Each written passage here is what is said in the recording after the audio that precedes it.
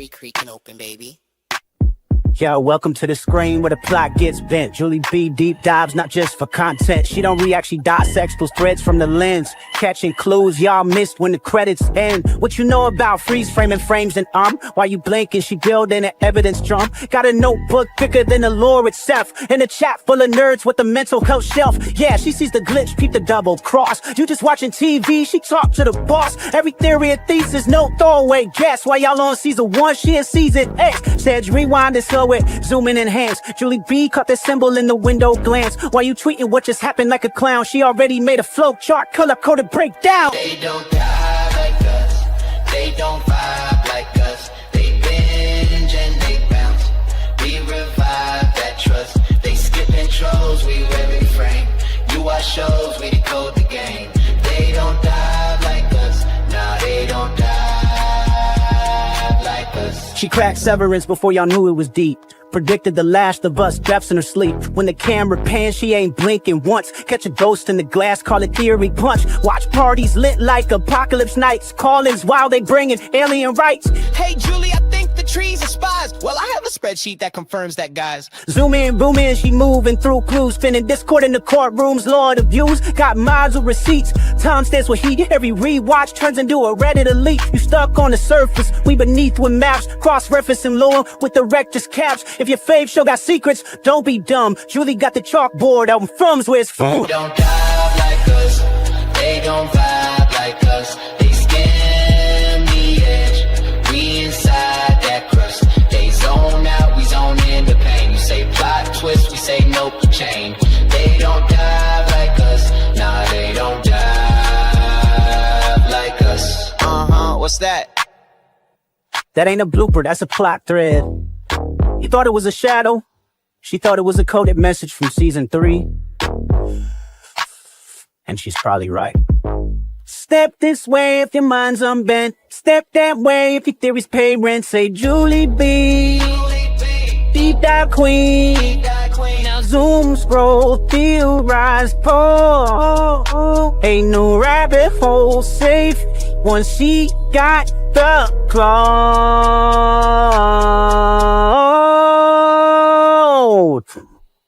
They don't die like us.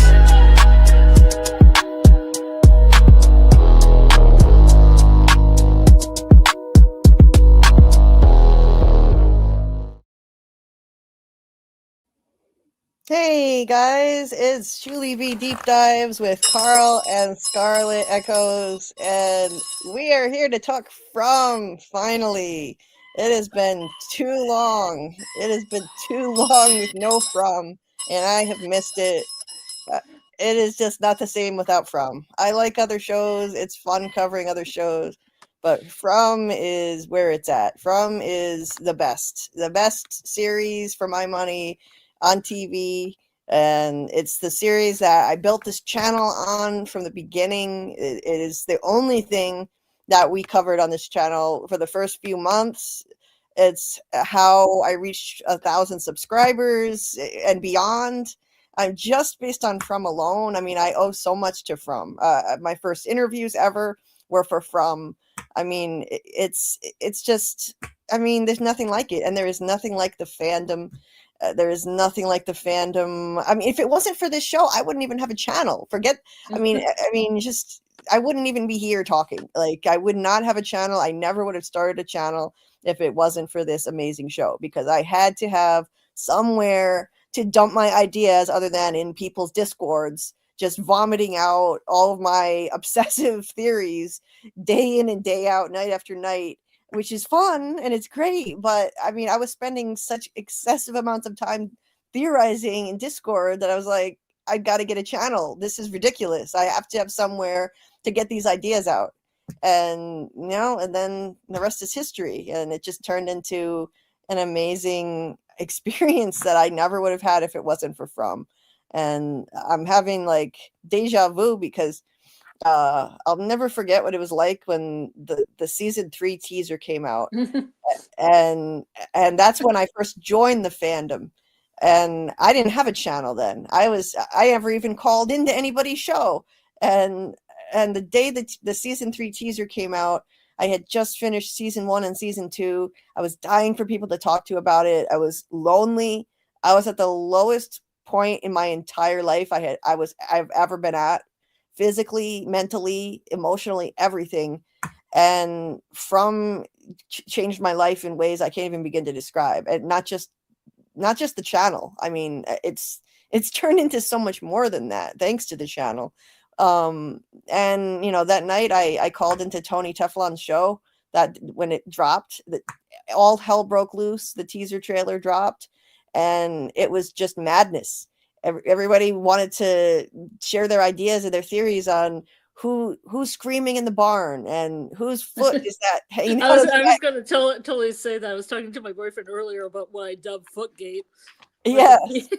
I said then it was 1 foot, then it was 2 feet, and we didn't know if it was the same person's feet or 2 different feet. Yes.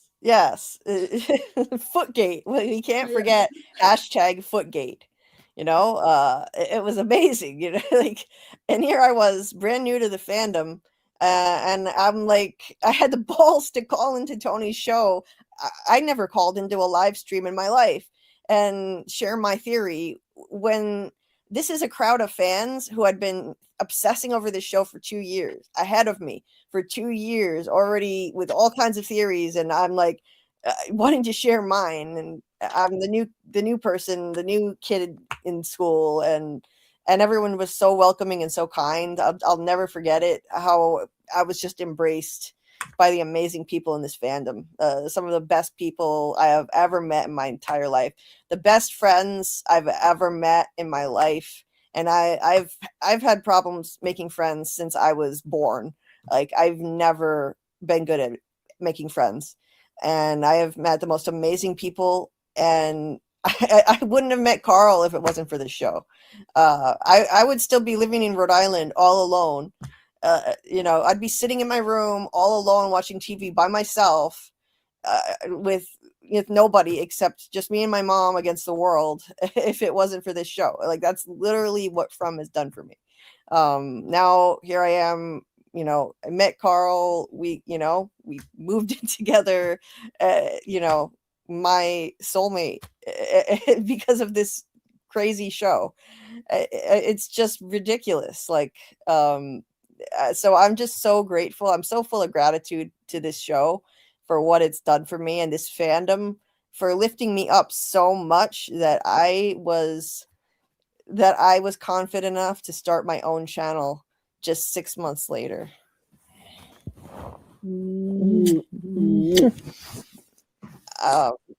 I mean, 6 months after that teaser dropped, I started my own channel, because everyone was so kind and so welcoming, and everything just snowballed from there and changed my life. So I am so ready to dive into season 4 with all of you amazing people, and Scarlett and everybody in the chat. Like, I'm so hyped for this.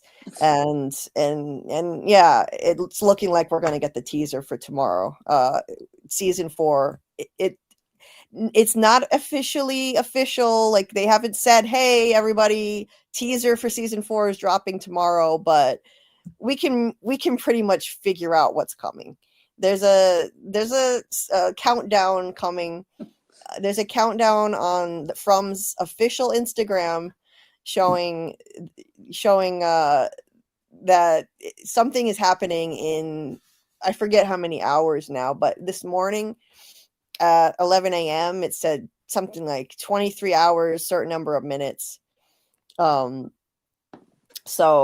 I'm what else could it be but the teaser? We've been waiting for it. I mean, being the amazing fandom that this is, the fans literally have like charted it out based on previous seasons when exactly we can expect a teaser, and they were almost exactly on point.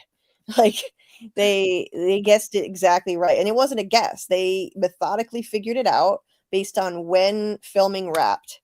Filming wrapped at near the end of November, and based on previous seasons, they figured out we were supposed to get a teaser around January, and they were only slightly off. I think and it's not even that the fandom was off, it's just that MGM was late. in dropping it. They were later than they normally are. That's all.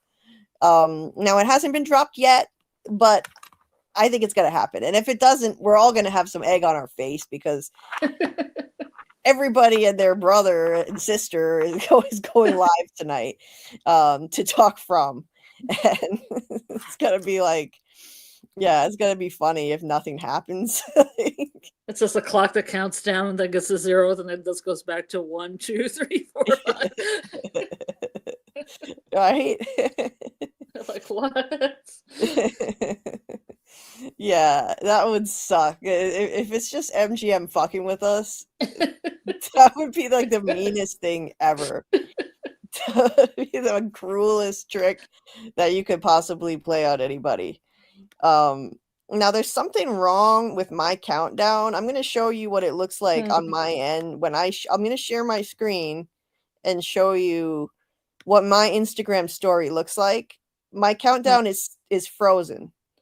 So watch this. So this is what it looked like at around 11:30 a.m.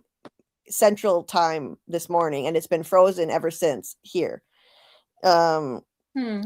23 hours, 51 minutes, 29 seconds. That's what it said around 11 something Central Time this morning. So this should be dropping around like 10 a.m. 10 a.m. What is it? Is it 10 a.m. Eastern?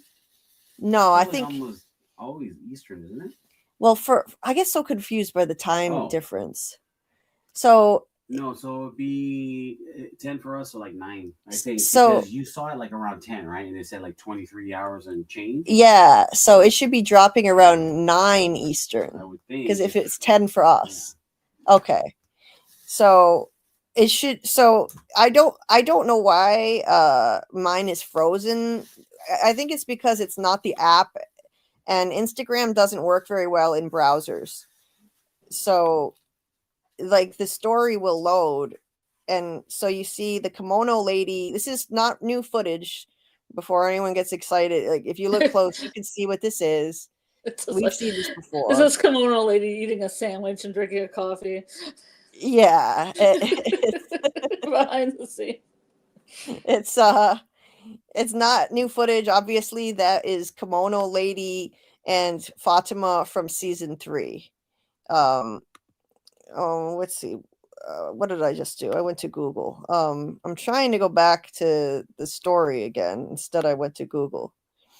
Fletcher in the chat said he checked right now. Yeah. And then it drops in 12 hours. So 12 hours.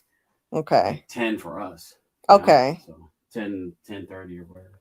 Okay. So 10:30 a.m. Central, so 9:30 a.m. Eastern then. Right. Okay. That's right. What time is it right now? It's 10:30. It's almost 10:30 for us. Yeah, we're in Central Time over here. Seems like a really weird time to drop it. It is. It is a weird time to drop it. Like I'm gonna be at work, so I mean, if I don't have an Instagram account anyway. Yeah. I can't be like, let me leave my classroom for a second. Yeah, that sucks. That sucks for people who are going to be at work and can't check it at that time. Here, let me share my screen again. I'll show it one more time. Why did your time stop? Is there a reason? Why did the clock stop for you? I have no idea. But here, so there it is. It's frozen for me on this, but that's it says. All it says is it's coming. It's coming. God knows. So maybe. So what else can we expect but the teaser? It has to be. It has to be the teaser. I don't think it's a full trailer. There's no way that they're giving us a full trailer. It's too soon. They don't drop full trailers that long before a new season is coming out. That's just not how it works. Like last time when season 3 premiered, we got the full trailer like a month beforehand. It was roughly a month. and so we're not going to get that yet. I'm thinking like we expect to get from around April. I've seen April 19th, but that has not been confirmed. So I don't expect to get a full trailer until March. Yeah. So they'll give us a teaser, which is what we need. And I feel like it's so weird, the timing of this, because I was just in the Discord last night talking to Robert Saunders and Fletch about why there's still no teaser, and I was saying that this show is built for teasers. This mystery box show is absolutely ideal for a teaser that whets your appetite just enough, gives you tidbits to theorize the hell out of and dissect. Like, we need a teaser as a fandom of a mystery box show. We need a really ambiguous, weird, misleading teaser trailer to just obsess over for the next few months. That's exactly what we need. So I was just talking to Robert and Fletch about that, saying we need that, and if they deprive us of it, that really sucks, because this would drum up interest and get us hyped for the next few months. And we need that. We've been waiting a long time. The fandom needs that burst of enthusiasm to get us going and get us talking again. And this is perfect. And then, so we were talking about this, and then the next morning, I was about to reply to one of Robert's comments about that same subject. And I saw in real time, Fletch shared a reply saying, the teaser's coming, teaser tomorrow, teaser tomorrow. I literally was watching as his message appeared. I freaked out. I couldn't believe it. It's like we manifested it into reality. By talking about it, we manifested it into being, and we got it. We're getting it. It hasn't happened yet, but it looks like we're getting it. So I'm excited. So let's say hi to the chat who patiently waited while I had to push back the start time again. Michael here, first in the chat, saw him over at Tony Teflon's stream earlier, where I wasn't able to listen to the whole thing because I was out and about, and I wanted to call in, and that just didn't work out either because we were out on errands and my phone battery was low. I'll definitely, they're gonna do another live. Tony and Phil are gonna do another live dissecting the teaser tomorrow night, and I'll definitely call in and have a chat with them tomorrow night. I was disappointed I didn't get to do it tonight, but it just didn't work out. But Tony was kind enough to still plug our live tonight anyway, which was really cool of him to do. So shout out to Tony Teflon and Phil the Issues guy. Always a good time over watching their From lives, and they went live super early for me. It was like 6:30 p.m. my time, like 5:30 for them. But I happened to be able to just at least catch a little of it while I was out. And tomorrow night, I don't know what time they're going live, but I'll plan on doing a live after they're done. So we'll I'm guessing, like, because Tony always does lives earlier than us, so we'll do a live that'll start. I'm going to try to plan it so it starts closer to when he finishes, because he's so kind enough to be a lead-in and plug us. So yeah, I might as well just try to be ready to go when they're done. And yeah, so I'm guessing if they go live super early, there might be a little bit of a gap, but I'll announce it tomorrow, what time it's going to be. It'll probably be around like 10 p.m. Eastern, I want to say. We'll do a live dissecting the teaser 10 p.m. Eastern tomorrow. After whenever, and if Tony's not done yet, I'll push it back a little bit because he's gracious enough to plug us all the time, and that's the least I can do. Let him finish. And he was talking about the convention again. He's still thinking about doing it. So I'm game. He was saying, like, just let's just do it and have YouTubers come do panels. And if he wants to do it, I'm game to do a panel over there. If people want to come and there aren't celebrities, I think people would show up, even if there aren't any celebrities. But don't you? I mean, I think I would show up. But hey, if you and Scarlett go, celebrities. Right? Yeah, like we're celebrities. I'm gonna wear a mask so nobody knows what my face looks like. So you can keep the mystique alive. I do have a few pictures on the internet. Yeah, right. I do have a picture in Discord. Hey there, Amy. Nice to see you. Pixie Vine TV. And shout out to Amy and her channel. Check out Amy's channel. She does gaming and awesome, beautiful AI music. Michael said Tef does like his aliens / experiment theory, and doesn't he? Guess we'll have to wait and see. Yes, we will. And hey, the alien theory is still in play. It is still in play. So we shall see when all is said and done. Like Michael said, we're probably all wrong, but who knows? Other than the writers, of course. Yeah. Alien Sasquatch coming soon. Yeah, or maybe Sasquatch showing Alien up. Sasquatch with his homie Ben Franklin, right? Or something, Yes, something like that. Anyway, yeah. If we get it right, maybe they'll change the ending just to spite us. Guess we better throw out some wrong answers just in case. Yeah, that's true, Michael. Yeah, they probably just change the ending if we get it right.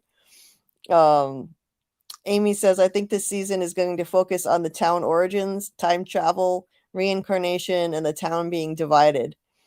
Yeah, I absolutely agree with that. It's going to be more divided than ever. I think Boyd and Acosta, there's going to be a schism there because Acosta is not going to keep her mouth shut over what she saw about Elgin being tortured and Boyd being in on it. Boyd allowing that to happen. Boyd doing it. Forget just allowing it. He was doing it. And the others allowing it to happen is what I meant to say. Donna and Kenny just allowing that to happen.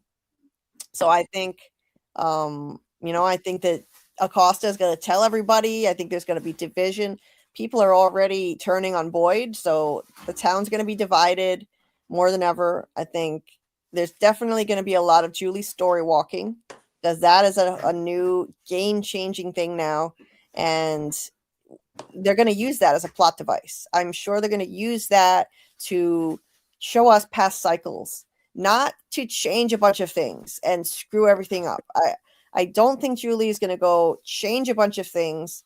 I don't think she's bringing Jim back from the dead, in my opinion. I don't think she can. Well, in my opinion, like I've said from the beginning, I put out a theory video after season 3 ended saying, I think Jim is represented by the Norman finger puppet, and I don't think Julie's going to be able to save his life. I don't think she can change anything that's already happened and is supposed to happen that way. Like Ethan said, you can't change a story that's already been told. And Ethan is there to tell us how this works. That's a plot device. Ethan is like the little mouthpiece that the writers are using to tell us, hey, this is how this works here. And, to me as a writer, looking at that, I see Ethan as a plot device. And he's like, Julie, you're a story walker. You can visit chapters and watch, but you can't change a story that's already been told. And that is how it's going to work. So if Jim were meant to be saved, we would have already seen her save him.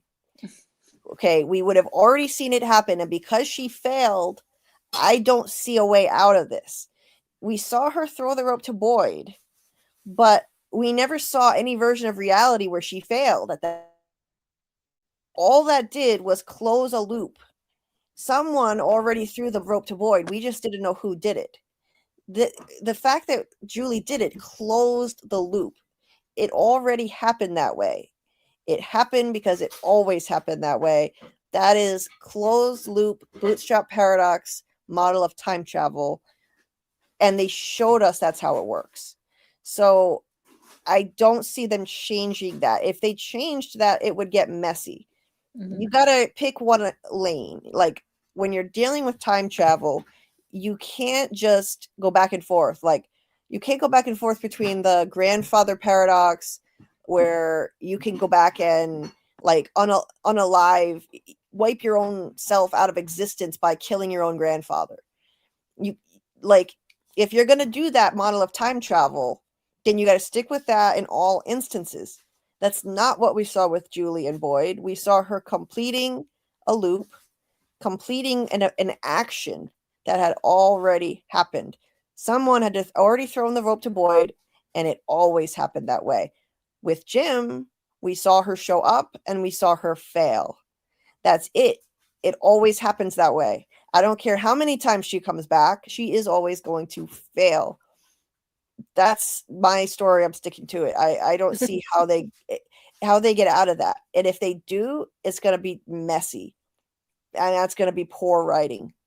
Do you think they're actually going to show that, or do you think it's just going to be assumed she's done it more than once?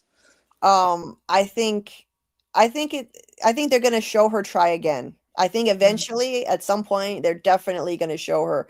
They might show her try again more than once. And every single time it's going to result in the same thing. She's not going to be able to do it. And if they don't do it that way, it's going to be messy as hell. It's just not going to work.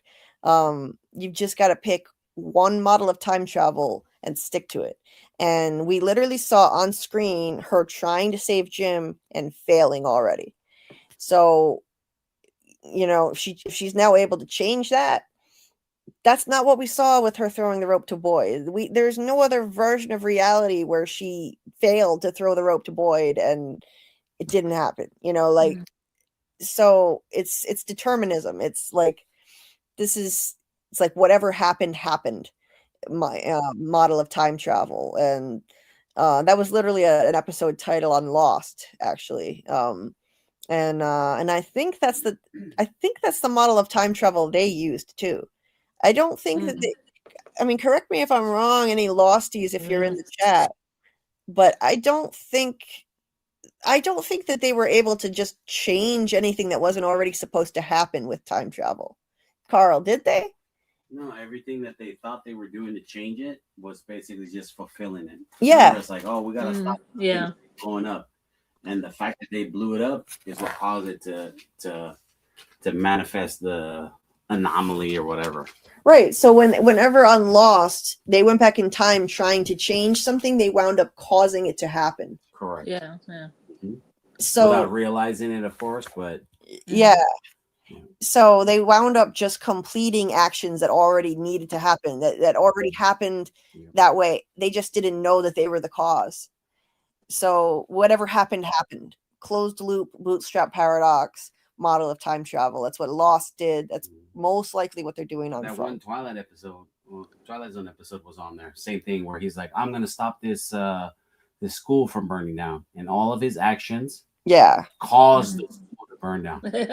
Yeah, exactly. Yeah, on the Twilight Zone, they did that. He kept trying to change events in history, and he never was able to do it. This guy was trying to unalive. I can't say that word. The funny mustache. I almost said it. The funny mustache guy from World War II. Well, what's the name of that episode? It's called. I'm usually. Just on the top of your head. I'm like the master of Twilight Zone episode titles. It's called. What is it called? Oh, that might be one of the few I don't remember. Damn. Give me a second and I'll remember it. It was like, time travel episode of the Twilight Zone. It was an hour-long one, and he tried several different things. He tried to stop the bombing of Hiroshima and Nagasaki. No. He tried to stop the Pearl Harbor. He tried to warn people. about the bombers coming to Pearl Harbor, and they didn't believe him. It was No Time Like the Past. So it's an episode of The Twilight Zone called No Time Like the Past, and then he goes to a timeline in the 1800s, and he's like, I'm done trying to change all these tragedies in world history because it never works out. I'm just going to go to some peaceful time in the far distant past and live out a peaceful life before the world went to shit. And he finds out that there are horrible tragedies in every time in human history, and he's going to be unable to prevent these horrible things from happening no matter where he goes. And he winds up like being the cause of some horrible tragedy that he was trying to stop from happening. So yeah, anyway, long story short, I think we're going to be dealing with a lot of that stuff on From, but yeah, let me know what you guys think in the chat. What is your opinion on whether or not Julie can change what happened to Jim? Can anything be changed? Can the original sacrifice be changed? I don't think so. I don't think they can stop the original sacrifice that created this place, but that goes into my whole thing on why I don't think anything can be changed that's already happened that way. But hey, I could be wrong, and maybe the writers will pull off some crazy jujitsu and manage to make it work without being messy. Or maybe the trailer's just all aliens. Yeah. Just aliens, that's it. Yeah, maybe. Let me catch up with the chat so I can actually see your answers to the question. Let's see. Okay, so Michael said, hopefully this season will be focused on Tabby and Jade, connecting with past lives, giving us insight into the original bargain, past lives, original townies, origin of the monsters, kimono lady, man in yellow, boy in white, etc. Yes, I think all of the above. Definitely think we're going to get insight into all of that. Thanks to Julie being able to story walk, that is our plot device, to be able to get all kinds of answers and insight. Absolutely. And I do think eventually, I don't know if it'll be this season, I think they might save the original insight into the original bargain and the origin story. They might save that for the final season. What do you think, Scarlett? Yeah, I was thinking that she could probably collect information for like getting them out, like slowly but surely. Just going to different chapters in the book of From and figuring it out, like figuring different pieces and putting them together. Yeah, I think it might be part of the long, strange trip it's been. We should probably discuss those titles. Oh yeah, we're gonna absolutely do that. I've got the episode titles to put up, and we can discuss the possible episode titles of season 4 that were posted on an app called TV Time. We don't know if they're confirmed or if it's, if they're working titles that got accidentally posted there, but we're going to look at them anyway. And they definitely sound legit. They sound like awesome From titles that our writers would absolutely pick. So we'll definitely look at those. I didn't even ask you, Scarlett, do you think Julie can change anything? The original sacrifice, the Jim dying, or what do you think? I don't think she can change anything. I think she's kind of an observer, if anything. And like I said before, I think she might be able to find different pieces of the puzzle, if From as a book, to go to different chapters and find pieces and then find a solution to get them out. Okay. Or somebody out. If not everybody, at least her and Ethan, maybe. Of course, she's going to abandon Ethan, and he's going to become very, very, angry. Yes. And then he's going to show up later. He might be angry enough to one day grow up to put on a dirty yellow suit and unalive his own father, maybe. Yeah, it's very Star Wars. It's very Darth Vader. It's very, very classic hero's journey. Yeah. I mean, wasn't there somebody on Lost like that? Yes, there was. There was. I don't even watch it, but I remember. Yes, there was a villain on Lost. Just in case anyone here has not seen Lost, I won't spoil who it is, but let's just say there is someone on Lost who, as a child, started out as an innocent, sweet little kid and does grow up to become one of the baddies and unalives his own father. Mm-hmm. It happens. It happened on Lost. It could happen with Ethan turning into the Man in Yellow one day.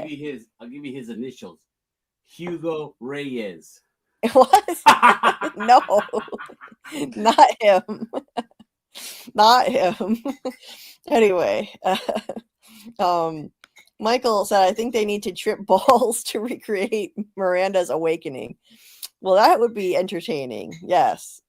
Maybe they need to find some of those magic mushrooms in the woods and get some insight from that. We have to just keep experimenting with them to see what works the best. Yes.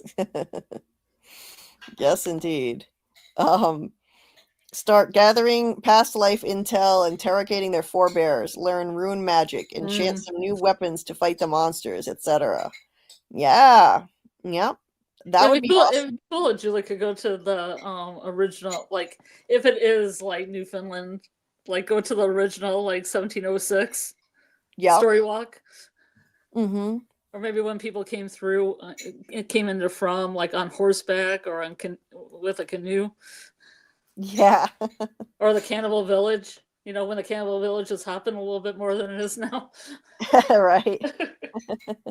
Yes, I think we're gonna. Okay, that's another thing. We're definitely, I think, in season 4, gonna see more Cannibal Village, and we're gonna get a payoff to the build up that we got in this season, because we need to find out what the hell is going on with those ruins. There were all these footsteps and knocking at the cabins, and then nothing ever happened. And we also had this scene. This is a really bad idea. There's nothing else strong enough to pry that trap open. You really want to start pulling apart the ancient tower of holy scary shit? I'm sure whoever built it won't mind. Oh, Jesus. Fuck.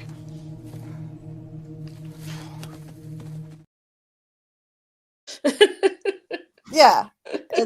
And then fuck all happened after that. I mean, come on.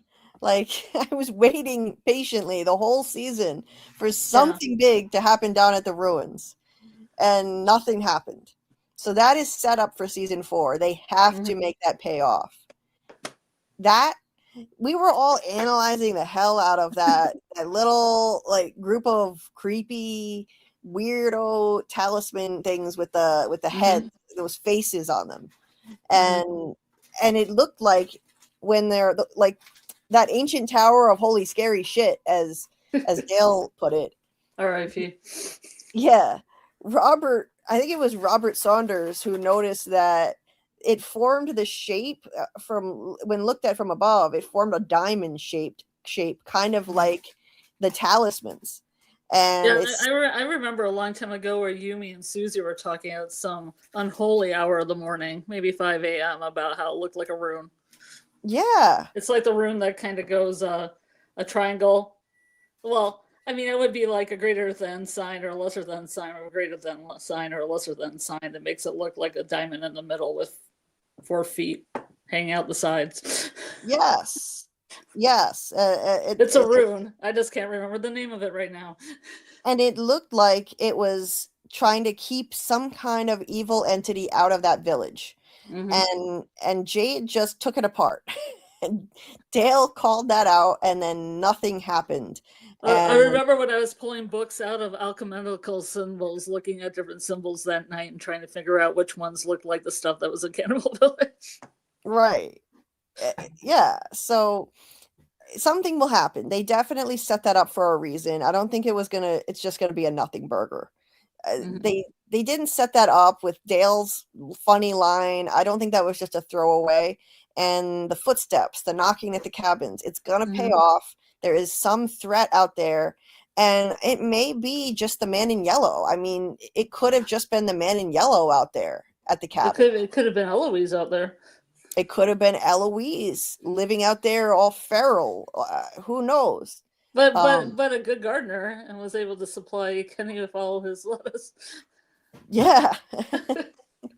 So my predictions for season 4, like number 1, speaking of Eloise, we're going to get an Eloise reveal. Eloise is alive, and it is way past time to reveal that she's alive. So I definitely think we're going to get something big happening at Cannibal Village. We're going to find out what that's all about and get some history on Cannibal Village.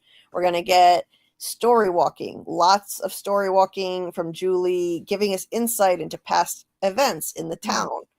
We're going to get a lot more Man in Yellow, because those 40 something seconds on screen was definitely not enough. It's got to be a bigger role for the Man in Yellow, I think, in season 4. We're going to get another new arrival, because there's been a tradition every single year that somebody new comes, and we need to keep that going. We need another new arrival. Plus, they have that preacher's daughter that's going to show up sometime. Yes. Yeah, there's the preacher's daughter. And before I forget, before I get off of the Eloise thing, Eloise, I have been saying for a while that Eloise is a Chekhov's gun they have been setting up for seasons now. There is something missing from the story of when Victor's mom went away. Victor and Eloise were down there. Their mom told them to stay there. She left. Then in season 3, we got another piece of that flashback, and it's Miranda, the mom, getting unalived by Smiley at night later in the woods. And where the hell is Eloise? We never saw what happened to her. She ran out of there after her mother, right after her mother left. So there is something missing. It was still daytime when that happened. There is something missing that we're not getting. They deliberately are leaving something out of that story for a reason. And I think it is way past time for that Chekhov's gun plot device of Eloise to pay off. She's going to turn up alive somewhere in season 4. So that's one of my big predictions for season 4. They've dangled that in front of us for too long. And the final straw that convinced me she's definitely alive was when they had the opportunity to give us closure by showing Victor revealing these 2 graves to his father. Yeah, this one is my mom, and I think this one is Eloise. I think no. Okay, that's it. That was their opportunity to close the door on Eloise forever, and they didn't. He said there were only pieces. She was so small. Yeah. That was some other kid. We don't have any proof that there's only supposed to be 2 kids in town at any given time. That's just a theory.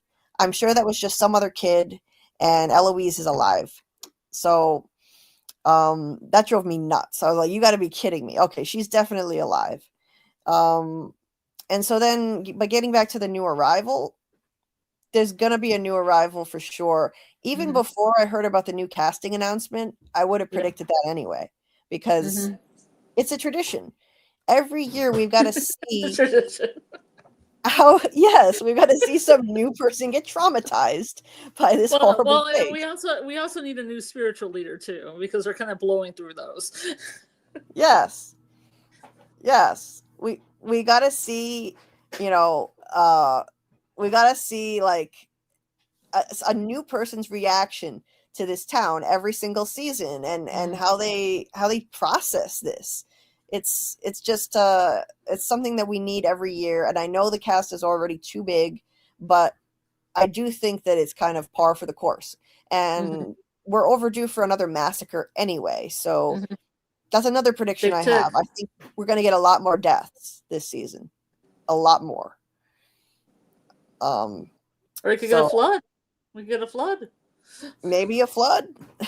Maybe Victors that have a flood and have like figures that look like Donna and Boyd standing on top of a roof of a house. Yeah. So I mean, eventually we're going to get a flood. Now the question is when. I would predict final season we get a flood. They're going to save that one for the end.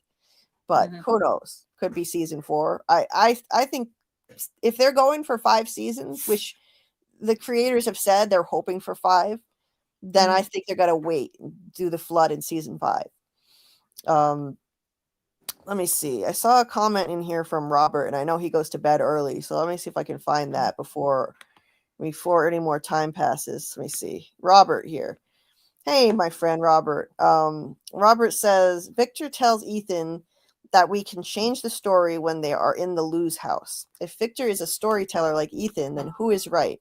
They contradict each other. Yeah, I mean, Victor. That's a good point. I mean, Ethan is basically filling Victor's role. And so they do kind of contradict each other, and I will admit that there is a little caveat to this whole thing with if Jim is Norman, the little finger puppet, and if that's supposed to give us a clue as to whether Jim can be saved. So there's a part in the premiere of From. It was either episode 1 or episode 2. No, it was the first one. Where Julie and Ethan are talking, and Julie's being mean and saying that Norman's dead, and Ethan's like, bring him back, Julie, bring him back. And she says, sorry, kid, when you're dead, you're dead. When you're dead, you're gone. Sometimes life is tough. Life is tough. And so that I thought is the analogy to Jim. Like, you can't bring him back. And ironically, now Julie is the one thinking that she can bring someone back once he's already dead. Julie is the one saying she's going to bring Jim back. And Ethan is the one now telling Julie that you can't change a story that's already been told. Now I will say that there could be, an opposing argument to this, because I know there was a scene in, I think, episode 2 where Julie is being nicer, and she tells Ethan the fairies came from the Lake of Tears and they saved Norman. So could Julie be could that be a metaphor for Julie? Is she going to be like the secret fairies coming from the Lake of Tears, and she does save Jim somehow in the end? It's possible, but remember, Ethan didn't buy that. He wasn't reassured when she said that. When she told him that, he just sat there and looked stoic, like he didn't believe her at all. If you go back and watch that scene, when she said that to him, even in his younger, more innocent state, back in like season 1, episode 2, he was laying in bed in his PJs, and she told him that, and he did not look convinced. I believe Ethan. I think Ethan's instincts are spot on, and he's kind of our barometer as to how things work in this show and in this town. And if he wasn't convinced, I think that's a clue. I still say that's a clue that Jim cannot be brought back. And now he's really saying you cannot change anything. You cannot go back and change what's already happened. So that's what I think. But yeah, you could make an argument for either outcome for sure. Yeah, let's see. And I'm gonna try and go live on time tomorrow. So Robert, maybe you can join us again. I know our lives are pretty late for you, but I'm so psyched to just dissect this teaser when it drops. So psyched. Now, hey Doug. Doug's here. Oh, is Doug in the chat? Where Yeah, where is Doug's he? in the chat. Oh, let me find him. I am so far behind you guys. Apologies. I still have to finish greeting you guys. I'm not used to having this many folks in the chat. It's been a while. It's been a quiet time. But everyone is just so hyped about season 4 coming soon. It's breathing new life into the fandom, and it's awesome to see. Hey there, Doug. Nice to see you. It is the one and only man in yellow himself in the chat. Awesome. So, Doug, to answer your question, we figure that based on what the Instagram story says, it should be coming out sometime around 9 a.m. Eastern tomorrow morning. That's based on the countdown in the From official Instagram story. So that's what we're thinking. There's been no official announcement, but the countdown, it looks like it's going to be ending sometime around 9 a.m. Eastern tomorrow. So, we're guessing that it's going to be a short teaser, not a full trailer, just based on what happened the last couple years. Last season, we got a full trailer about a month before the season dropped, which is definitely too soon based on everything we've heard in the rumor mill. Oh, is it 11:30 a.m. Eastern, Lori? Okay. Okay. Yeah, I need to check. Like, there's something wrong with my countdown on Instagram. So Lori at Real Cinema Therapy is saying 11:30 a.m. Eastern. If anyone else is seeing a different time in your Instagram countdown, let me know. I'm gonna be watching. I'm gonna start looking at 9 just in case. I would recommend just go online and check if you're a Fromaholic, and everyone here I think is, then go online and check. I suspect you're right about that. Yeah. Based on past experience, I doubt we're going to get more than a brief teaser, probably like 30 seconds. I think that's what we got with the last teaser, maybe 30 seconds tops. Now the link, I can find the link. If anyone else has the link, feel free to drop it. Lots of you guys have wrenches, but let me see if I can find it really quick. Oh yeah, here I've got the link. Hold on. Let me see.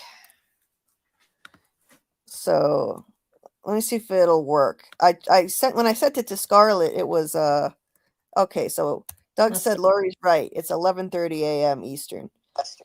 So there's the link to the Instagram story. I just put it in the chat. It's a live countdown. There's something wrong with mine because I'm not using the app. I'm using the browser, so mine is kind of frozen. Anyway, hey Samuel, nice to see you. Let me actually greet the rest of you folks. Let's see. Fletch is here. Hey, Fletch. Fletch, I swear, Fletch, Robert, and the three of us manifested this teaser into coming, into being, like, by talking about it. We finally, like, made it happen.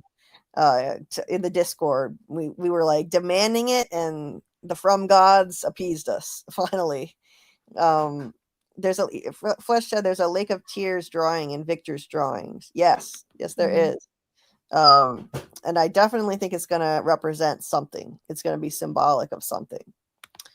Robert said, I just DM'd you in the Discord the pics of the talisman and totems in Cannibal Village and how they all match up exactly. Thank you, Robert. I'll go take a look at that and I'll put it up on the screen here in just a sec. Awesome. Thank you so much for that. Visual aid. I'm not prepared enough with enough visual aids. And Michael dropped a link here that I'll check out too in a minute to a Reddit post. We're also going to look at the episode titles tonight. I have a screenshot of that and we can discuss.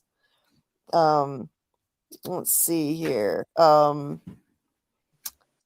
Yeah, Michael said, are the fairies coming from the Lake of Tears to save Norman? Yes, that's what Ethan said.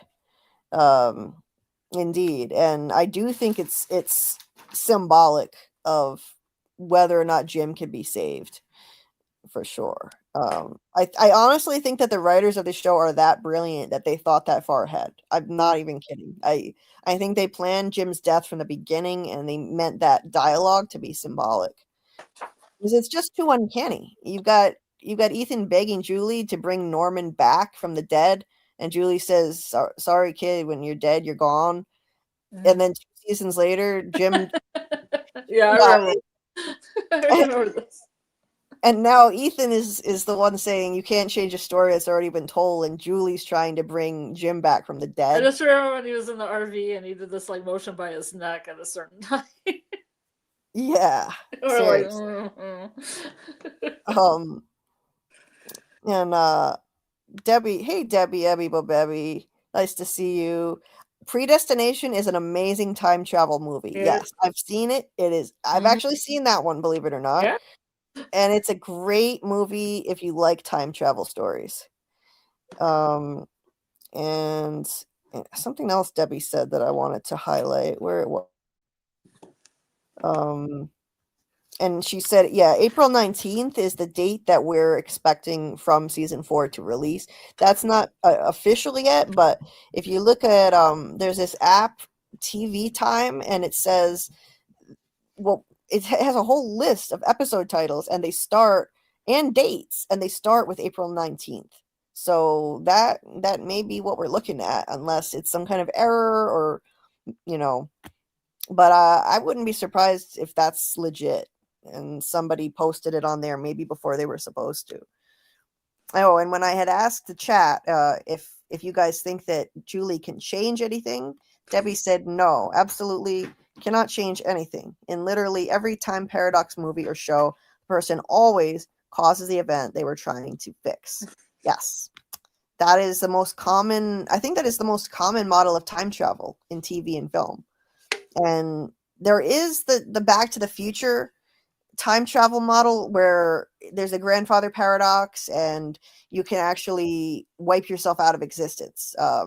So Michael J. Fox, he's got to make sure his parents still meet or he's not going to exist anymore. So that's a different model of time travel, and I don't think that's what we're working with in this. And I think Michael in the chat here also said, where is it? Michael, I saw it in here, said somewhere that no grandfather paradoxes in his opinion. So he's on that. He's in that camp. Wish I could find it, but yeah, that's what Michael thought about that. Michael says story walking is baked into the past timeline to get to the present moment. Yeah, I agree. Absolutely. And he said, I think they just got to save the souls of the kids going forward. Right. So what does it mean to save the children? I think it just means release their souls that are trapped. Yeah. Mm-hmm. I don't think that they can go back and stop the sacrifice of the kids, in my opinion. Fletch said, I don't think their future action changes anything that's been written already. Like Ethan said, whatever they do in the future, it already happened. The ending is the beginning. Yes, I absolutely agree. Michael said, personally, I want it to be Tabby and Jade seeing their original past from their own perspectives, connecting with past lives, etc. That would be cool. Samuel said they can only focus on and change the present and the future, in my opinion. Confronting past demons literally is useful, though. Yes, agree. It can give them insight, and she can maybe come back and actually have a conversation with Tabitha and Jade and give them insight into maybe how to fix this in the present, how to break the cycle by going back and just bringing insight from past cycles. Oh, hey, Bill Chill. Nice to see you. Hey, JT Moore. Sorry, I haven't greeted everybody yet. I'm trying to get to everyone. Jay said, did Julie create or carve out the talismans and hide them in the tree where Boyd found them? That's an interesting idea. What else did Julie do? That I think they're going to reveal that Julie did something, and I have a theory that she did something else that's important. I do think they're going to reveal that she did more than just throw the rope to Boyd. I think they'll reveal that she did something else that's already happened. Not that she's going to go change something that happened, but that she did something else that already happened. And my theory is that she is going to go back in time and she'll wind up finding little Eloise, and she'll be that missing link. Like I was talking about earlier, there's something we're missing in that series of flashbacks where Miranda left the root cellar and Eloise ran after her. It was daytime. Later, we see Miranda getting killed by Smiley in the dark. Eloise nowhere to be found. So what happened in between? story walks and she saves Eloise. Maybe she pushes Eloise through a faraway tree and Eloise grows up in the real world. But in some way, some form or fashion, I think Julie could be the one who saved Eloise. What else could she have done? I've seen some really interesting theories that maybe she went back in time and she got one of the mysterious bracelets from the hospital where it was lost and moved it. Maybe she created or carved out the talismans and hid them in the tree, like Jay is saying. That's possible. What do you think, Scarlett? Do you think that we'll find out Julie did anything else? And what do you think she could have done? Well, I think in the last scene, she looks kind of older with a different haircut, so she may have actually gotten out of from and then back in somehow to try to save her dad, but failed. So I think she has gotten out at one point, but I think it's interesting that she could have made the talismans and put them there for Boyd because it doesn't mess anything up. Yes. Yeah. Doesn't mess anything up. And I remember, Scarlett, you also saying, didn't you also say at one point that maybe Julie was the one who called Jim and Tabitha that day where they got distracted and Thomas fell off the changing table and died? Yeah. Even though that was probably not the outcome she wanted. Right. Kind of like what you guys were saying with when you were saying about time travel, that you like end up doing the thing that you didn't want to do. Yes. Exactly. Like, imagine if Julie was the cause of little Thomas's death by accident. How tragic and ironic that would be. And I've seen Robert Saunders theorize the same thing. So great minds think alike. And Bill Chill said, I don't believe time travel will be a focus, but that flashbacks and causes will be expressed. Yeah, I think so. Like, we'll see her time traveling, like story walking, but not necessarily changing anything. I agree. But she could get information from observing. Yeah, absolutely. And I think she'll get quite a bit. Hey, Christine Jellybean, nice to see you. And I saw Doc in here. I've been trying to find his comment so I can highlight it. But hi, Doc. Where is Doc's comment? It was way up here somewhere, huh? Where is it? Yeah, it was like, okay. Doc said, I don't trust those fairies. Hi, Doc. Yeah. Secret fairies who saved Norman. Nice to see you, my friend Doc. And you're always welcome to hop on the panel anytime. If you want to join tomorrow night when we're dissecting, I know you've got work, so you probably can't, but when we're dissecting the teaser, you're always welcome to join us. Let's see. Let me go down to the bottom of the chat, so I don't want to miss out on what you're actually saying in real time here. Hey, Brandon K, nice to see you. Hope you're doing well. Hope everybody's doing well tonight. It is an exciting time to be a From fan. Please hit the like button if you haven't already. And if it so happens that you're not subscribed, please subscribe. I'm trying to reach and been trying to reach 2,000 subs for a while. Maybe season 4 of From will help. I'm only about 70 subs away and I've been like kind of stuck there. So thank you for the support, Amy.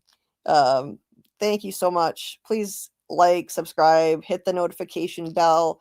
We're going to be doing all From all the time now. So if you're hungry for From content, you've come to the right place, because I'm not covering any other shows until From is done. I pledge that. I am not doing any other shows. This is going to be my focus from here on out. We are going to be doing a full rewatch. And I know we don't have a lot of time, but we're going to somehow fit it in. We're going to do, from the beginning, we're going to do rewatch lives, starting from season 1 through the end of season 3. We already did some extremely deep dives into season 1 and the first half of season 2, Scarlett and I, last year. So we're not going to go in quite as much depth, because those were many hours long and my health is not up to it right now, unfortunately. But we're going to go halcyon days. What? I said the halcyon days. Yeah. Days of a sweet youth. Well, So right. So we'll go back over some of the major things that we analyzed and dissected from those rewatches, and try to give it to you guys in a more condensed form, and maybe 2 or 3 hours instead of whatever 8 hours we were doing then. Um, and we'll still have fun with it. So stay tuned for the nights that we do the From Rewatch lives. We haven't picked nights yet for that, but we're going to be fitting them in starting this week. I'll announce it via a YouTube community post and also in the Discord. So if you're not in the Discord, the link to join is not currently in the description of the video because I forgot to put it in there, I think. So if you're not in there, you can head over to my channel page, and in the bio at the top, you'll see a link to join the Discord in there. As a matter of fact, let me just get a link to the Discord to just drop in the live chat right now, because it's a great way to stay on top of when we're actually doing these lives. My pain condition has escalated to a point where I can't always be as reliable as I used to be with what nights and times we do these. Sometimes they have to get rescheduled, moved around because of how much pain I'm in. So the best way to keep on top of it is make sure you're subscribed and have all your notifications turned on, first of all. And please, and join the Discord, because I'll always post updates in there and tag everybody about what's going on. Because we're going to have a lot of fun diving into the whole first 3 seasons of From, and dissecting the hell out of the teaser that we're about to get. So we'll do theory lives regularly, discussing from here on out, weekly theory lives, talking about just season 4 and theory crafting, and we'll do rewatch lives. So we're going to be looking at least 2 From lives. So about 2 From lives per week, sometimes 3 when we need to catch up. Somebody in the chat has talked about the lambs. This is what it does now. Oh, hey, it works. Remember, it was sounding like an alarm clock? I even played it a little bit. It's super good now. Okay. Yeah, nice. Here's the kids, though. But they're not lambs. They're small goats. But who knows? Close enough. Good enough. Good enough. Good enough. Goats are here. I mean, it's lambing season, but they kind of sound the same. Yes.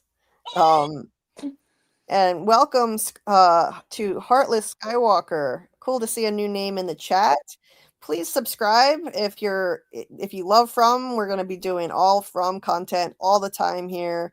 I'm going to be doing theory videos and lots of live streams, rewatch lives, theory crafting lives. So if you love From, please hit the subscribe button, turn on all your notifications, and get ready. It's going to be a lot of fun the next few months. And plus the trailer is literally in how many hours?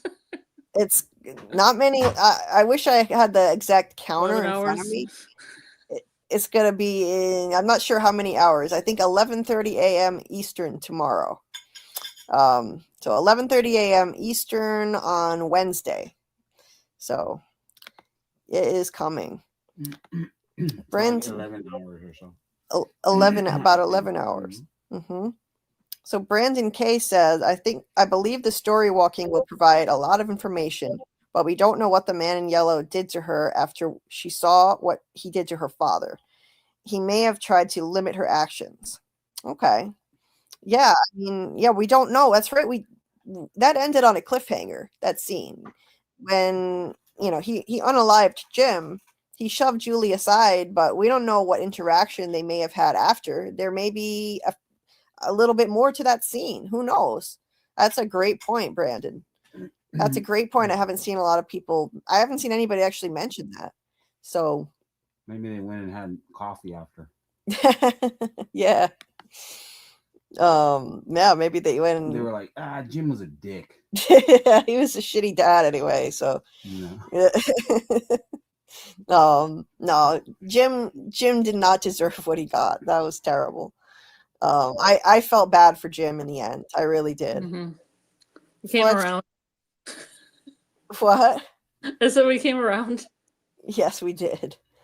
Fletch said, wait, does Julie have the knowledge that Boyd found the talisman in that specific spot? She might if she story walks and sees him find them. I mean, who knows at this point? That's a good question. Or she's just the person who puts them down and he finds them, and she doesn't need to know where he's going to find them because he's going to find them. Right. I forgot we used to call them gym lovers. Yeah, we did. A little nostalgic laugh to myself. Yes. Yes. Gym lovers.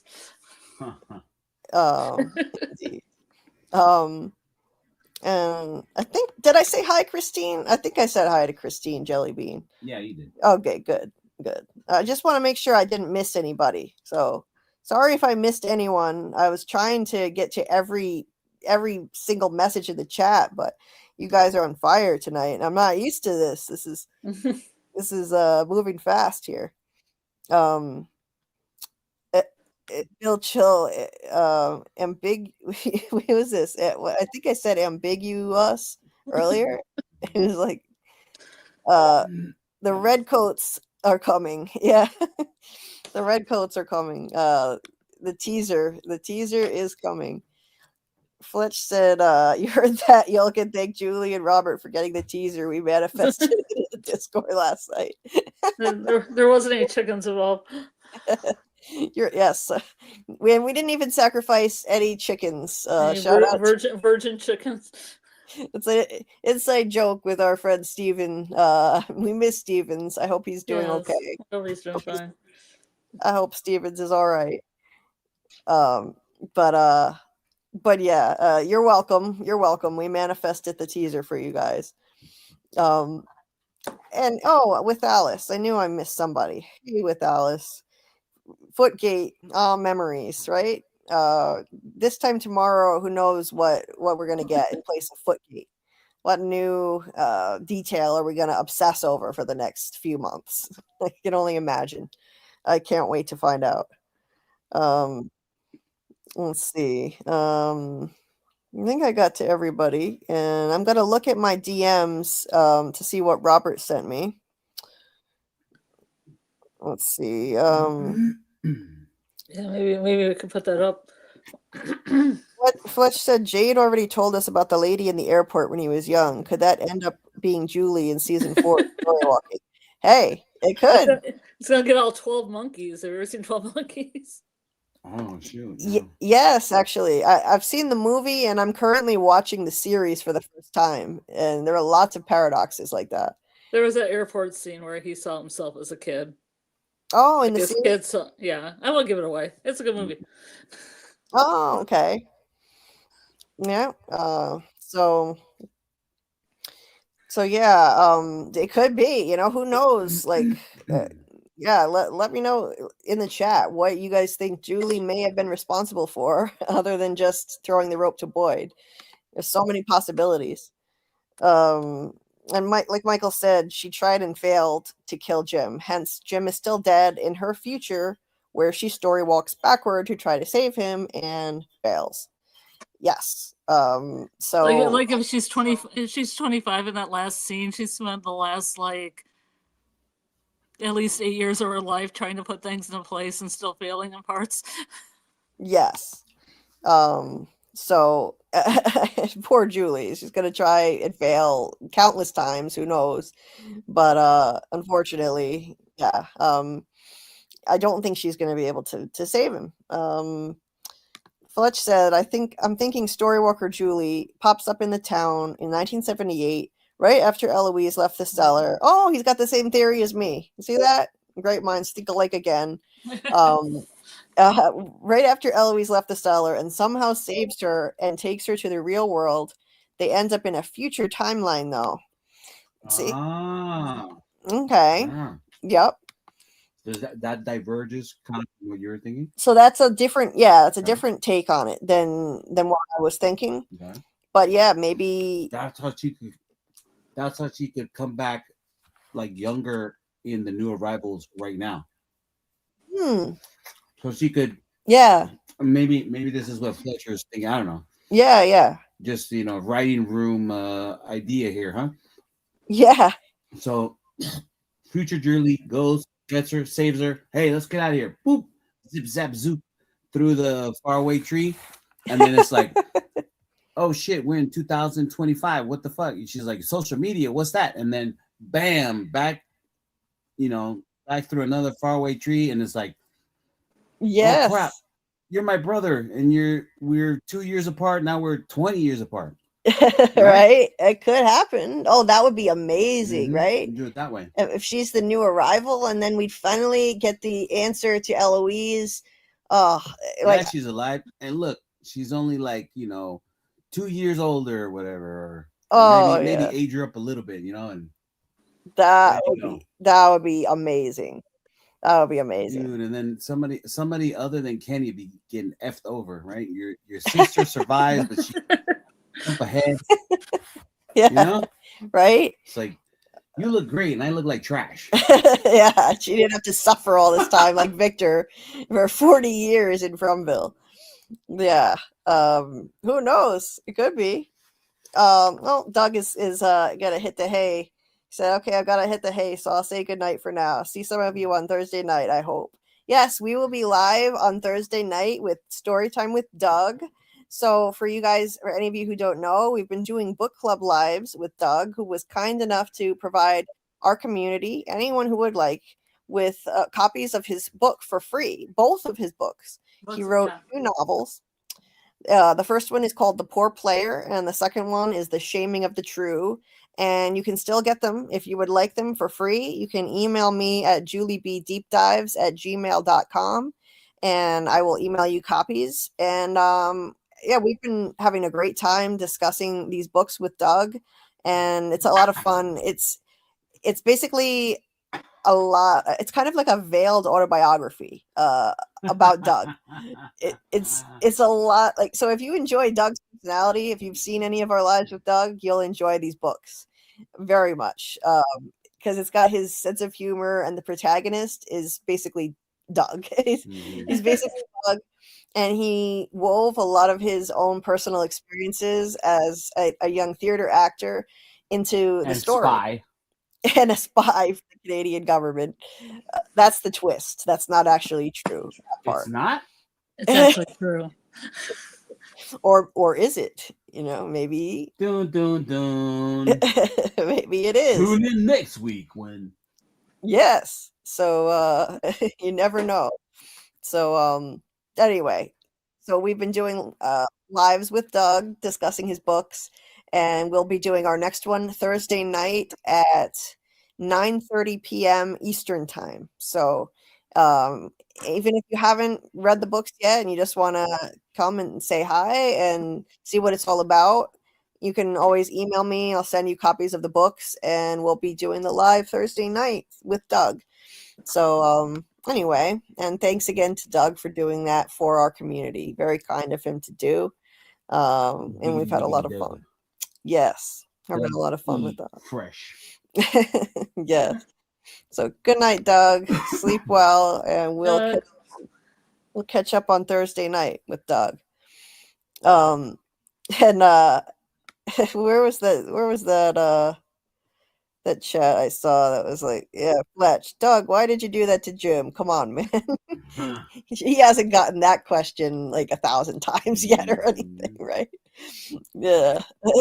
He's probably been thanked for doing that 1,000,000 times. He's been thanked many times for doing that. Yeah. I've literally I saw that when he was on Tony's live once, someone literally called in and thanked him for doing that to Jim, as if he had any say in the writers at all. Anyway, but Brandon said, "Hello, Julie. Glad to see you and the From family." Well, we're glad to see you too. Samuel said, "Less no, less running away and taking more accountability." Hell yes. I hope for less no's and oh my god.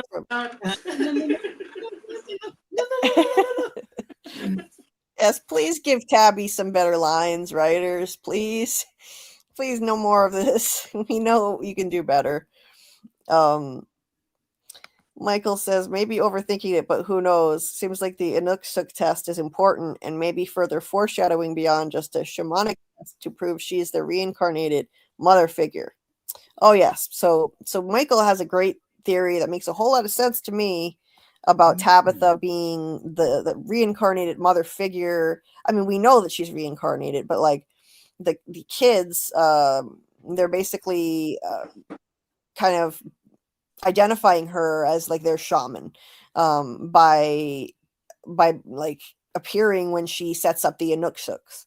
And I think that makes complete sense. I don't think that's you overthinking it at all.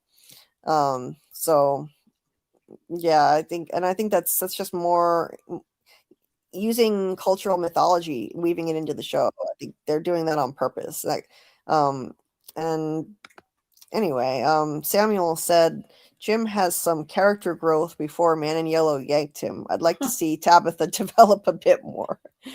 I agree. Definitely. No, let's see. Your wife shouldn't have took that hole, Jim. Fletch said, yeah, Carl is oh wait, what is it? I think he's trying to say it's almost that, like what I was saying. Oh, it's almost that, but they wouldn't get out in 2025, but on the day of Julie's birth around that time, making Eloise just 5 or 10 years older than current Julie, being Sophie a possibility. Oh. Okay. Yes. So yes, so that gets into the new cast member. So there's and also the name Sophia being wisdom, which is kind of interesting take.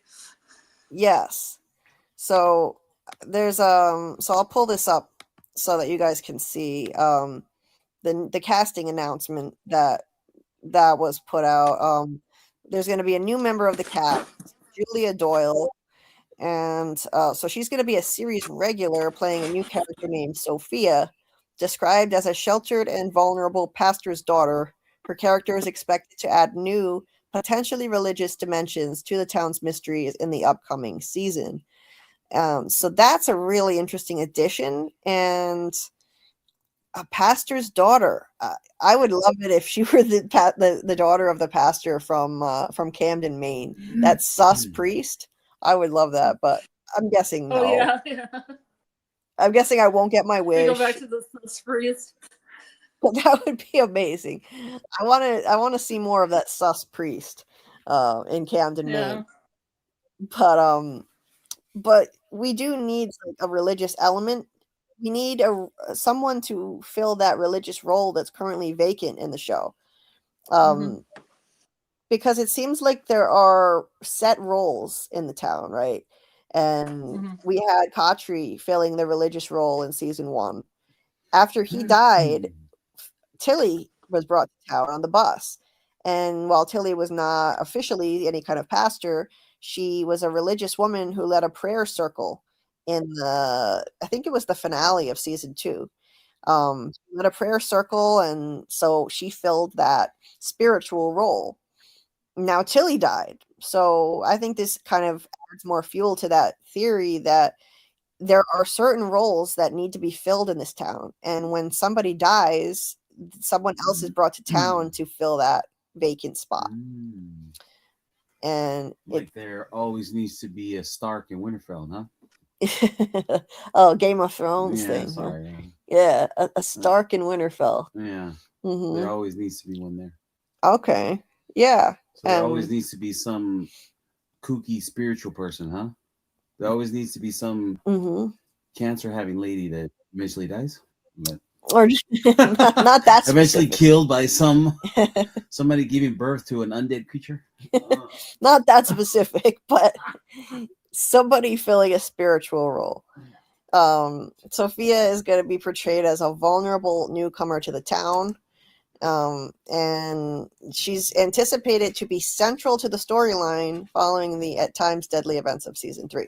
So since she's listed as a series regular, she may very well be central to the storyline, not just a peripheral character. And look at this. So hey, I am not off base in thinking that maybe she's the daughter of the sus priest in Camden.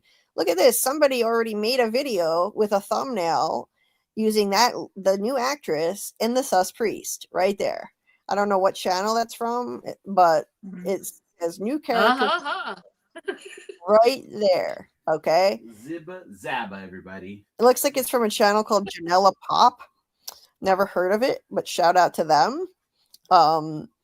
And hey, I'm thinking it could be that maybe Scarlett, you told me that this is going to be my headcanon forever, and we're never going to see that priest again. You might have to eat your words on that one.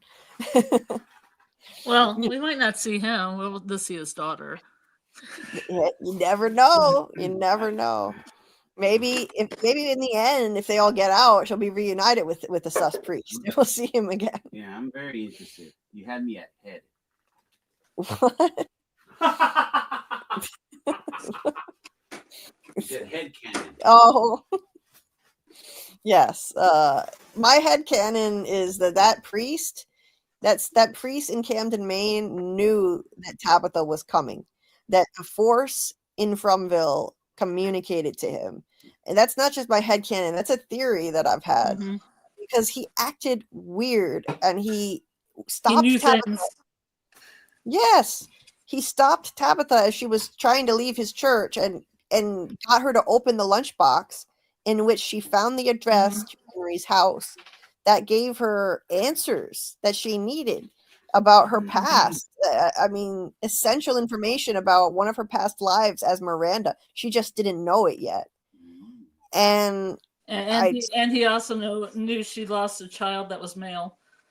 Yeah. Without her saying it. Yeah. So he knew somehow he knew that Tabitha's child that she lost was a boy. He said, what was his name? Tabitha never said it was a boy. That could have been a mistake in the script, but this show is so attentive to detail that I don't think that was an error. I think he knew, because a good force from Fromville warned him in advance that a woman is going to be coming to you and you need to guide her in the right direction. She's going to have a lunchbox. Tell her to open it. And the reason I thought that is not just because of his odd behavior and the way he seemed to know things he shouldn't have known, but it wouldn't be the first time that a mysterious voice communicated with a man of the cloth and in the context of this show. Remember Father Kotry? He said that he heard the voice of God the night that he almost jumped off a bridge, and it told him, get back in his car and drive. And 3 hours later, he was in Fromville. I don't think that was the voice of God. I've said from day one that I think that was a Fromville entity guiding him to town. And I think that same entity... Probably the same one that talked to Sarah, you know? Could be the same one that talked to Sarah. I mean, and I think it's the same entity. That same entity communicated with the Camden priest and said, Tabitha's coming.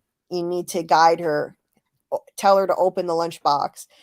And it would just masquerade as the voice of God. And as a man of faith, he wouldn't even need that many details. He would just listen to that voice and do what it said.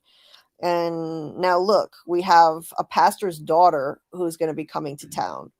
That just adds fuel to my theory that priest actually knew that he knew things, and now his daughter will be showing up. Maybe we'll find out that she's from Camden, and that could connect her to that priest even more. Anyway, so that's going to be interesting. And Flesh was saying in the Discord earlier too, like, is there any chance Sophia could be Eloise? I mean, who knows? Anything is possible. Like, Eloise got out, she was adopted and renamed Sophia. The age of the actress makes that kind of tricky. She looks pretty young. I'd have to look up her age. but this actress looks pretty young. And the only way that it would work would be some timey-wimey stuff, which is not out of the realm of possibility. If I mean, Fletch was just saying maybe she got pushed through a tree in 1978 and not only got out of Fromville but was sent through time, and could explain the difference in her age. You never know with this show. But at the very least, I do think we'll get Eloise this season in some form or fashion. We'll find out she's alive for sure. That's what it was. Okay. No matter if it's her or if it's somebody else, we're gonna find Eloise. And let's see. My phone died. You'll probably see me drop off of there in a second. I'm gonna charge it. Okay.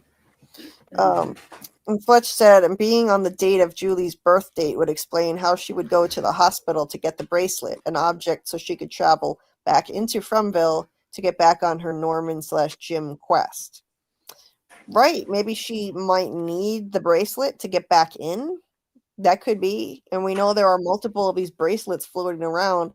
Jim lost one at the hospital when she was born. So that could very well happen. There's that theory that certain objects could help someone travel to a certain point in time when you go in or out of Fromville, right? Or to a certain place. For instance, Tabitha went through the lighthouse portal out of Fromville with Victor's lunchbox, and she landed in Camden, Maine, where Victor grew up. Coincidence? Maybe not. Maybe that lunchbox is the reason why she wound up in Camden instead of somewhere else. And these objects that are really important to certain individuals could help them travel to a certain location or a certain time. Maybe that bracelet, which was so important to Tabitha, could be another one of those enchanted items.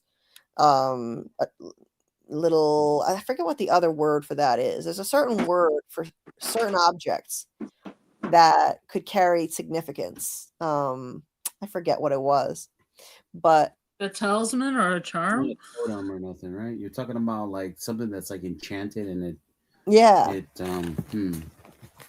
charm. Maybe, Talisman. maybe. Yeah, it could be any of those words. Amulet. An amulet, maybe. And remember, imbued. Remember in season 3, Victor, it was revealed that the boy in white told Victor to bury a special object from every person who died in that massacre of 78, which also suggests that certain objects have importance, and maybe each of those objects could potentially have some sort of power when you travel through portals, could take you to a certain location that was important to that person or where they're from anyway. Anyway, so I saw someone else I want to greet. David Agile said, "Oh, we're back. I'm trying my hardest to stay away from leaks." Well, don't worry. There are no leaks that I've heard of yet. God, let's hope we don't have that problem with season 4. Remember that nightmare? We don't need that again. God, that ruined season 3 for a lot of people, and we don't need that. But yeah. Well, when somebody came into our chat and said a certain person had been killed by another person. Are you hearing me? I hear you now. Yep. Are you hearing me? Yep. Okay. I hear you. This one, they were in our chat talking about a certain person being unalived. Do I have a delay? No, I think you're fine. Go ahead. Okay. Third time's the charm. Like when the guy came into our chat and was talking about Fatima and Tilly. Yes. And we thought it was a joke. Yes. I think you might have a slight delay because I was telling you yes, but I think you're hearing me at a different time than when I'm actually talking. But I heard you. Yes, I somebody came into our chat. Yes, somebody came into our chat and said Fatima's going to kill Tilly. And a few days later, it happened on the episode back in season 3. So let's hope we don't have that problem again. That person got banned immediately. Robert. Robert said, I am about to go to bed and I must say goodnight. Let me know what you think about the pics I sent you and take a look at the Fletch discussion in the Discord. Thank you, Robert. So sorry I didn't get to that yet. I'm not used to juggling all this. It's been a while. I've got to like brush up on juggling all of this chat action. It's awesome.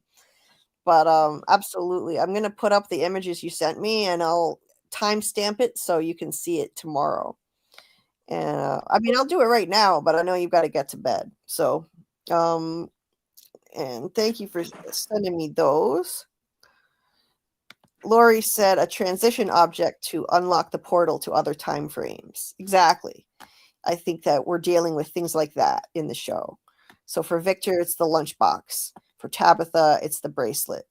And everyone would have a certain special item. For Ethan, I think it would be one of his finger puppets, you know. And Fletch said, hey, if I'm right, and Eloise ends up being Sophie, and if you're right, and Sophie was adopted by the same priest Tabitha encountered, the priest could have known all about the massacre. Oh, yes, Fletch. The priest could have known all about the massacre through Sophie Louise. Sophie Louise. Hey, it could be. I mean, maybe instead of a Fromville entity pretending to be God, like I've been theorizing, if it's actually this priest's daughter, then she would have told him all about the massacre and Fromville and whatnot. And Tabitha showing up, that would be confirmation. Like, oh, my daughter's actually not crazy, and so that would be quite a mind fuck. Wow. Anyway, Amy says, are we going to go over the mini clip? Is there a mini clip of the teaser? Wait a minute. If you're talking about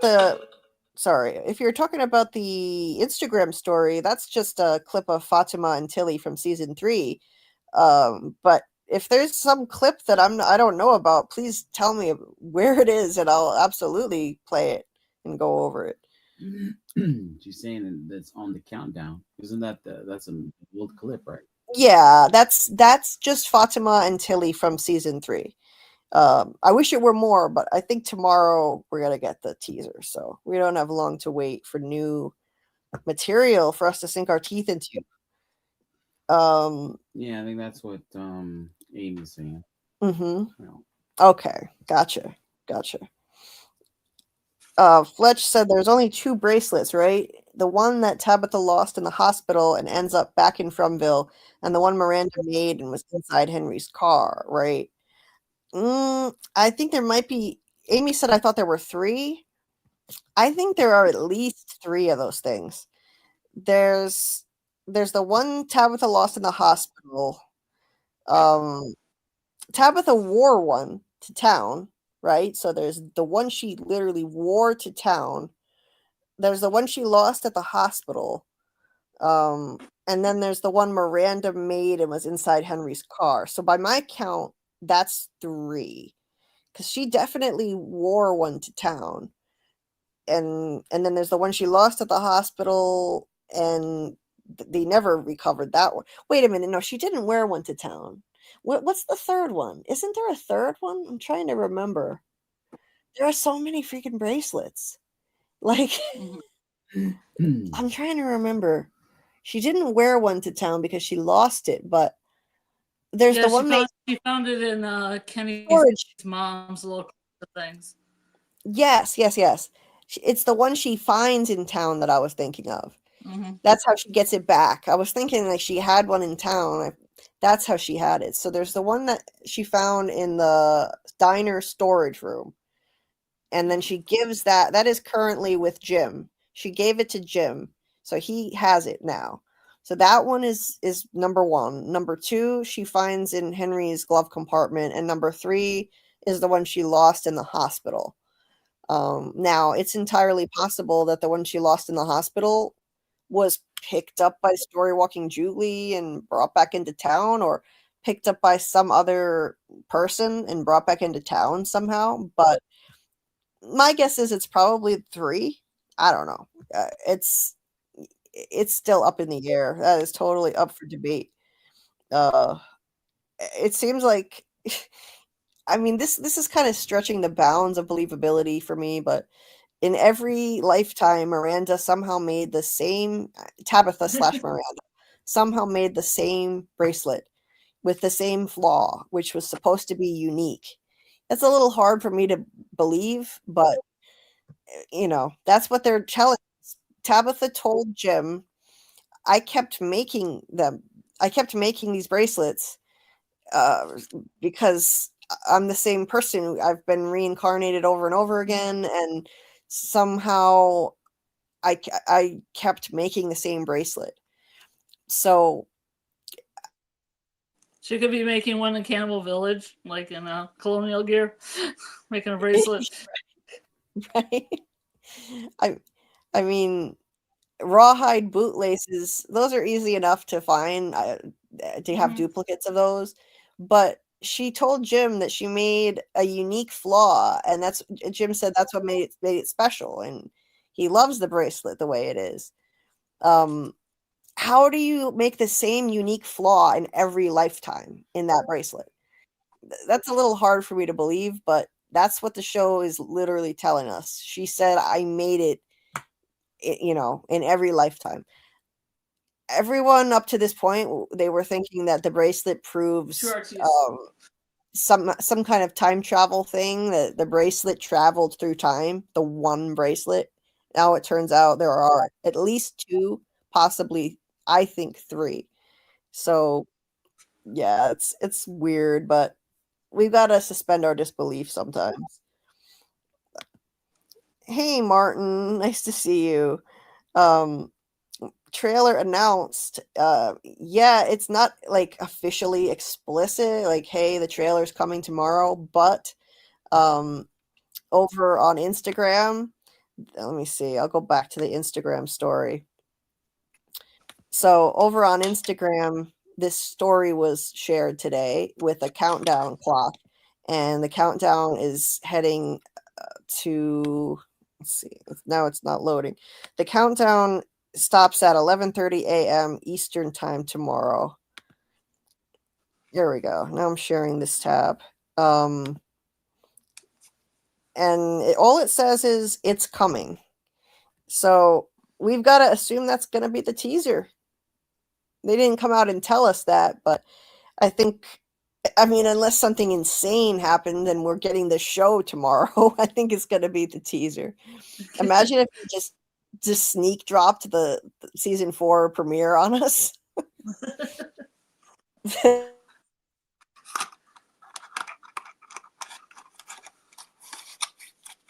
but yeah, it looks like the teaser is coming tomorrow. So very exciting news. I had to just drop everything and schedule a live for tonight when I saw that. Even though we don't have a teaser to dissect yet, I had to do it. And we're going to be back tomorrow night to dissect the hell out of the teaser trailer. You can bet on that. Tomorrow night, after Tony Teflon's stream ends, we'll dissect the teaser over here. So cannot wait to see what is coming. Martin said, is Jade wearing one too? I can't remember if it's the same one. Also, hi everyone. Are we back? Yes, we are back. Hell yes, Martin. Finally. I needed this. I really needed this. I've been in a winter funk over here, a winter painful funk, and I needed this shot in the arm. I don't think Jade is wearing a bracelet. No. He was wearing, the actor was wearing his own jewelry. Yes. Right. Mm-hmm. Yeah. David Alpay wears a bracelet that looks a little bit similar. So some people thought that it was. I hope people can still hear me. I just got a weird message saying. I can hear you. Okay, good. Never mind. Yeah, remember he was wearing it for a charity. Yes. For the Ukraine. A while back. Mm-hmm. That's why I was wearing it. Yes. So yeah, it wasn't the same bracelet. Just looks a little bit similar. Fletch in the diner. That the bracelet was in the storage room of the diner in season 1 when Tabitha and Ethan went in there, and he was like, it's just like the Lonely Dragons, the Cavern of the Lonely Dragon. And it just looked like a bunch of junk, but to the Lonely Dragon, all of it was treasure. Maybe we'll and then he's like, he said that there was a map in there. Maybe we'll find a map in here. And then boom, Tabitha found the bracelet, which I think is symbolic of a map of the rainbow sky in the Chromonocle story. I think that bracelet symbolizes a map in that it helped Tabitha kind of unlock the key to her past, her origins. It's like a map to herself in a way. That bracelet sent her on a journey that led her to discover her origins, that she was reincarnated. So I think that bracelet was like the map of the rainbow sky. And yeah, so yes, there was one there. And yeah, Amy, one in the hospital, one in Henry's car, and one in the diner in Tian Shen's clutter. Fletch said the one in the hospital is the one in Kenny's basement. That's why I think Julie uses it to get back to Fromville, and that's how the bracelet ends up in. Oh, you mean in the diner? Is that what you're saying? Yeah, the diner. Okay. Yeah, maybe it's the same bracelet. It very well could be. Michael says, feels like 1, Tabby's got lost by Jim. 2, Miranda's was in Henry's glove box. 3, the diner one was maybe from a prior cycle. Yes, since they kept making them every cycle. That's what I think. I think the one in the diner was just made by a previous Tabitha and lost there. Perhaps, a previous version before Miranda. She made one in every lifetime, and those kind of laces are timeless. So very well could be I think. Michael says, I think a long time ago we decided that Jade's was some other bracelet. Yes, indeed. Fletch said the bracelet flaw thing was for us to get the reincarnation plot, I'm guessing. Yeah, it's just, to me, it seems like, no, that's got to be the only bracelet, just one. The way they wrote it with that unique flaw, and the bracelet must have traveled through time. Everyone came up with time travel theories based on that. And how did the bracelet move through time? Remember, like the whole fandom was talking about that all the time. Like this bracelet must have moved through time because it has a unique flaw. But as it turns out, she just kept reproducing the same flaw. Anyway. So Michael thinks the map of the rainbow sky is Victor's map in his box truck, and Victor is the actual Lonely Dragon. The one that nobody looks at. Yes, the peach truck map that nobody looks at. Yeah. Yeah. I mean, metaphorically, it could be both. To be honest, Victor also could fit the definition of the Lonely Dragon. And that's his map of the rainbow sky. And you could look at it like Tian Shen is another Lonely Dragon, and her storage closet, her storage room is that cavern with stuff nobody wanted. But to Tabitha, the Chromonocle, she finds this map in there, this bracelet that's like a map to her. That's what I think, metaphorically anyway.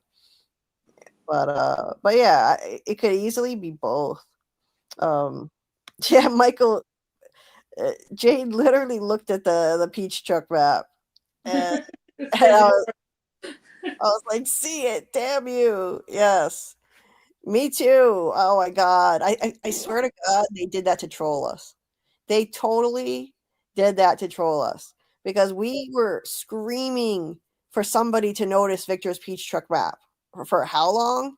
Forever. And we finally, I remember, I will never forget when I saw that, and Jay is literally standing right in front of that damn map. I even was anticipating it before the episode aired, because we would look at the photo dumps before the episodes, and the press photos would come out several days ahead. And they released a photo of Jade standing right in front of that damn peach truck map. And I was so excited, thinking, finally, someone is going to notice this thing. And not just anybody, the smartest damn person in the whole town. And he is going to put 2 and 2 together and figure something out from that peach truck map. But they trolled us. We got owned. They said nothing. He didn't even notice it. It wasn't even on his radar, that map. So I swear, I think that season 3, the writers had a lot of fun trolling us in many ways. It was the season of trolling the fans with our own theories and our own frustrations. There was like, what was the other thing? Boyd's plan to trap a monster. That's a fan theory. Tony Teflon has had that theory since season 1 that someone was going to trap a monster, and they literally wrote that into the plot, but then they didn't actually deliver on it. They just trolled us with it. What else did they troll us with? Just like the tarot card. The tarot cards, Julie. Tilly's tarot cards. The tarot cards. That was a shout out to Taran Matharu and his tarot card theory. But they trolled us with it. It's like, here are some tarot cards that you're never going to see again. And she's about to turn one over. Yeah, just about ready. Crow flies in. Like, nope. No tarot cards for you. And we'll probably never see tarot cards again. Like, yeah, they like to troll us for sure. But it's fun. It's fun to see that, like, they're actually paying attention to the fandom, and that's cool. Let me see. Let me see what else is going on in the chat here. Flesh said hashtag Sofa Louise manifested here first. Yes, you heard it here first. That is Fletch's theory, and yeah, he owns that one. I think that's an awesome theory too. Let's see. There was so much, and I was trying to get to everybody, but let's see. Oh, Debbie. Let's see. Debbie had posted some interesting comments here. So Debbie thinks that that the new cast member is the Camden Priest's daughter too. Nice. And let's see. Michael said, "What if the devil's bargain the townies made was an actual bargain with the literal devil? Just a weird thought I had." And Katri's comment that they're writing the next biblical book might be right. I think could be. There are a lot of biblical and Christian references in the show. Ellis and Fatima are compared to Adam and Eve. That tapestry on their bedroom wall depicts a couple looking just like them as an Adam and Eve in a kind of ghoulish version of a Garden of Eden. And there are so many biblical references, so you never know. I don't think they're going to go that route. I don't think it's like with a mainstream show like this, I would be surprised if they would actually have such an overtly Christian storyline. Like, that's the answer to the whole thing, and they literally bargained with the devil to turn them into monsters. They got immortality, but they were turned into monsters.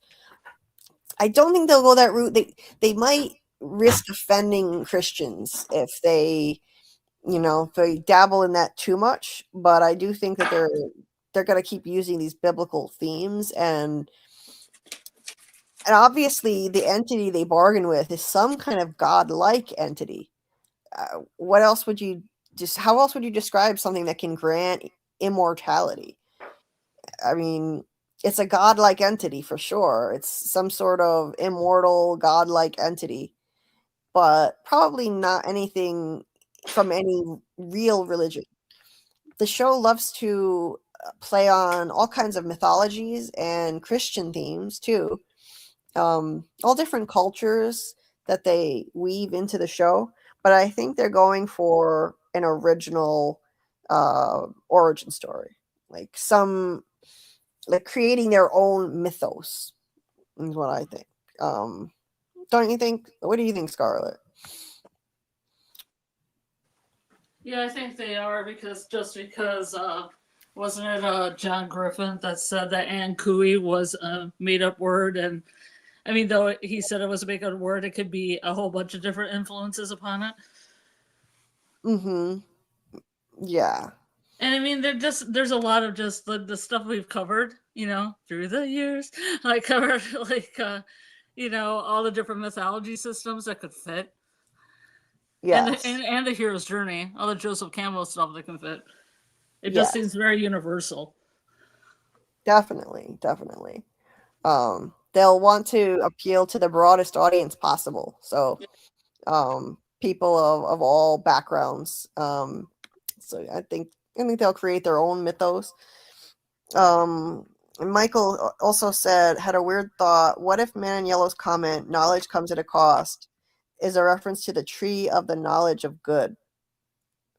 It very well could be. I mean, I've thought of that too. The tree of knowledge. He said, oh, wait, it continues. The tree of the knowledge of good and evil, and Fromville is Eden, from which Adam and Eve were expelled. Yeah. I mean, if at the very least, I think this could be a metaphor that the show is using. I don't think it's going to be literally a Christian origin story, but I think that they could definitely be going for some metaphor with that. Knowledge comes at a cost. Forbidden knowledge, forbidden fruit.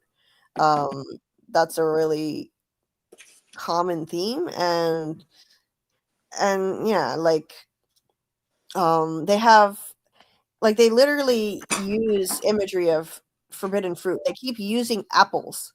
In season 1, Fatima keeps offering Julie apples. We were talking, remember, Scott, during the rewatch, we were talking about that. Oh yeah, I remember there was always a basket of apples at Colney House on the table. Yeah, they always feature a big basket of apples in plain view, and Fatima offers Julie one in one scene, and she denies it at first. And does she ever wind up taking it? I don't think so. I don't think so. But Fatima does. She barely eats anything, Julie. Remember, she barely wanted any of that LSD water. Yes. You remember the LSD water? Yes, I do. You want to drink that, let alone eat anything. Doesn't even know. But who does partake of the forbidden fruit? Fatima. Fatima does. Yeah, she literally eats the apples, and she's always the one offering them to Julie. And then what happens? She winds up getting impregnated supernaturally by the Fromville big bad that made her pregnant with Smiley, and she wound up getting, as a result of that pregnancy, the revelation that the monsters were people who sacrificed their children because it promised them they would live forever. Those were her words. And that knowledge, that revelation, came at a huge cost to her. I mean, she had to suffer what she thought was a pregnancy of her actual child, and instead it was Smiley. And look how much she suffered as a result of that. Knowledge definitely came at a cost for her. Now she's going to have to live with the trauma of what happened to her forever. I mean, Elgin abducted her, and what happened to her, and losing what she thought was her own child. It's horrific. And plus she's murdered someone. Yeah. So I think they're absolutely going for these themes. I don't think it's accidental that these kinds of references seem to be appearing in the show. And yes, they have the tapestry that Ellis made with her and him as Adam and Eve. I think that's absolutely foreshadowing, Michael. I've always thought that. The dragon in the upper, so he said the dragon in the upper right is actually the snake tempter. There's more to the tapestry. Right. The tapestry is folded at the sides. So there's more that we can't actually see. And so that's a great point he made.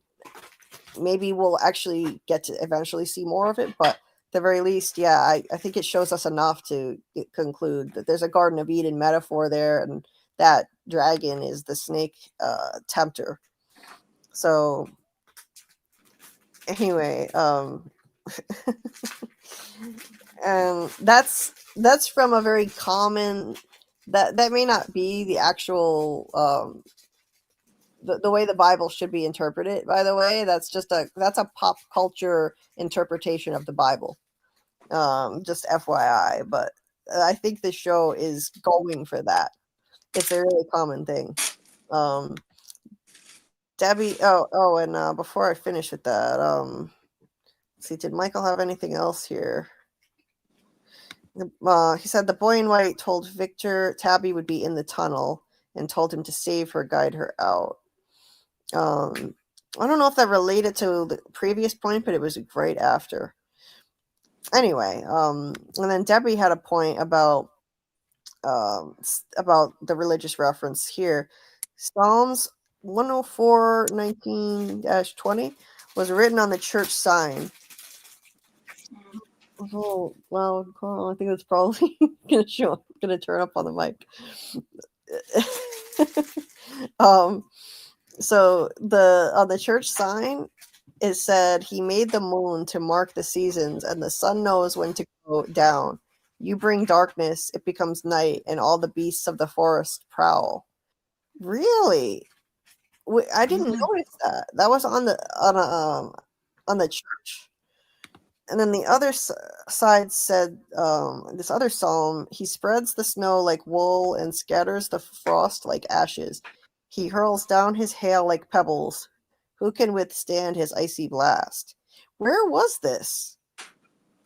Because I've never seen that referenced. I don't know if Debbie is still here. She goes to bed a lot earlier than us, but So it's on the church sign then? The church sign outside?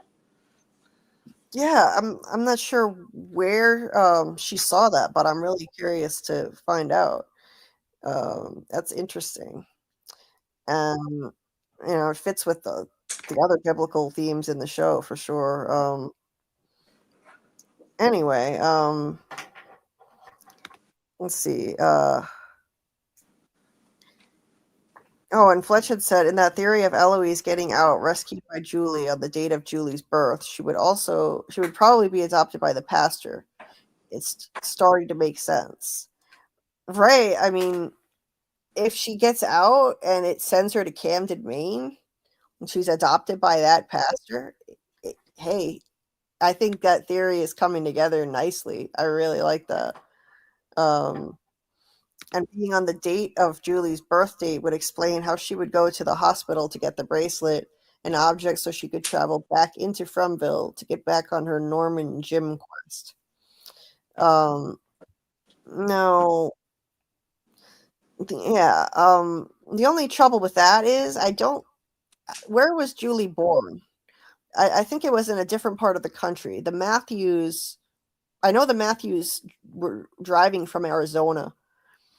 Mm-hmm. So if she's, if this is going to come together so that she gets out and she's adopted by the pastor in Camden, then it wouldn't work because it would be too difficult to work out in terms of distance because the Matthews are from Arizona. But it could be a different pastor.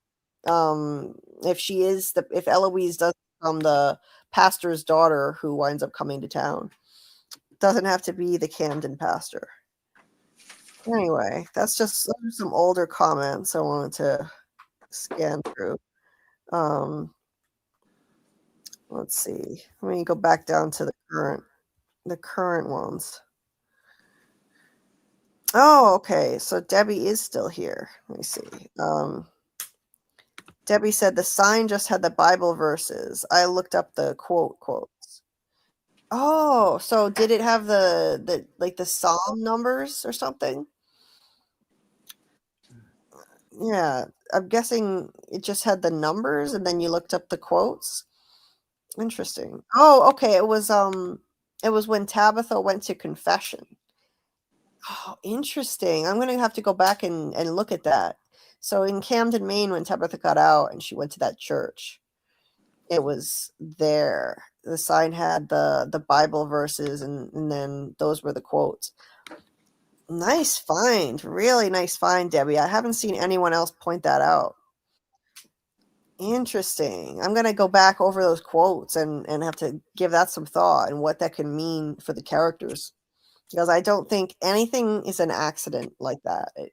Everything in a mystery box show like this and with such intelligent writers, I do think that those details are intentional. I mean, they don't just throw something like that in for no reason. That Michael wrote. What is this? Julie Ellis? Hashtag Julie Ellis. Did I miss something that? Oh wait, I think he said, what if Fatima is Lilith, the mother of monsters, Adam's first wife, and Julie is Eve, JK? Oh, jeez. Yeah, that would be weird. Hashtag Julie Ellis. That's where he got that from. Yeah. You never know. Let's see what David is saying here. David said the 22 major arcana cards, when arranged in 3 rows of 7, with the Fool often placed separately or as the beginning/end, map out the Fool's journey or the hero's journey, representing stages of personal development. These rows correspond to 3 distinct phases. Hold on, I gotta close a tab where I've got a bunch of notifications. Okay. These rows correspond to 3 distinct phases: consciousness/youth, maturity, and spiritual mastery. Source AI. Right. This show is an excellent example of the hero's journey. And we're seeing that with, I mean, I guess you could say Boyd is going through the hero's journey. If anything, he'd be the one who fits it the best. But yeah, it's one of the most common stories models for storytelling, that comes up over and over again. And yeah, absolutely. So yeah, like David said, that's the backbone to our story, the hero's journey. And it can help us understand how it all works and where the story could be heading. So with the hero's journey, it's a good idea to research and understand that as a From fan, kind of try to help theory craft and see where it could be heading. Let's see. Fletch said Christopher got the knowledge through the boy in white. Massacre happened. Jade and Tabitha got the knowledge of reincarnation. Wondering if a massacre is incoming also. Or Jim was the cost this time. Yeah, I mean, knowledge coming at a cost, I think, is a theme that's going to keep recurring over and over again. So that's a great point. Christopher got the knowledge of from the boy in white. He told him, what he needs to do, that he needs to save the children and go through the tree. Now, he did that, and maybe that triggered the massacre. Knowledge comes at a cost. Maybe that's why the boy in white changed his tactics, and in season 3, he refused to tell Victor, any specifics. And Jade. I mean, he hasn't told Jade anything either. He said, I think it's best when Victor asked him, Victor was trying to chop down the tree, the faraway tree, and and he was asking the boy in white, for answers, and he said, I think it's best you learn for yourself. So maybe imparting that much knowledge would come at a cost and trigger something terrible. Jade and Tabitha got the knowledge of their reincarnation, and look what happened. That knowledge came at the cost of Jim's life. I think that was the cost. Maybe a massacre is incoming also, and that's going to be the cost. But if you look at the immediate consequence, it was Jim's death. As soon as they got that revelation about the reincarnation, the man in yellow appeared and said, knowledge comes at a cost. And Jim is the one who had to pay, because he's the one who figured out what the music notes with the bottle tree numbers meant, that they were music notes. He figured it out, and since he figured that out, Jade and Tabitha got their revelation. They played the song, and they got their epiphany. That was thanks to Jim, and Jim is the one who had to pay. So I do think Jim is the cost, since Jim is the one who cracked the code and realized that those numbers on the bottle tree slips of paper were music notes. But that being said, I still think a massacre is overdue. I think season 4 is going to bring a massacre. And David Agile actually, he posted something in my Discord last year that I wish I could call it up right now. I don't have it handy at the moment, but David posted a really interesting image of the cave wall with the instead of just like the basic picture we saw on TV, he colored it in a bit so that you could see images. You could see that it forms a shape. And if you look at it from left to right, it seems like it tells the story of what's happening in each season. So in the beginning, you see a bunch of people, stick figures, arriving in boats. That's season 1. That's the Matthews arriving in town. That's the beginning of it all.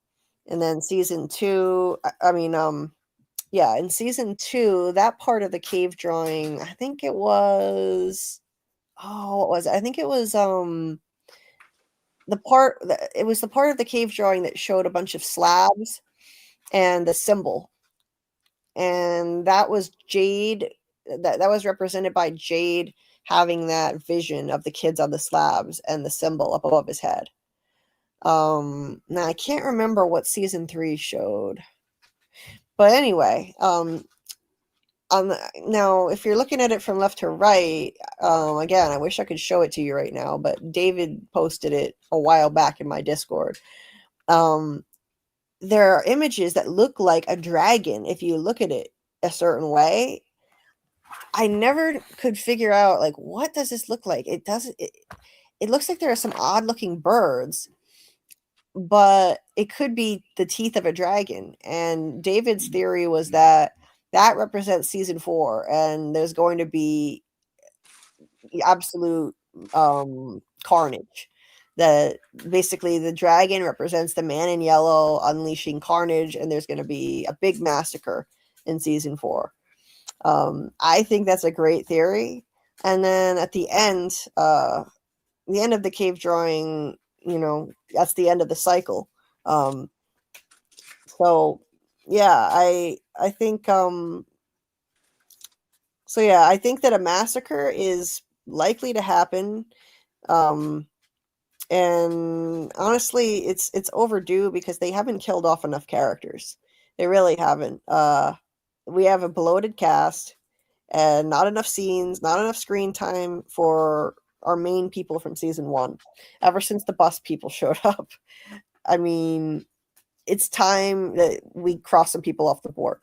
I hate to say it, we hate to lose characters, but it's probably time. So yeah, I think it's gonna happen. I do think it's gonna happen. Let's see. So let me catch up with what you guys are talking about at the moment while I've been rambling. Scarlett, do you think like a massacre is incoming in season 4? You there, Scarlett? Carl, what do you think? What do you think? Do I think a massacre is incoming? Yes. Don't you think it's overdue at this point? I mean, we need more massacres, I think, in general. Like, nobody wants to be a cheerleader for a massacre, but Sounds like you do. we're not It's bloodthirsty. time to cross people off the board. That's what Julie said. We're not bloodthirsty, but we need more dead people. but it's a horror series, and we need to know that there are stakes. We don't want this to turn into a Stranger Things debacle, do we? Where nobody ever dies, and we just get fake out after fake out because nobody important ever dies. Like, there were no stakes in the end because nobody ever got killed off. Yeah, that's true. Scarlett, you there? No, she's asleep. It's sleepy time. I thought I heard her for a second. Oh yeah, I'm cleaning my basement. Was my mic on? Cleaning your basement? Well, you have a list of things that you need to do, and I have some posters that need to hang up down here, so I thought, I should be doing that right now, because I can stand up and talk. Yeah. So stuff I got for like a year ago, I need to hang them up. So you think they're gonna actually start killing people off en masse, or are they gonna be more like Stranger Things and just continue refusing to kill off any important characters? Probably somewhere in the middle of those two extremes. Yeah. I think that's I'm a believer that you don't have to kill everybody off to have a plot line. But if it's going to cycle like it has been in what we've seen like in 1978, it might happen again. Yeah. Yeah. And it's a horror series. I don't think that we need a bunch of deaths for the show to be quality, obviously, but in a horror series, we've got to feel that there are real stakes, that anybody could go, that nobody is safe. You don't want to see too much plot armor, and so far they've been really reluctant to kill off anybody important. They did kill off Jim, but in season 3 they said that there were going to be 3 major deaths, I think. And I don't count 3 major deaths. I'm sorry. Like, you don't count Tilly as a death? Not major. She's a side character. Aww. I like Tilly. I like her too, but she's a supporting side character. And so is Dale. Dale hardly had any lines. I miss Dale, but he's a side character. So we had Jim, Tilly, Dale, and Nikki, who was a Colony House red shirt, who they literally just gave a name to in a hurry, just to make her cannon fodder and kill her off. It was like when they had the one guy who kind of played it dangling himself from a rope, and you only had that one scene with him, and you're like, "You're doing good today," and I can't remember his name. Oh yeah, I'm doing great. Yeah. Just to set it up. Yeah, it's a TV trope. When you don't want to kill off anybody major at that moment, you introduce a new character who's annoying or really unlikable to turn them into cannon fodder and kill them off shortly after. It happened on Lost. It's a really common thing, and they did it with Nikki. Nobody liked her. She was a bitch to Tilly when she was throwing up in the bathroom, banging on the door, telling her. Yeah, and then they killed her off. So anyway, that's not a major death. Tilly and Dale are just side characters. We only had one major death in my book, and that was Jim. And so we've got a big cast, and if they want to keep the stakes high, then I think they need to start killing off a few more people in season 4. I hate to say it because I don't like to see people go, but I think they're gonna have to. They're gonna have to do it. Yep. So People about to die, y'all. yeah, I'm thinking, like, if I had to predict who it's gonna be, I think one person who's gonna be out of there is Randall. Randall, there's some major foreshadowing with Randall. Randall has so much dread about the ruins. Why is he so scared to go back there? He said being there felt wrong. He's not scared that easily. He's a tough guy. And teenage Julie wasn't scared to go back there, but Randall was. I think it's because Randall senses that he's going to die there. He's going to go back there. When he goes into the ruins, I think he's going to be able to story walk like Julie and die heroically doing it. Maybe saving Julie, most likely. That's what I predict for Randall. He's going to die that way. And that will pay off that weird dread that he had about the ruins. So that's one death I think is going to happen. That he's like number 1 on my list. I know he's not a major main character, but he's got a lot of lines and a lot of screen time. So I would consider that a major death. Who do you consider a main character at this point? Just Boyd and Donna? That's it? Well, there's Boyd. The series leads officially are Harold Perrineau. It was gone. Jim. Tabitha. Tabitha. Because she's got that Oscar nod. Mm-hmm. Because she was nominated for Mary Full of Grace way back when. Right. Yeah. And David Alpay as Jade. Those are the official series leads. Oh, really? Donna's not even lead? No, believe it or not. Wow. She's not a lead. Anytime they do press pools with the lead actors, it's always Harold, Boyd, Jim, Tabitha, and Jade. Yeah, that's weird because I saw that one interview where it was Donna and Boyd. It was weird. That was in between season 1 and season 2. Mm-hmm. That might have been something to do with it. I don't know. But, I mean, if you want to talk about major characters, though, I would say Donna, Victor, Kenny, Christy, Julie, Ethan. There are a lot of important characters, major characters. So, and Randall gets a lot of screen time, and he's important because he was one of the 3 who were in the cicada coma. So that makes Randall really important, and he's got a ton of screen time. So if he dies, that would be significant enough for me. Would we be that upset about it? I mean, a lot of people wouldn't because he's a jerk, but it's still a major death if he goes. Anyway, let me get back to the chat here. Let's see. I'm gonna scroll up a little bit. Okay. David said the tarot cards are also symbolic of the hero's journey, specifically the layout with 7 columns of 3 cards. Interesting. Okay. And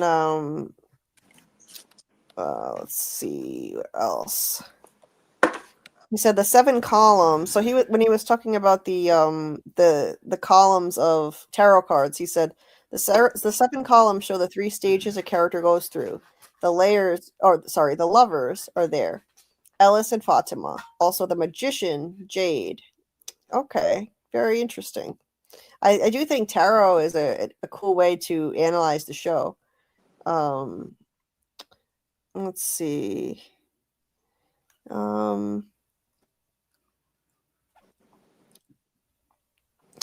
Okay. Just trying to see if there's anything I missed from earlier. Amy said, with the boy in white wearing similar clothes to the Ankui kids, was he one of them? That's a good question, and like, what is the boy in white? Are we going to get any more clues to that in season 4?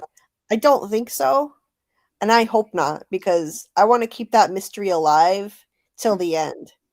I want them to wait till the end and then explain what the hell the boy in white is, because I really enjoy that. That mystery is one of my favorite in the whole show, so I want that mystique to stay alive. Maybe, I mean, there's an interesting thing that I noticed in Miranda's paintings in season 3. There was a painting of a merry-go-round with 8 seats, and one there were kids on every seat except one. Maybe he was supposed to be one of the kids who was sacrificed and he got away. That's a theory I've heard in the fandom.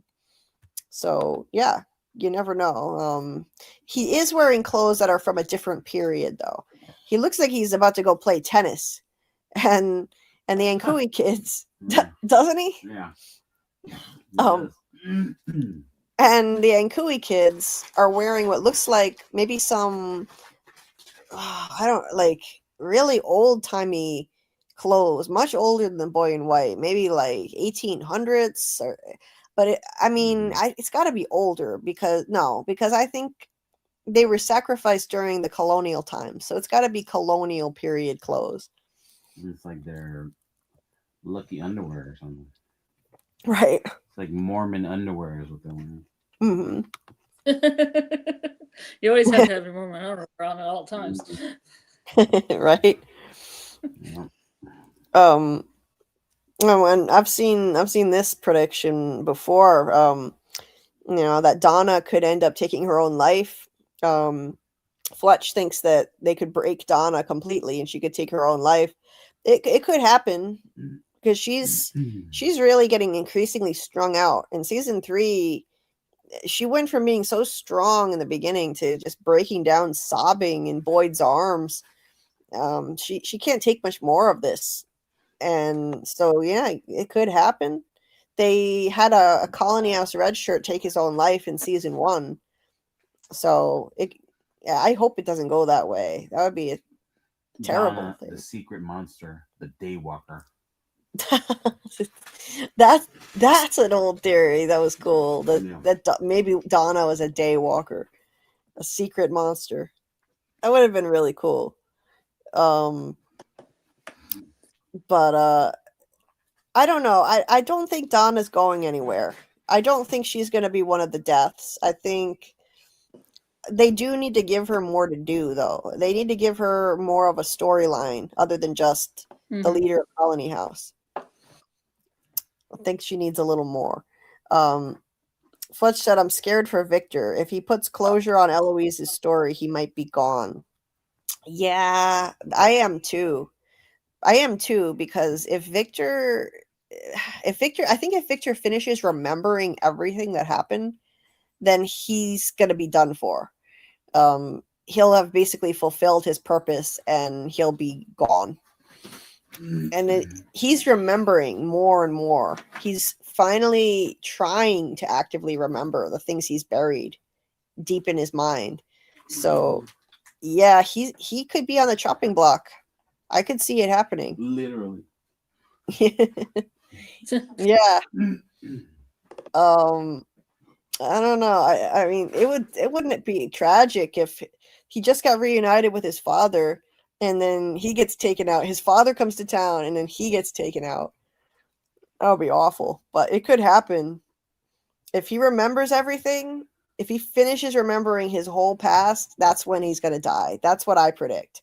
So if He'll it happens, remember his whole past, his sister will come, the dad will be there, and they'll be like, "Yeah, oh my God, we're reunited." And then it's like, yeah, yeah, Smiley pops up like, "Yo." Yeah. Oh man, yeah. Eloise shows up, and then Victor will be gone. Oh, that could happen. Yep.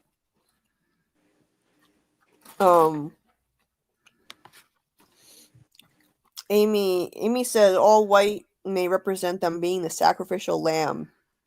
Meaning the kids. Yeah, the town was probably run on a religious cult. There's definitely something up there.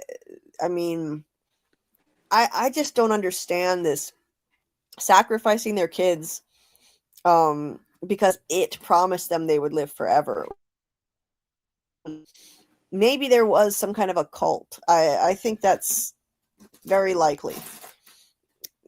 I mean, what kind of people do that? We need to get more of that story, and I think we will eventually. Maybe by season 5, if we're lucky enough to get it. I do think eventually they'll tell us more about that origin story. Yeah, okay. Yeah, Fletch said, I think the boy in white is the 8th kid that was supposed to get sacrificed in the ritual, but was rescued by Tabitha in the OG timeline. And hey, maybe he just updated his clothes like the monsters updated their clothes. His clothes are not period correct for that timeline, but his clothes could have changed. Ritual was meant for 8 kids, but Boy in White got rescued, and that could end up being the reason the ritual ended up turning into a curse. Not defending cult rituals at all. No, we know you're not. That's really interesting, Fletch.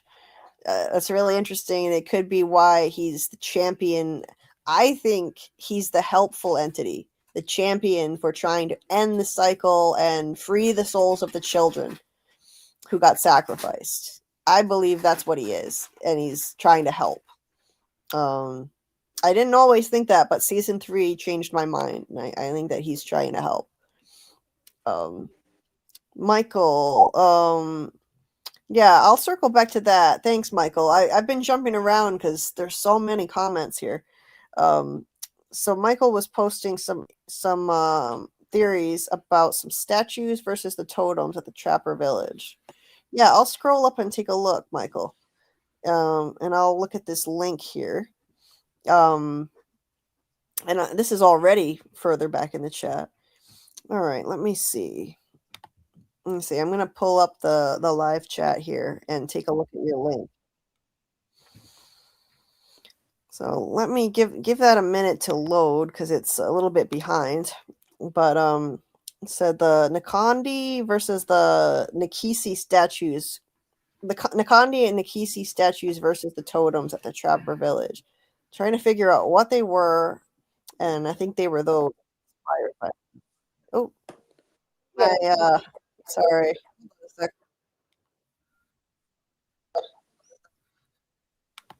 My other tab started playing. Sorry about that.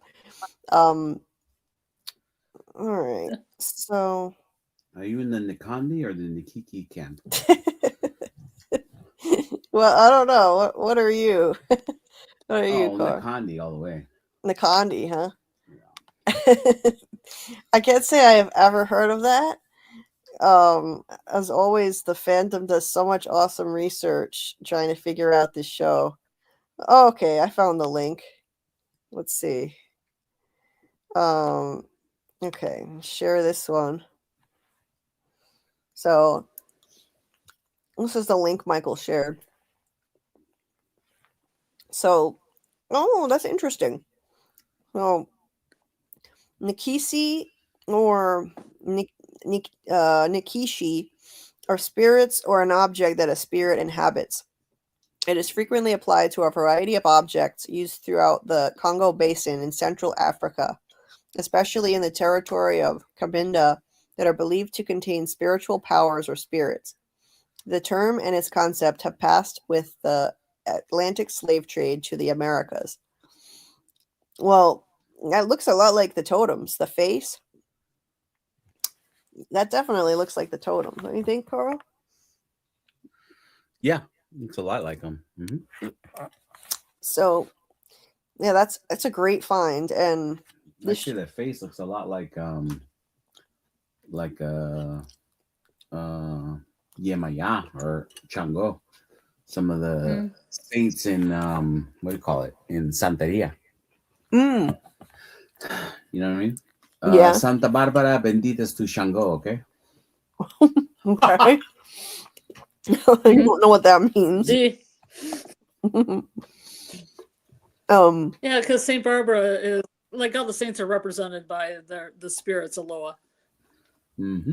right. Yeah. So Everybody this knows that, Julie. Sure. God. Just kidding. Yeah. I'm so dumb and ignorant here. So this show has been known to incorporate mythologies and cultures from around the world. So this could easily be some inspiration. Absolutely, Michael. So interesting find there. I have a whole another one of these. Okay. He said that the primary function of a Nakandi is to be the home of a spirit which can travel out from its base, hunt down and harm other people. Many Nakandi were publicly held and were used to affirm oaths or to protect villages and locations from witches or evildoers. Very interesting stuff, which could explain why the totems were arranged outside Cannibal Village. Maybe, I mean, we've always theorized as a fandom that those totems could have been protecting that village from some sort of evil spirit, like the monsters or some other entity. Interesting. Nikisi are primarily containers, ceramic vessels, gourds, animal horns, shells, bundles, or any other object that can contain spiritually charged substances. The metal objects are commonly pounded into the surface of the power. Figures represent the Mikisi's active roles during rituals or ceremonies. Each nail or metal piece represents a vow, a signed treaty, and an effort to abolish evil. Good stuff, Michael. Good stuff. I mean, we know that there are evil entities in From, probably more than just one. The voices told Sarah that there are things out here worse than the monsters. So the totems may have been even protecting the cannibal village from the man in yellow, a higher level monster than the nightmare creatures. Maybe it was the monsters protecting themselves from other monsters. Whoa. Maybe the monsters were protecting themselves from the higher level monsters. Mm-hmm. Like in the Matrix. Programs, hacking programs. Right. Mm-hmm.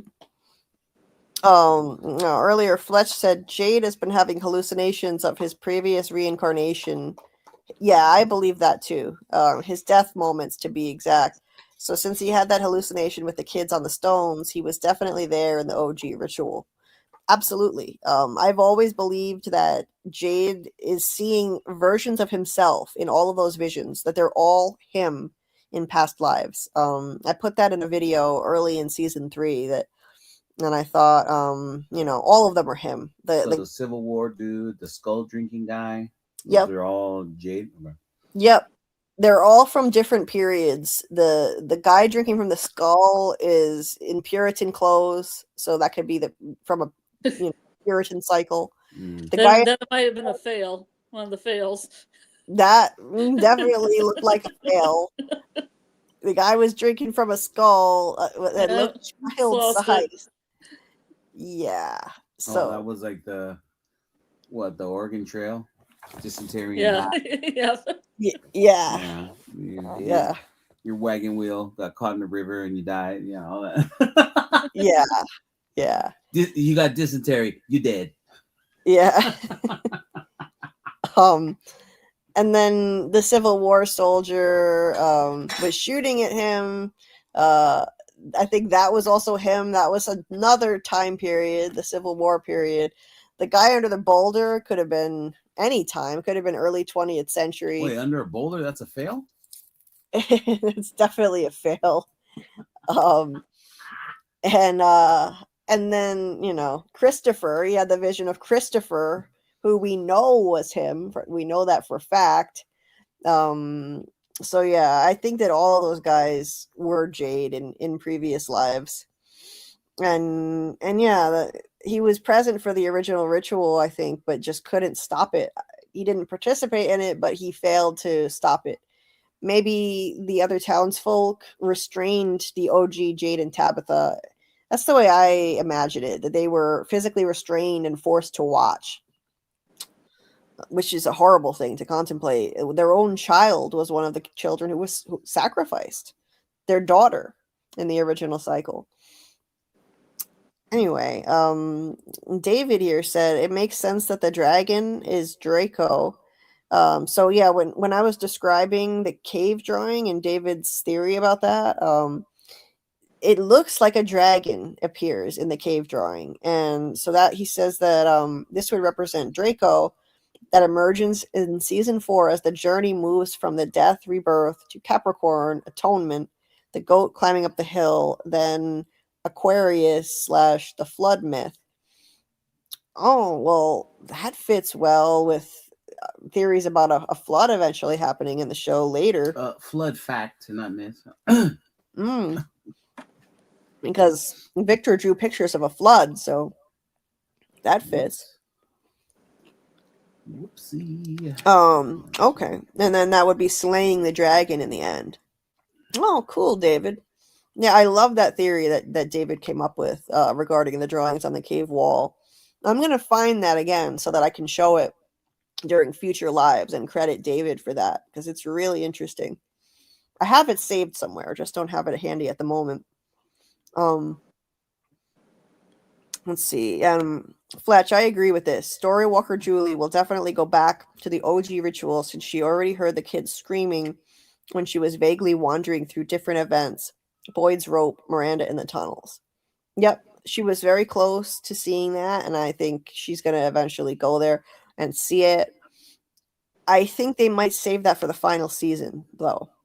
My guess. That would give away too much if they show that, I think, at this point. Michael said, I think the advent of the man in yellow could portend more deaths to come. We'll see. Absolutely. Like Amy said, he wants more kills. Everything is going to be upended. He can come out in the daytime. So I think it's going to be a much more brutal season than season 3.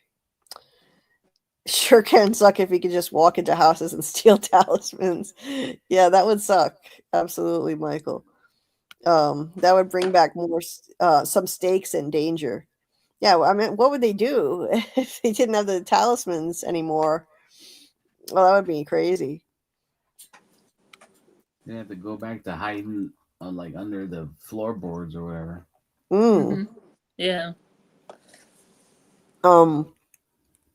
David said in Revelations, the book, it is the dragon that is waiting to devour the child from the woman clothed in the sun who gave birth to a man-child. Fatima and Smiley. That's amazing. Wow. That's amazing, David. Great connection.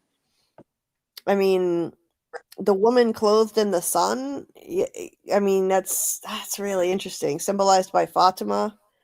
And Smiley is certainly a man-child who she gave birth to. Wow. Good stuff. Oh, David's always here with the amazing connections. Yeah, I think we talked about that.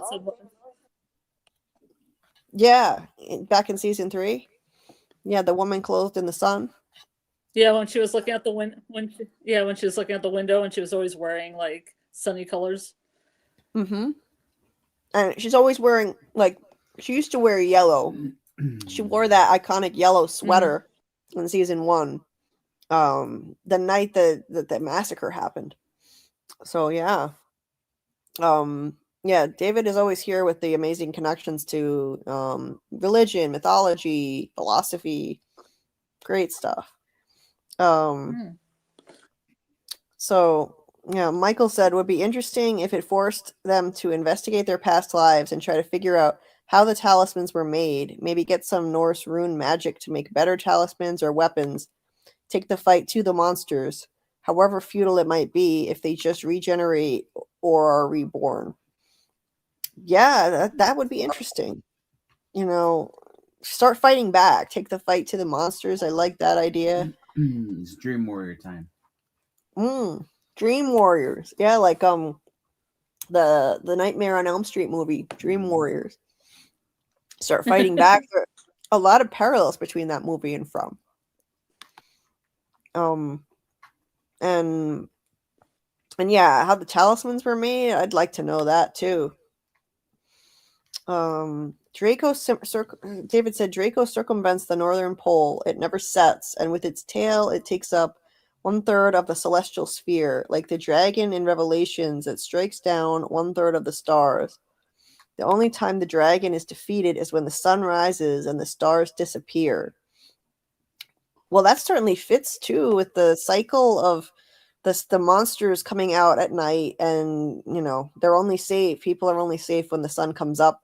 And on the talismans, you see that cycle with the sun and the moon. So it kind of the talismans kind of show you how things work with the setting of the sun and the moon. Yeah, love that. Fletch said, I wouldn't kill them if they get reborn. I would just somehow cover up the exits to the tunnels and trap them underground forever. Exploding the tunnels wouldn't be good because the town would crumble. Yeah. Yeah. Blowing up the tunnels probably wouldn't be a good idea. But yeah, killing the monsters, now we know that's pointless. They'll just come back again. They just get reborn by rotten vegetable eating ladies, Yeah. Yeah. So you'd have to trap them forever somewhere, like Fletch said, because even if you somehow manage to simultaneously kill them all, what would happen? Every woman in Fromville would just simultaneously get pregnant with the monsters. I don't think there's enough rotten vegetables laying around for everybody, I say that Kenny also gets pregnant. Kenny. Ah! Oh no. Kenny suffered enough. Leave Kenny alone. Poor Kenny. Poor Kenny. God, justice for Kenny. He suffered enough. I say he will never get killed off because this show loves to torture him too much. Death is too good for him. It's too easy. The easy way out. You're gonna keep him alive and milk more suffering out of that poor kid. But yeah, I think there's just got to be some supernatural way to end the cycle. There's just no way to end this by. I don't think trapping the monsters would work either. It's just Tabitha and Jade are going to have to figure out some answer to this whole thing to end the whole cycle. And what that answer is going to be, I don't know.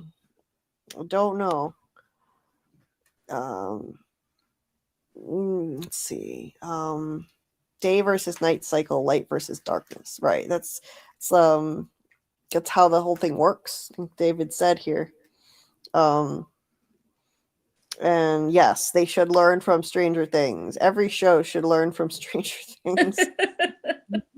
Don't pull a Stranger Things on us, please. Flesh said, agreed. I'm thinking Randall and possibly Marielle can story walk since they were with Julie chained up. Was Martin a story walker also?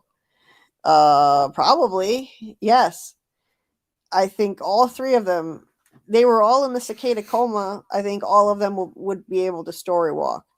And unfortunately, I don't think it's going to work out well for Randall. Maybe not Marielle either. They'll probably want to keep Julie as the special one doing the story walking. So I think they're going to do away with Randall in season 4. Randall, what's Randall always doing since the day he arrived in town? He's always playing hero when the chips are down and someone's in trouble. He helps. He's always doing heroic things. The night that he got there, he volunteered, or the day that he got there, he volunteered to go try to dig Tabitha out of the hole under her house. He was one of the only people to volunteer, and he didn't even know them.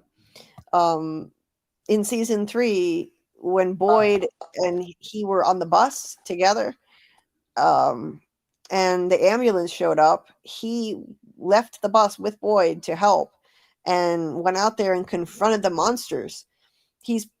anytime someone is in trouble, even though he's an asshole the rest of the time, when someone is in trouble, Randall volunteers to help. So my theory is that he's going to go, Julie's going to wind up in trouble story walking, and he's going to go into the ruins himself, story walk, and save her, but die in the process. And Marielle, who knows? I think she can probably story walk too, but her path forward on that I don't think is easy to theorize about. With Randall, it just seems to me like such a clear path forward. He's got those heroic tendencies, and he's got this deep dread about the ruins. He's so afraid to go back there. And I think that's setting up a tragic end for him.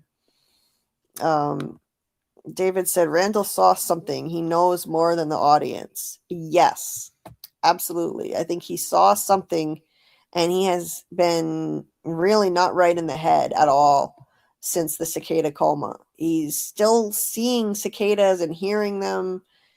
He's messed up, and I think it's going to end badly for him. David said, I think he saw who is responsible, because that was always his thing, to sniff out the mole.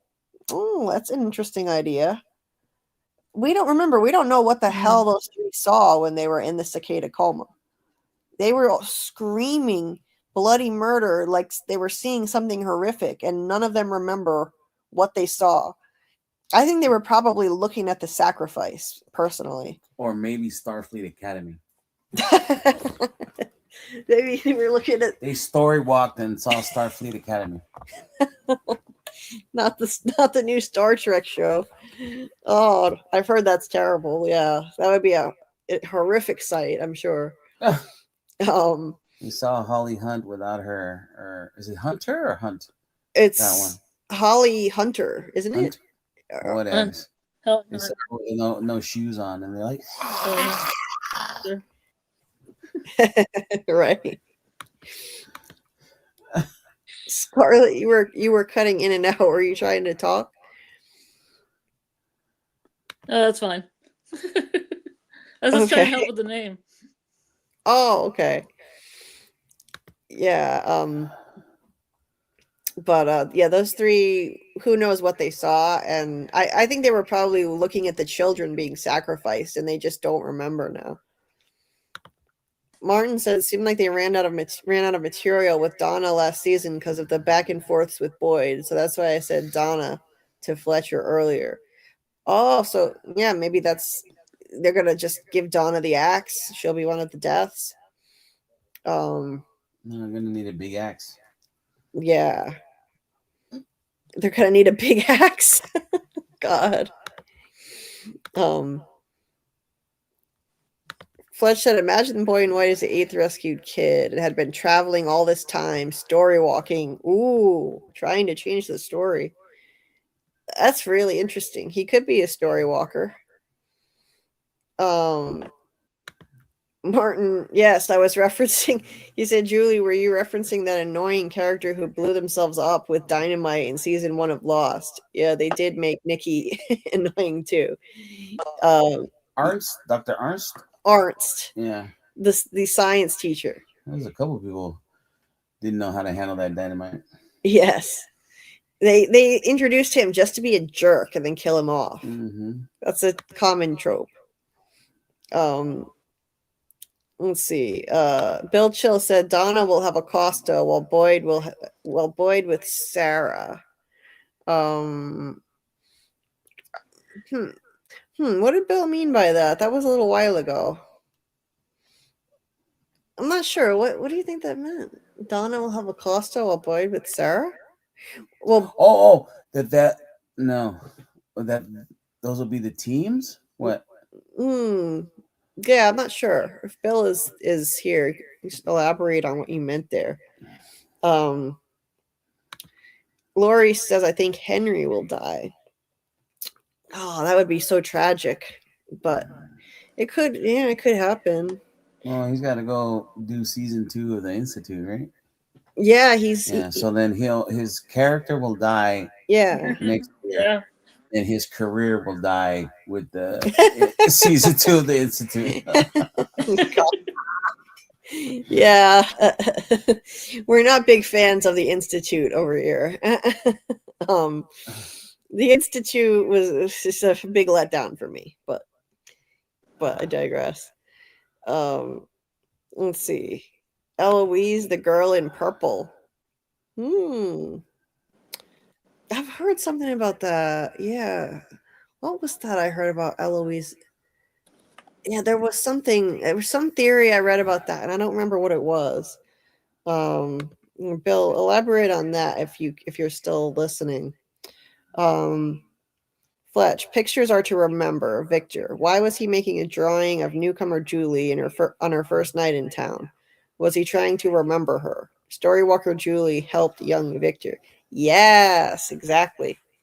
I believe that. Last season, I was saying that. So last season when I was covering the show, and we did the rewatch. I noticed how Victor was so comfortable with Julie, and he's not comfortable with most people. In season 1, he came right up to Julie and started talking to her as if he knew her already. And I theorized back then, and I still believe this, that it's because he met her as a story walker, and he doesn't remember her consciously because Victor's memory is terrible. It's blocked by trauma. But instinctively, he trusts Julie, and he opened up to her so easily because I think she story walked back to 1978, met him as a child, and probably helped save Eloise. So yeah, I absolutely think that, Fletch. I mean, he just walked up to her and he said, are you from one of the two cars? And he was like, it's been a long time since two cars arrived. What do you think it means? So it was like, what is going on? Why is he going up and just randomly talking to her like this? And then you see what Victor is like with other people. He's a loner. He keeps to himself. He doesn't go up and just socialize with people. He's mostly by himself. So yeah, that's what led me to theorize about that. And yeah, that's a great connection about him drawing Julie. That may have been part of why he drew her too. Because it seemed random at the time. He was drawing a picture of Julie sleeping. And we were thinking on the first watch, like, oh, that's creepy. But this is what's so amazing about the show. When you go back and rewatch, you start to wonder, okay, is this significant in some way? And yeah, that may have been him trying to remember her when he met her as a child. Michael said about the original sacrifice, I feel it could be people in some dire circumstance, like the Roanoke colonists, and made a deal to survive the disastrous winter. Maybe. The only thing I don't understand about that, though, is why would they bargain for that and immortality? That's the thing that I can't reconcile. If you're in dire circumstances, you'd be bargaining to survive, not to become immortal. So I don't get that. I think it's it's some evil influence on those people that they had to be involved in a cult of some kind. Bill said maybe a cult was involved. I always suspected this. Why would Victor's mother take her children? And why were the people there in 1978? Yeah, and what I think that what could have one of my theories about the massacre of 1978, we don't know what triggered it, right? We don't know why all of a sudden the whole town was massacred. I think it could be that the town basically turned into a cult. And this has happened over and over again in past cycles, that the town eventually gets sucked into a cult that thinks they need to sacrifice kids in order to escape. And once the people, basically turn that evil, once they break, there's that theme of people getting broken in this show. once they're broken morally to the point where they're willing to sacrifice kids to escape, it triggers a total massacre of everyone. The monsters just wipe them out, no matter what. The talismans, even with the talismans now, I think it could happen. They'll find some loophole if it were to ever happen now. But I don't think that would ever happen with our current characters, obviously. But I do think in the past, that may have been what triggered total massacres. And ultimately people just thought child sacrifice was the way out.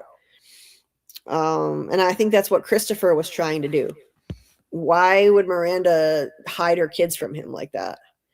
You know, and that theme of child sacrifice is running through the whole place, starting with the original sacrifice of those 7 Angui kids.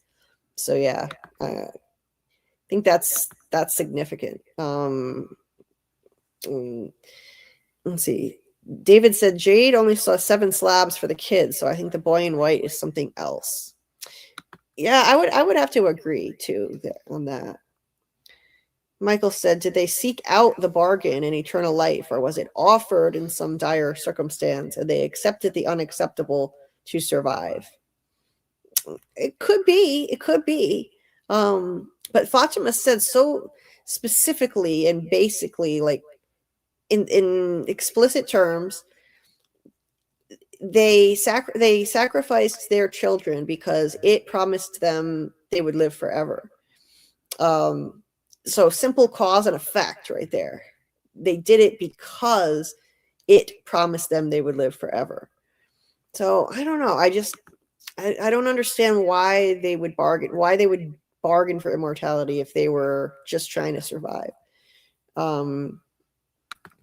Flesh said if the 7 kids sacrifice created the faraway trees, there should only exist 7 faraway trees. No? I agree. Yeah, I would agree on that. Amy said if they weren't the only kids sacrificed, it might have been more trees because there were past sacrifices that Jade and Tabitha couldn't stop. I don't know. I mean, I think there were probably just the original kids, unless there were kids in other cycles who got sacrificed. But I think it was probably just the original 7. And let's see.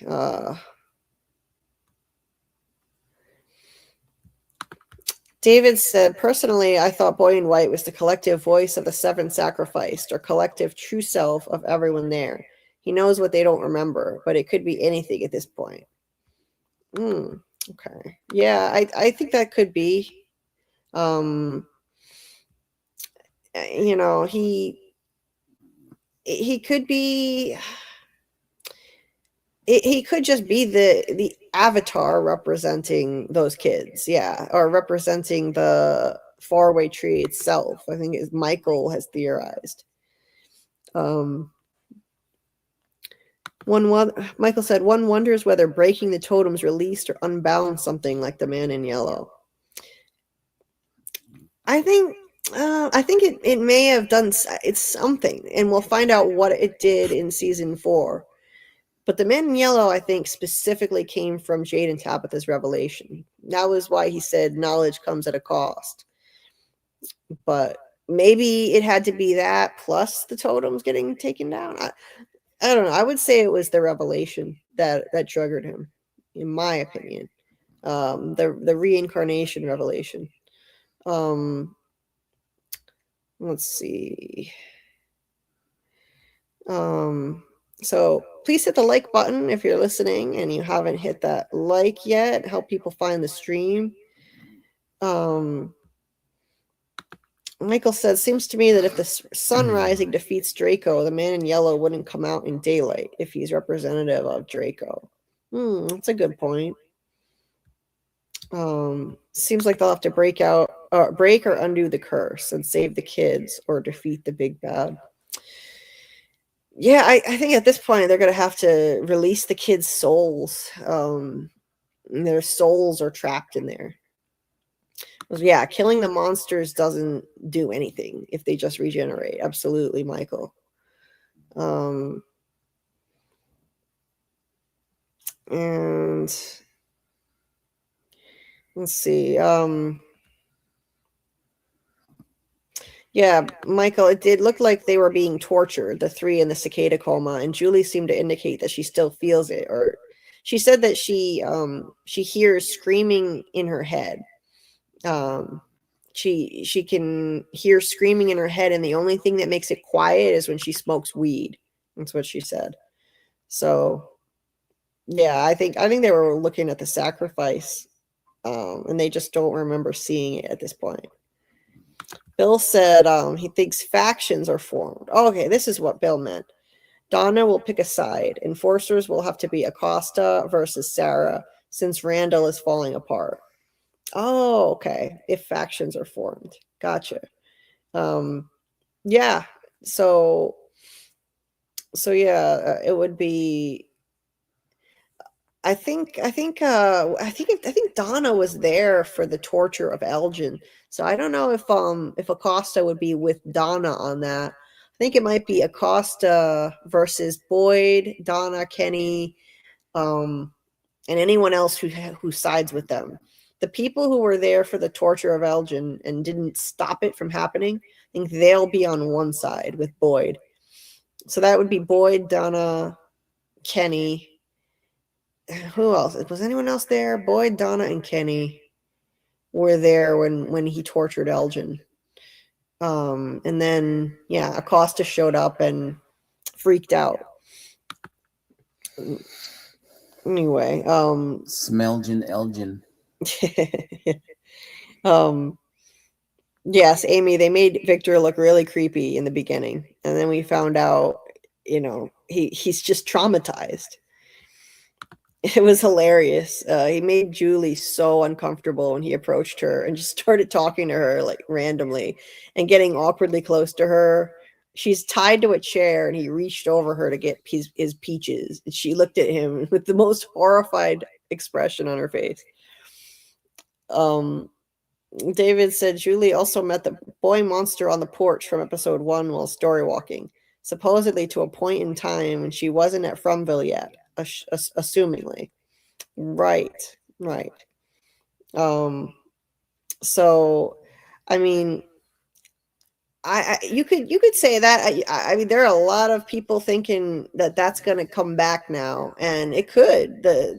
Maybe she met the boy monster while story walking, because he said, Julie, don't you remember me, when he first saw her in episode 1.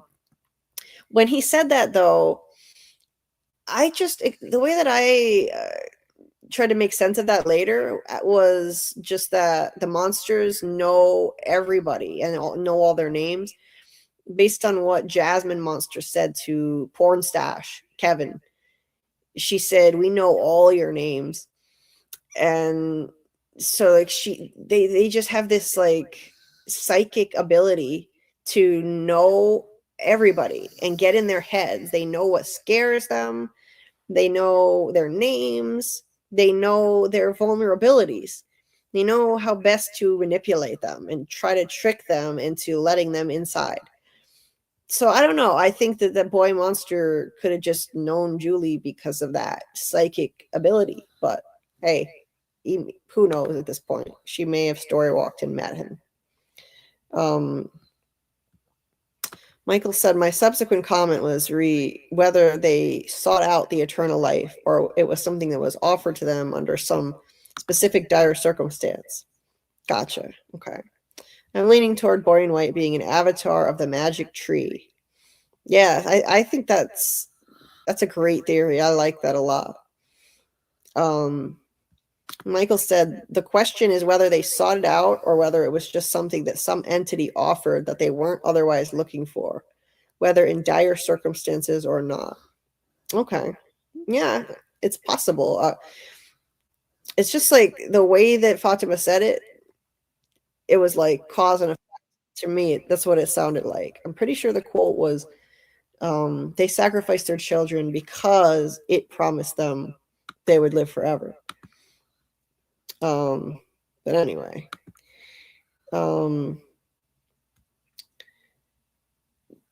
But yeah, what was the entity though that did it? I don't know.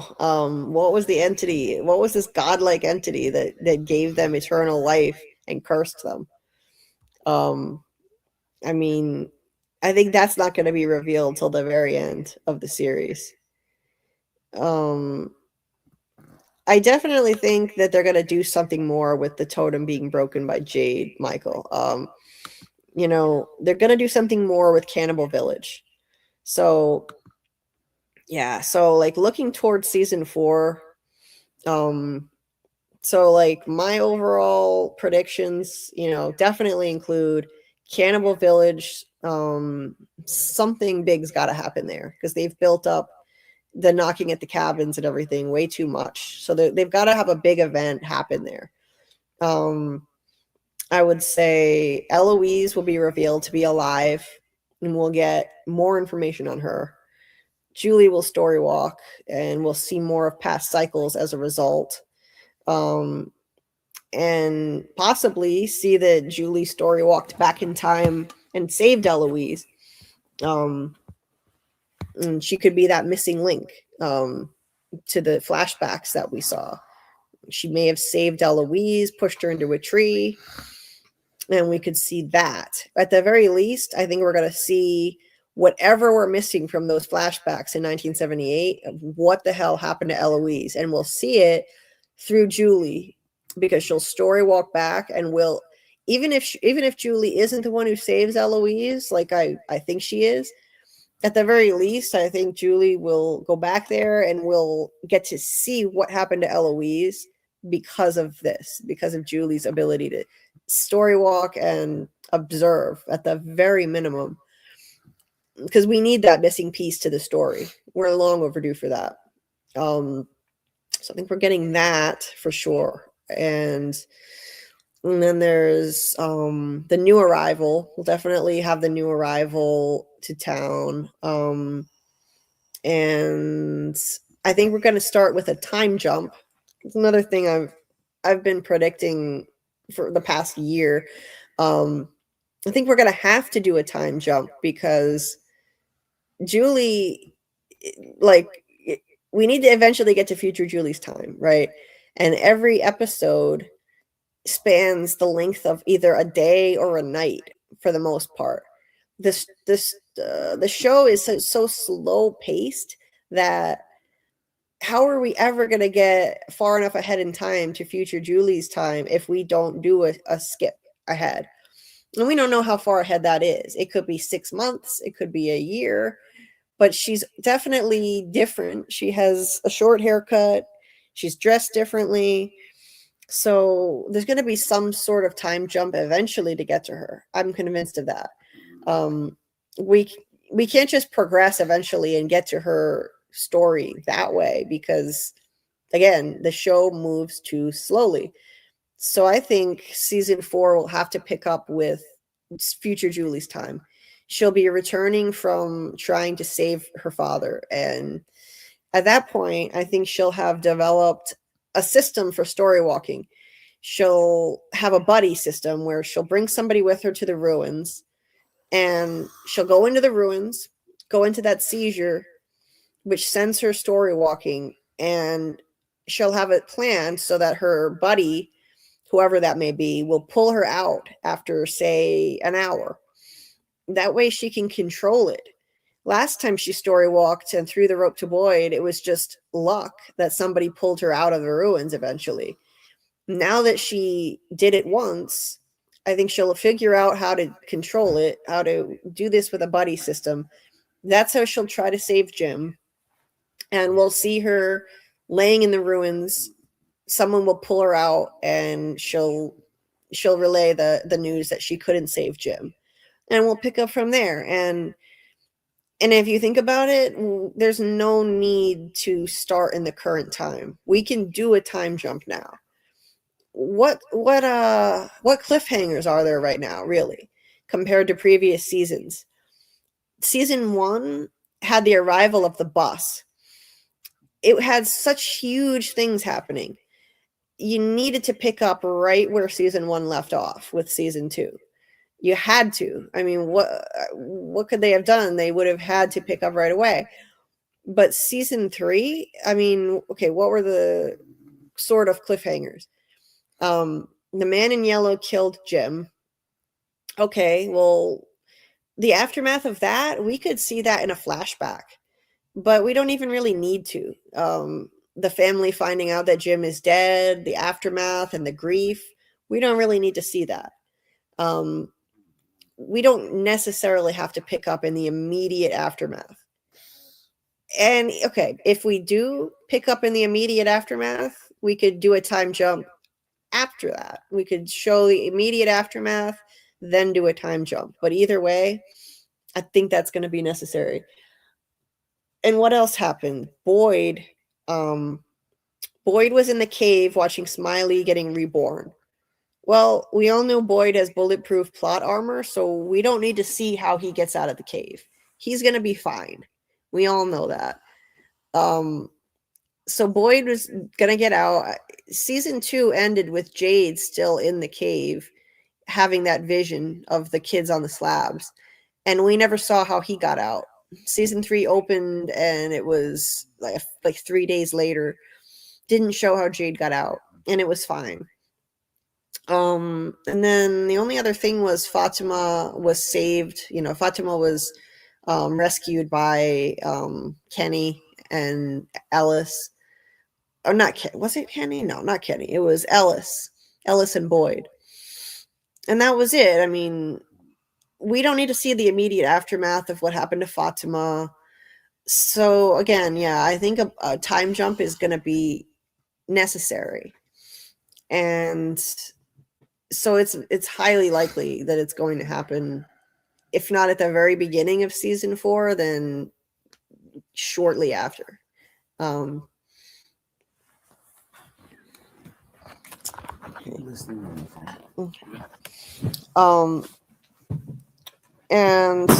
we lost Scarlett here. R.I.P. Don't you think they're likely to do a time jump, Carl? What do you think? Yeah, I think even based on the even before the little teaser of Ethan and them talking, was that from this season that they just filmed? It is, right? The one where we saw her talking to Ethan, right? Yes. And then that like you pointed out to me, that hairdo matches the new one. Yeah. And it seems like that's going to be like someone into the future, Yeah. That'll somehow come together. I like the idea of her taking Eloise into the future somehow. I think that's cool. That theory. Yeah.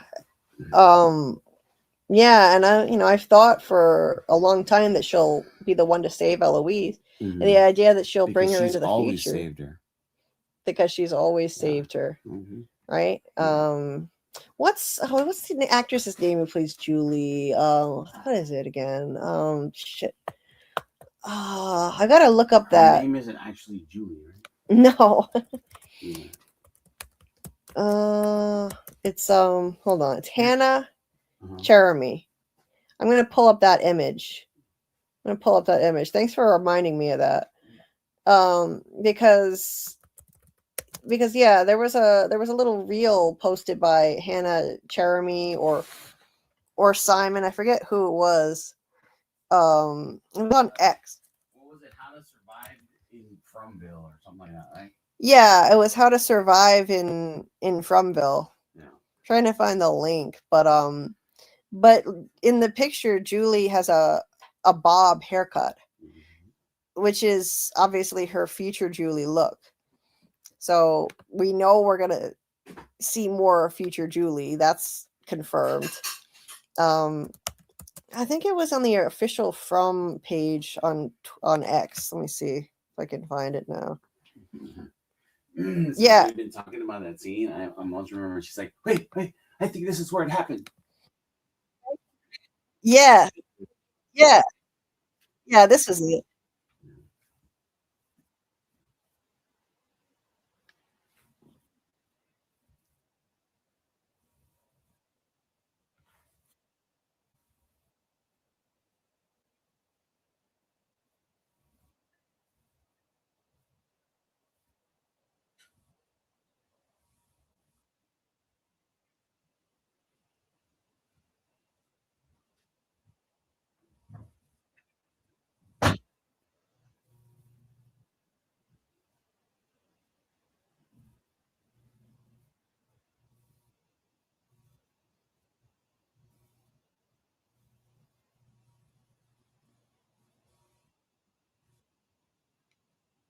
Okay, so yeah, that's hold on. Now I have something else. What is this? What in the world? Hold on. I've got audio playing from some other tab on my Chromebook, and I don't know where it's coming from. What in the world? Hold on a sec.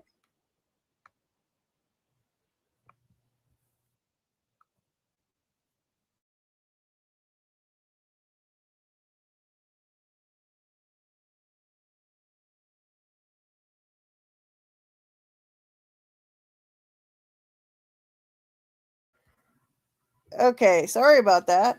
Uh, I don't know. Sometimes my Chromebook just decides to just misbehave, and all of a sudden, one of my other tabs just started playing by itself. It was a Kendrick Lamar reaction. It was a reaction.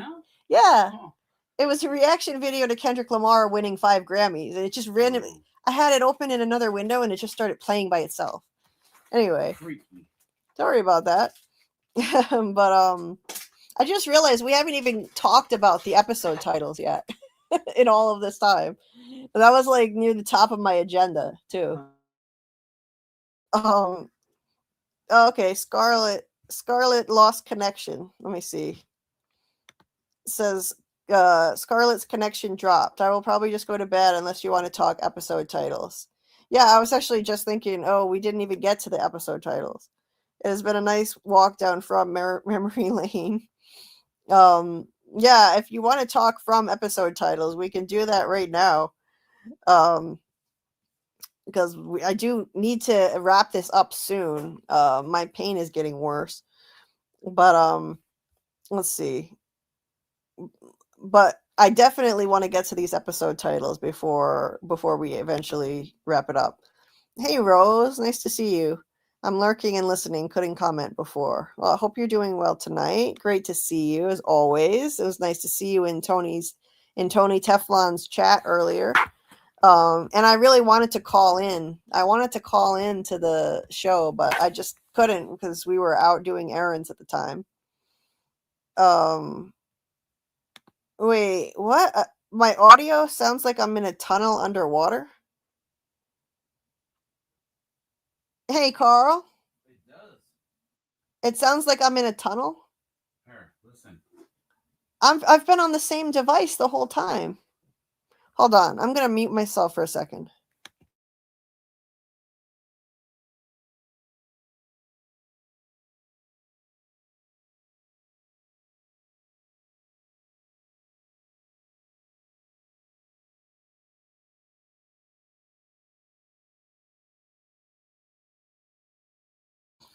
I'm trying to figure out what's wrong with my audio. I'm sorry. Hold on. I'm gonna add Scarlet. I don't know what's wrong because I'm using the same device I was using the whole time. Yeah, it probably varies because sometimes you're kind of echoey and underwater sounding, and other times you're crisp. So I'm gonna mute myself and listen to what it sounds like. Oh, hold on a second. Sounds like a okay.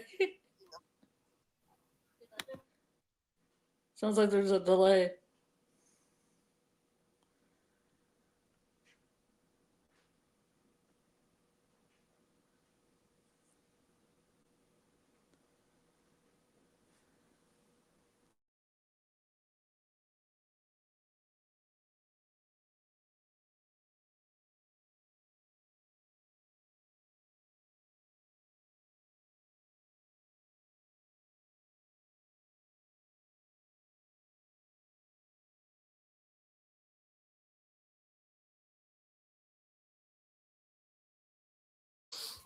Okay. I'll listen. I'll listen with this in there, and I'll let you know. Oh shit, or whatever. Okay. All right. So, how do I sound now?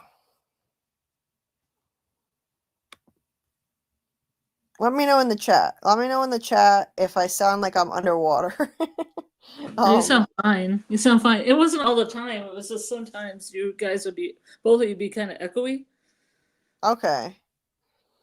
All right. So Okay, good. Thank you guys in the chat. Sounds fine to me. Perfect, clear. Okay. If you're in pain, we can leave it for next time. Thank you, Rose. My pain is getting a lot worse. We're just gonna have so much to go over once the teaser comes out. I want to at least, Yeah, I know. Yeah. like, we don't have to analyze the hell out of the episode titles, but let's at least go through them. Just take Yes. a look at them. I'll pull them up. I have them in the Discord, so I'll share my screen. Maybe it's when I'm sharing my screen. Because wait a minute. I'll try that in a minute, and then you can tell me if I sound worse. Because I'm going to do it Maybe. again. Because Fletch, who was it that shared? No, Robert shared the episode title screenshot in my Discord in January. And I want to take a look at that. Let's see. 29 likes. Thank you guys so much for hitting the like button.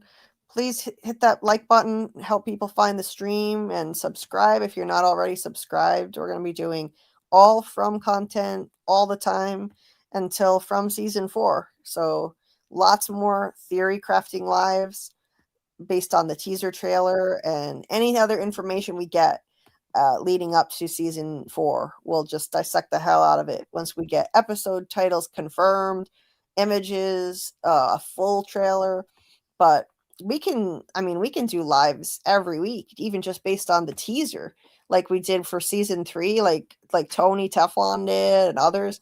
I mean, they were doing lives for months just based on the teaser trailer. So we'll definitely be doing that, weekly lives to theory craft based off of that, and any other theory crafting that we want to do for the next few months.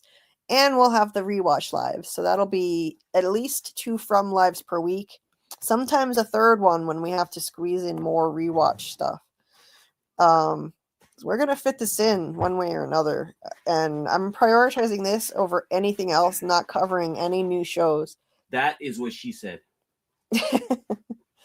Not covering any new shows for the next few months, so that's going to be the priority. So let me make sure. Let's see, I didn't miss anything important in the chat before we move on and look at the episode titles.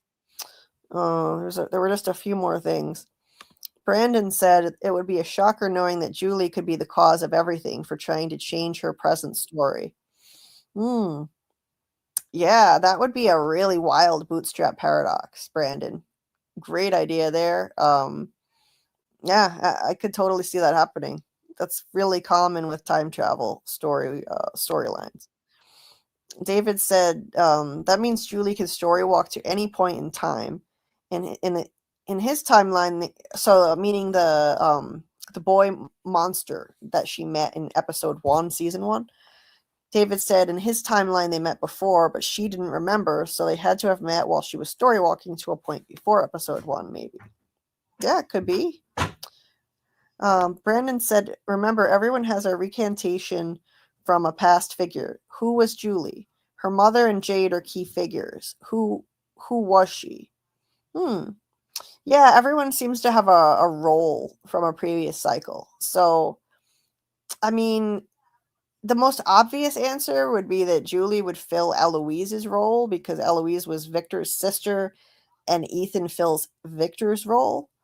So I don't know if there's any parallel that we're going to find out between Julie and Eloise.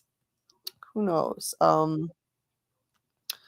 Good night to Amy. Belated good night to Amy. I don't know if you'll hear this, but sleep well. Brandon said, or Julie doesn't have a recantation because she was present through all the cycles. Yeah, I think that's the most likely, Brandon, because of her story walking abilities. Yeah, that's a great point. There will be a lot of time jumps because Julie will be story walking through everything. Agree, Brandon. David said Julie would be Victor's sister. If we follow the logic, the mother is Tabitha and Ethan would be Victor. Yes, exactly. All right, let's see.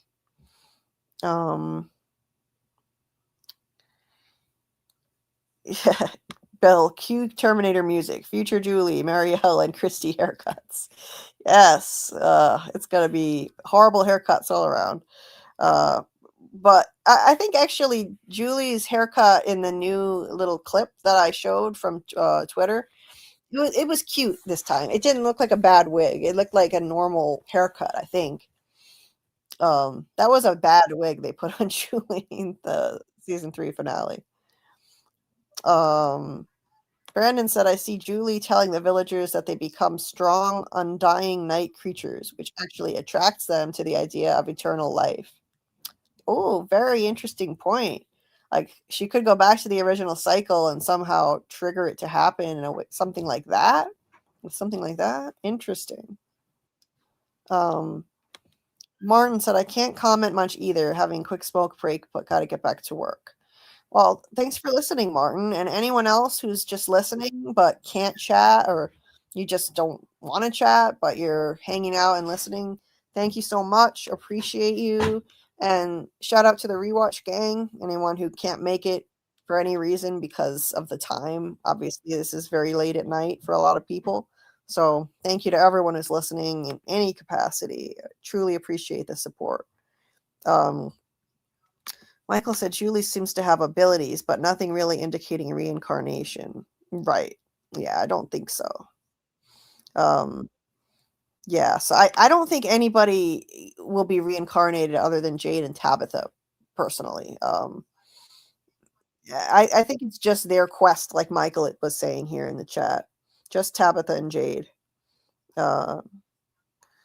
Maybe they can add more later and more reincarnations, more lore later and more reincarnations. But so far, it seems like it's just them coming back, trying to save their daughter. Yeah, Michael, I think if they added more, it would just become convoluted and unnecessary. They're just coming back, trying to save their daughter and the other kids. I agree.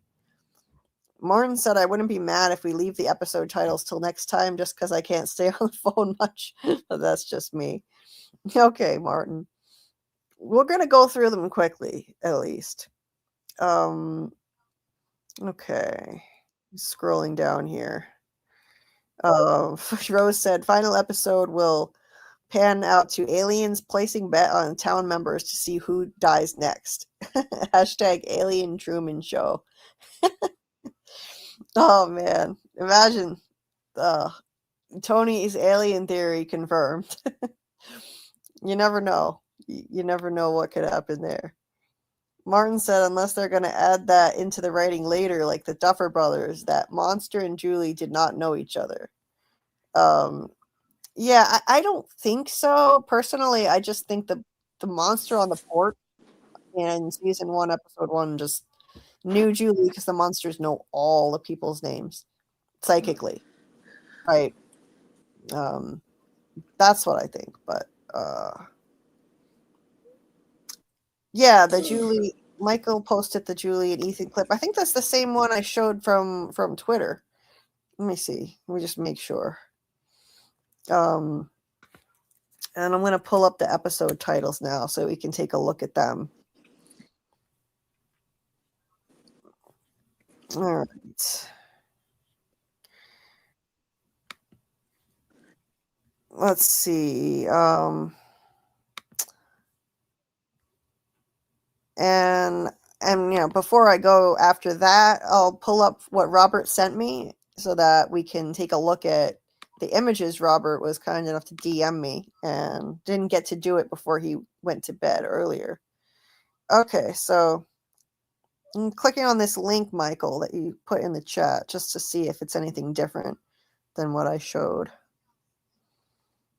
Oh yeah, it's the one from Twitter.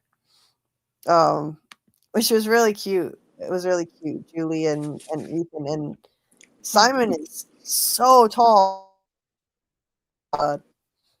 Simon is enormous. Like, I think a time jump is going to really help deal with that issue of Simon's growth and how slow time moves in this show.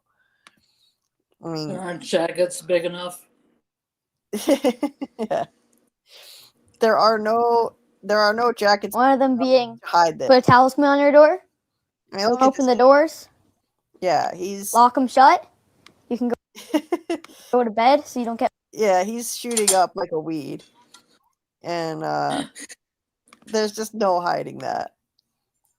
So they could fast forward a year. A year would help, even if it's just 1 year. But yeah, it looks like they cut off Hannah's hair for real this time. That's not a bad wig. That's her real hair, I think. So yeah, I think this adds fuel to my theory that we're gonna be doing a time jump right to future Julie's time, where she's got that hairdo. And yeah, I know that this could happen regardless. She could chop off her hair tomorrow, but I don't know. I think they're gonna need to do it. I do like Harold's answer in the comments. Oh yeah, he said, "Be a better listener." Yeah. Yeah, they're like, how to survive in Fromville. Be a better listener is a good response. Bill said, Ethan Simon is now story walking, incoming mustache. Yeah. Yeah, by the end, he's going to have a full beard. Michael, thanks for that link. So, all right, so let's see. I've got the episode title screenshot here, so I'll just show this tab now. So this was posted on an app. I think it's called TV Time. It's the only place I've seen this. I've looked on Rotten Tomatoes. I've looked on IMDb. I've looked on Google, and I don't see any episode titles anywhere. Although, wait a minute. I think I saw dates somewhere. Let me just Google it one more time. I saw dates. Was that on Google? Let's see. Let me see. From season 4. Somewhere, I swear I saw dates. And it showed April 19th was the first one. Oh, that's going to bug me now. Wait a minute. I thought that the TV app here showed dates. Let me see. Is it on Google or is it Rotten Tomatoes? I saw dates somewhere, and the first one was April 19th. But anyway, just to start with, let's look at the titles. Well, I'm trying to figure that out. Episode 1 says The Arrival. Now, that's pretty straightforward. The season usually begins with the new arrival of someone in the town. So, I'm guessing that's our new character. That's Sophie, the new character who is joining the show. Pastor's daughter. So, she should be arriving in town. Sometimes episode titles have double meanings. So it could be the arrival of the man in yellow too. We could see the arrival of the man in yellow as a force in town now. So many times this show has done this, where a title will mean more than one thing. And the man in yellow has just arrived. So there's that. Episode 2 says fray, which is, a word for a fight, a fray.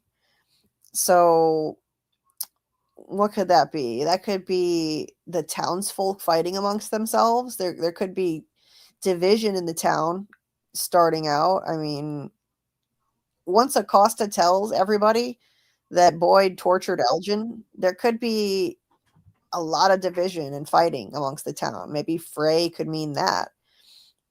The people fighting amongst themselves. Let's see. Episode 3 just says TBA, so nothing there. That's a great title. Oh, yeah. Brilliant. Episode 4, The Heart is a Lonely Hunter. Not the most original title. The Heart is a Lonely Hunter. That's Isn't that an 80s song? Is that an 80s song? The Heart is a Lonely Hunter. It's also a novel. It's a novel by Carson McCullers. It's a film from 1968. And it's a country song as well. Reba McEntire has a country song called that. So I think the original or the origin of it was the debut novel of Carson McCullers called The Heart is a Lonely Hunter. Scarlett, were you trying to talk?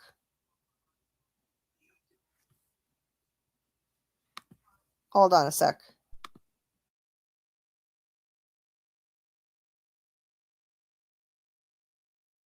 Okay. So The Heart is a Lonely Hunter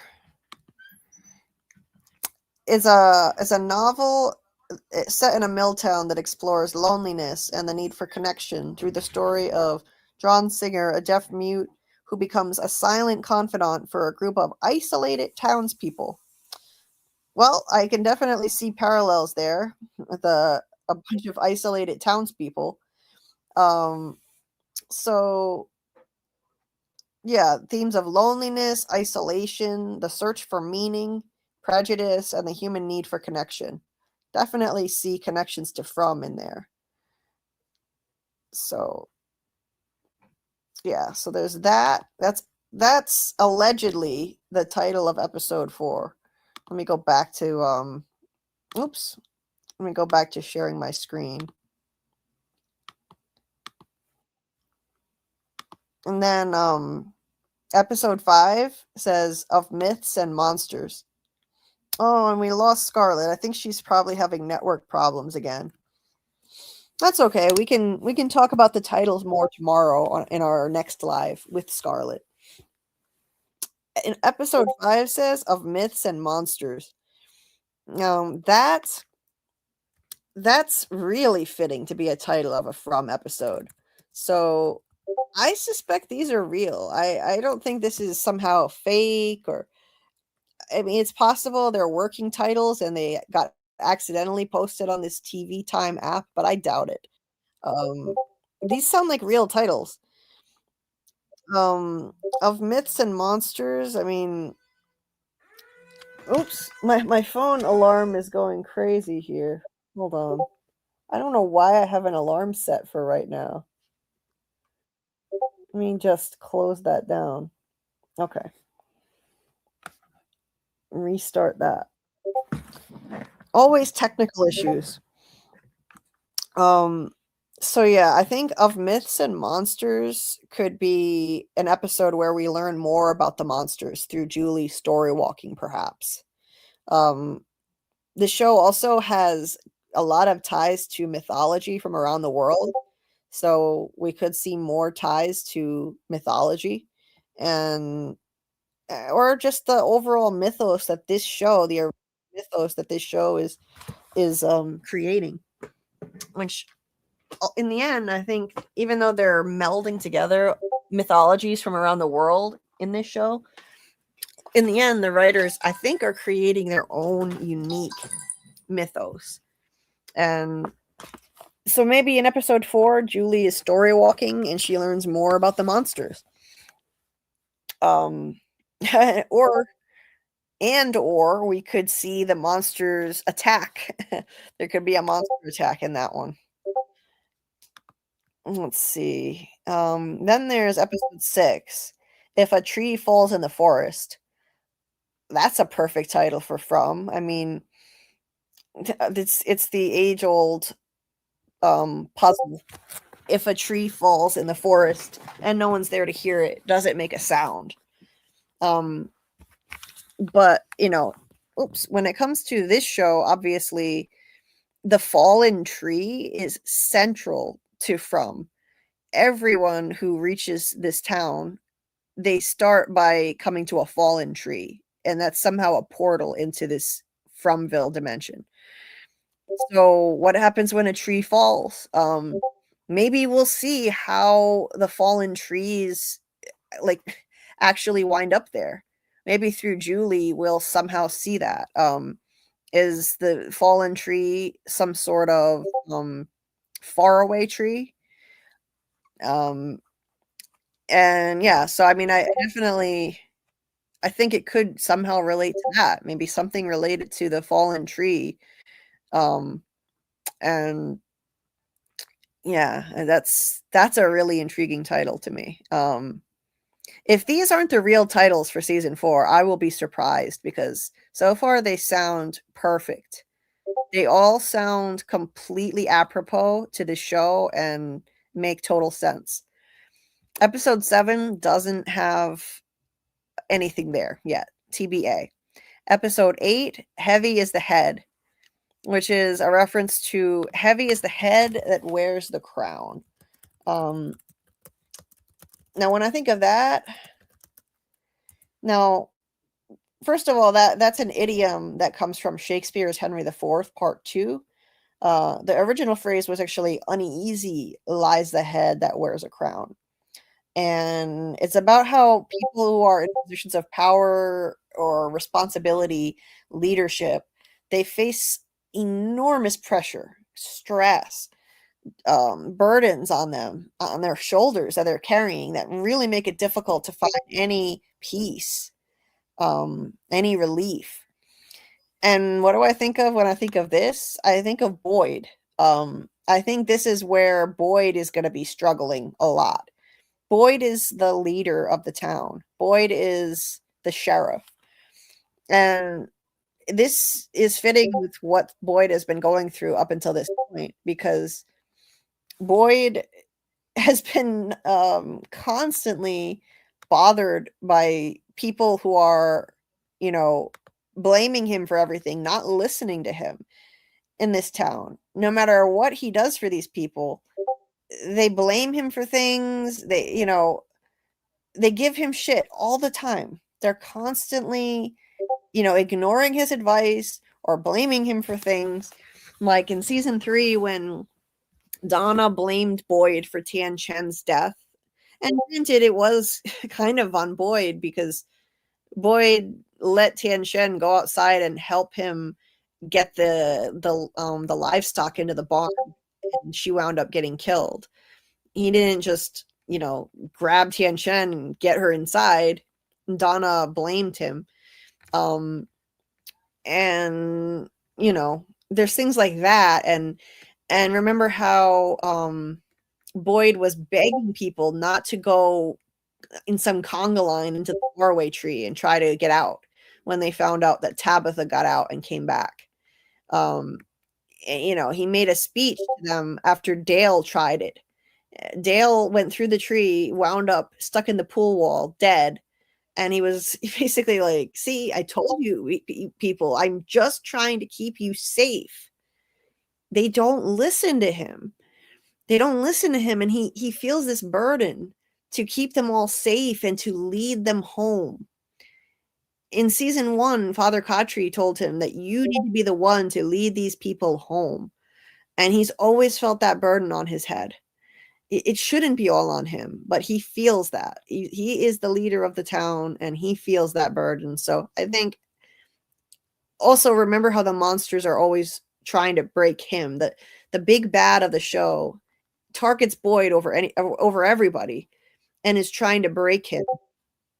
And that's been a theme ongoing from season 1. So episode 8 could be more trying to break Boyd. So more division in the town, more chaos, not listening to him. I think there will be factions who will be on Acosta's side versus Boyd. And perhaps something terrible happens to Boyd in that episode. Like maybe he loses Ellis. In terms of who's going to die in season 4, I really think that Boyd's family is overdue for something terrible to happen, because in terms of a death, because Boyd lost his wife, but that was in a flashback in season 1. I mean, in terms of things that actually happen in real time since the series began, Boyd and his family have gotten off pretty easy, if you ask me. Fatima had a terrible time with this fake pregnancy that turned out to be Smiley in season 3, but she survived. If you ask me, that should have killed her. I don't get why that didn't kill her. I really think that it would have made sense. It would have made more sense to kill her off that way. She survived, and Ellis survived getting stabbed by Dale, and then having to get rushed from Colony House to get medical help at night back in season 1.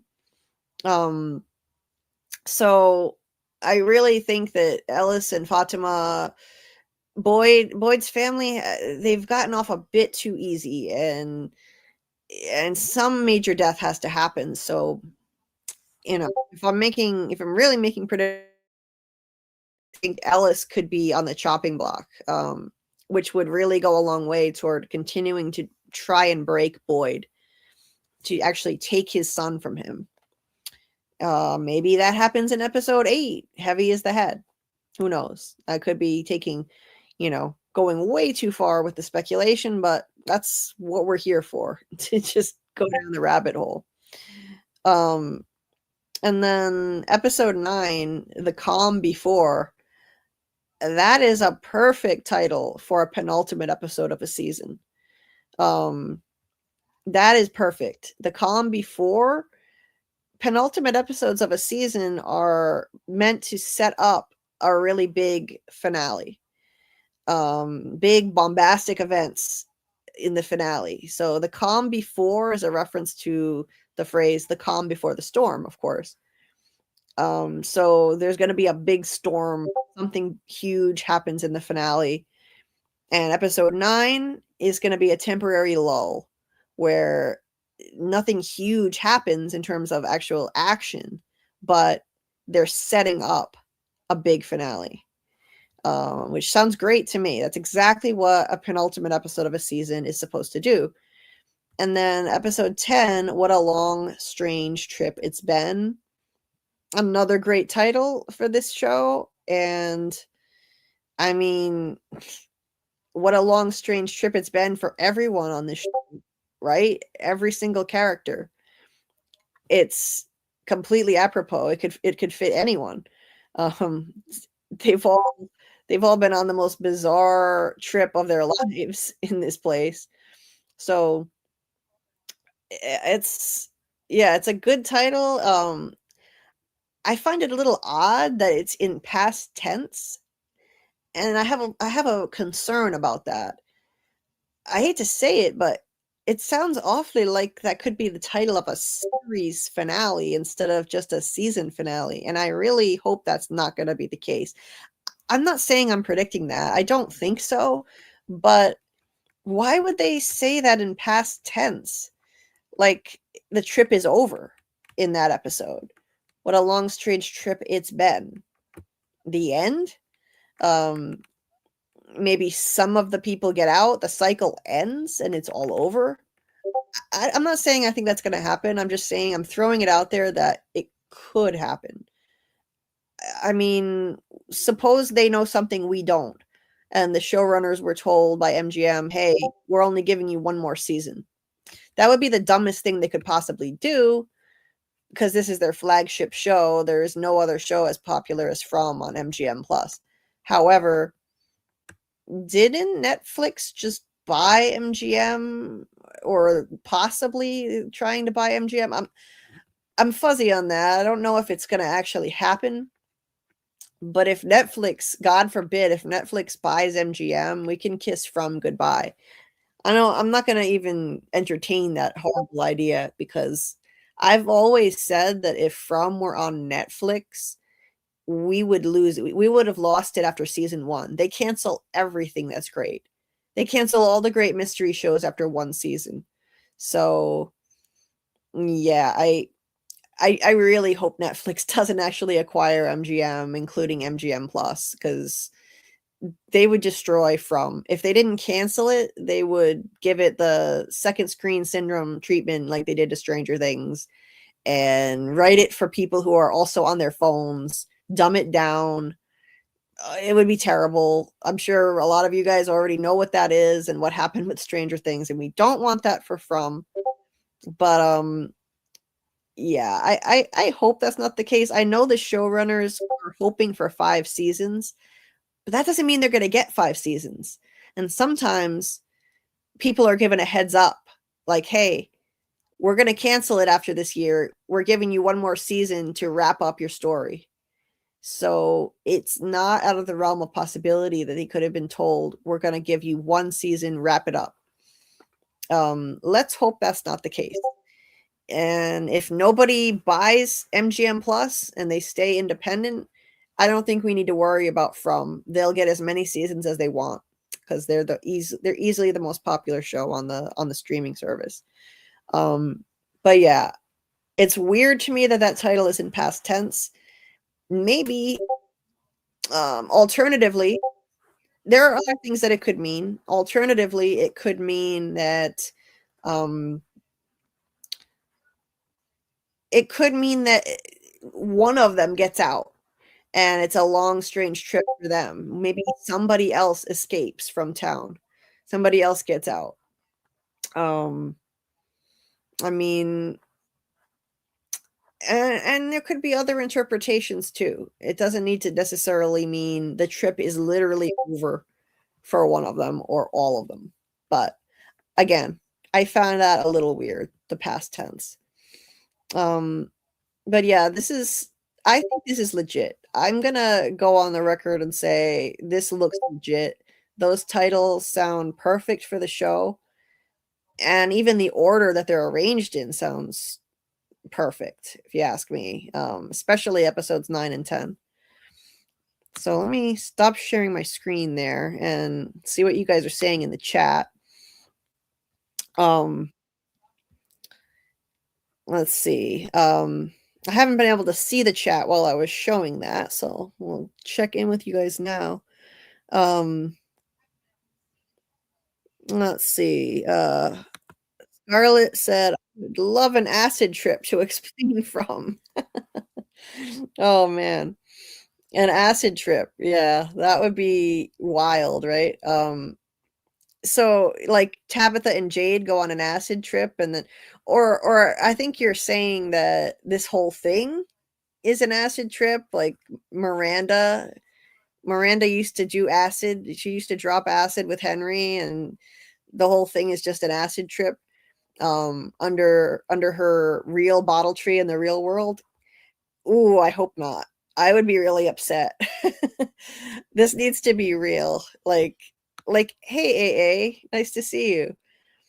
I would agree with AA. I really hope it's not an acid trip or a dream or something like that. I hope it's all real. It needs to be real or it's going to cheapen everything for me. Hey there. Let's see. Tutorial Slave. Welcome.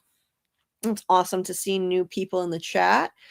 Yeah, I agree with you, Tutorial. I think that, ending the show with it was all a dream or it was all an acid trip is a cheap way for the writers to end the show. It's I would say it's creatively bankrupt too. In my opinion, it's just,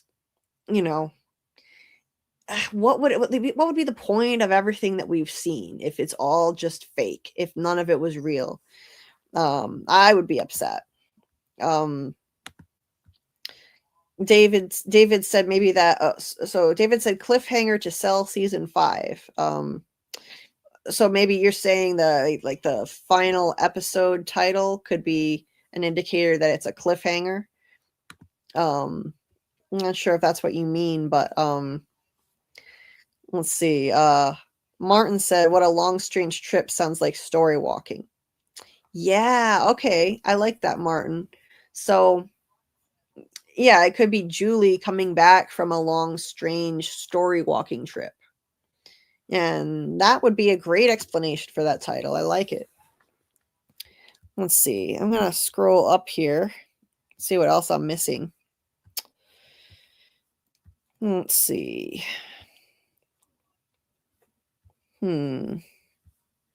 Okay, I'm going to go right up to the top where I started discussing the episode titles so I can see what you guys were saying about it. Bill Chill said, episode The Arrival. Who arrives? Sophie, Man in Yellow, and or Smiley 2.0. Yes. So I think multiple meanings absolutely. That's what the show usually does. More than one meaning for an episode title. So Sophie, the new arrival in town. The man in yellow has just arrived. So that's another one. And Smiley 2.0, he's certainly back. He's back in town. Frey, the town could be tearing apart with news. Yes. I think it's definitely that internal division that I'm thinking they're going to have too. Boyd's faction versus Acosta's faction, I think, in my opinion. But there's always some kind of division in the town.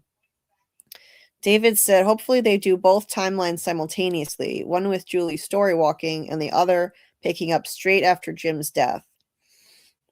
That would be good. I would like to see the immediate aftermath of Jim's death. I would.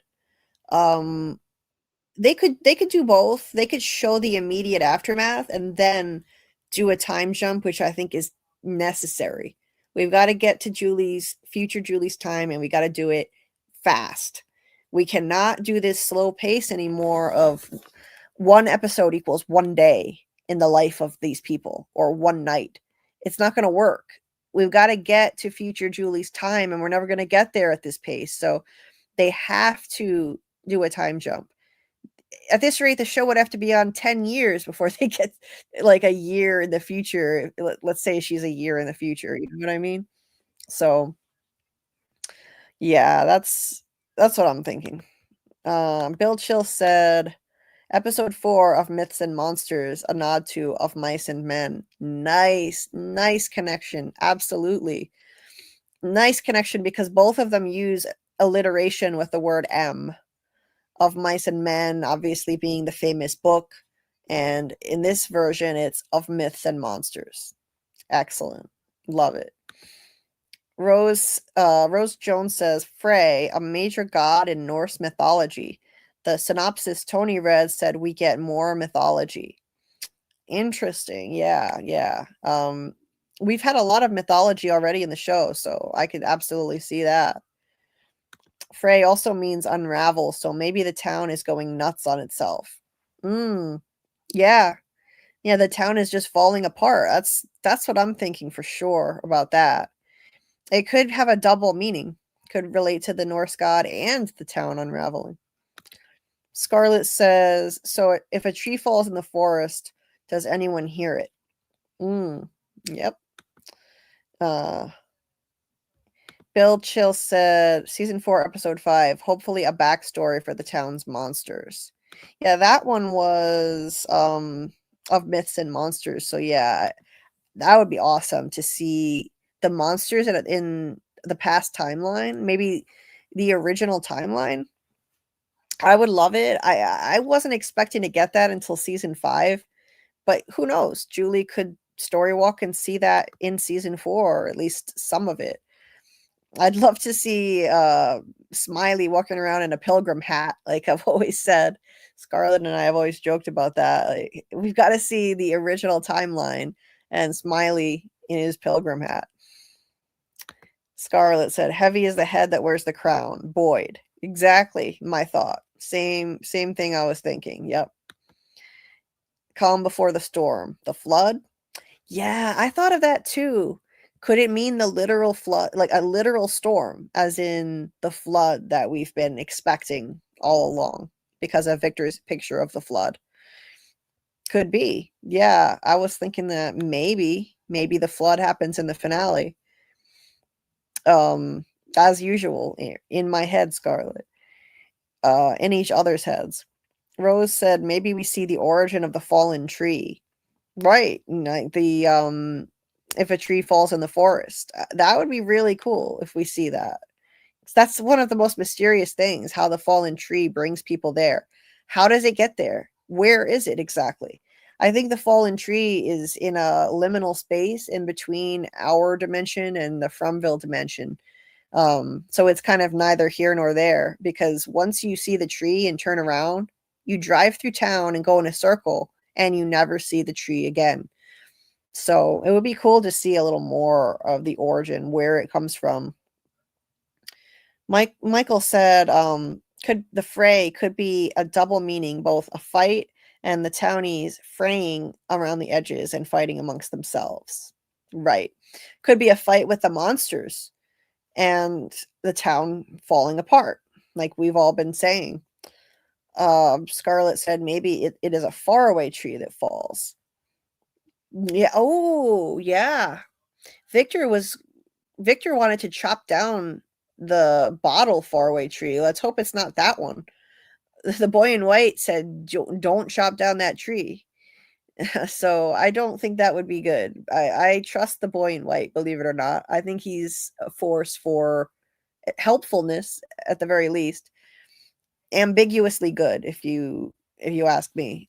Trying to help the people as best he can and end the cycle. And he told Victor, don't chop down that tree, relating to the bottle tree far away, the bottle far away tree. So yeah, let's hope it's not that one.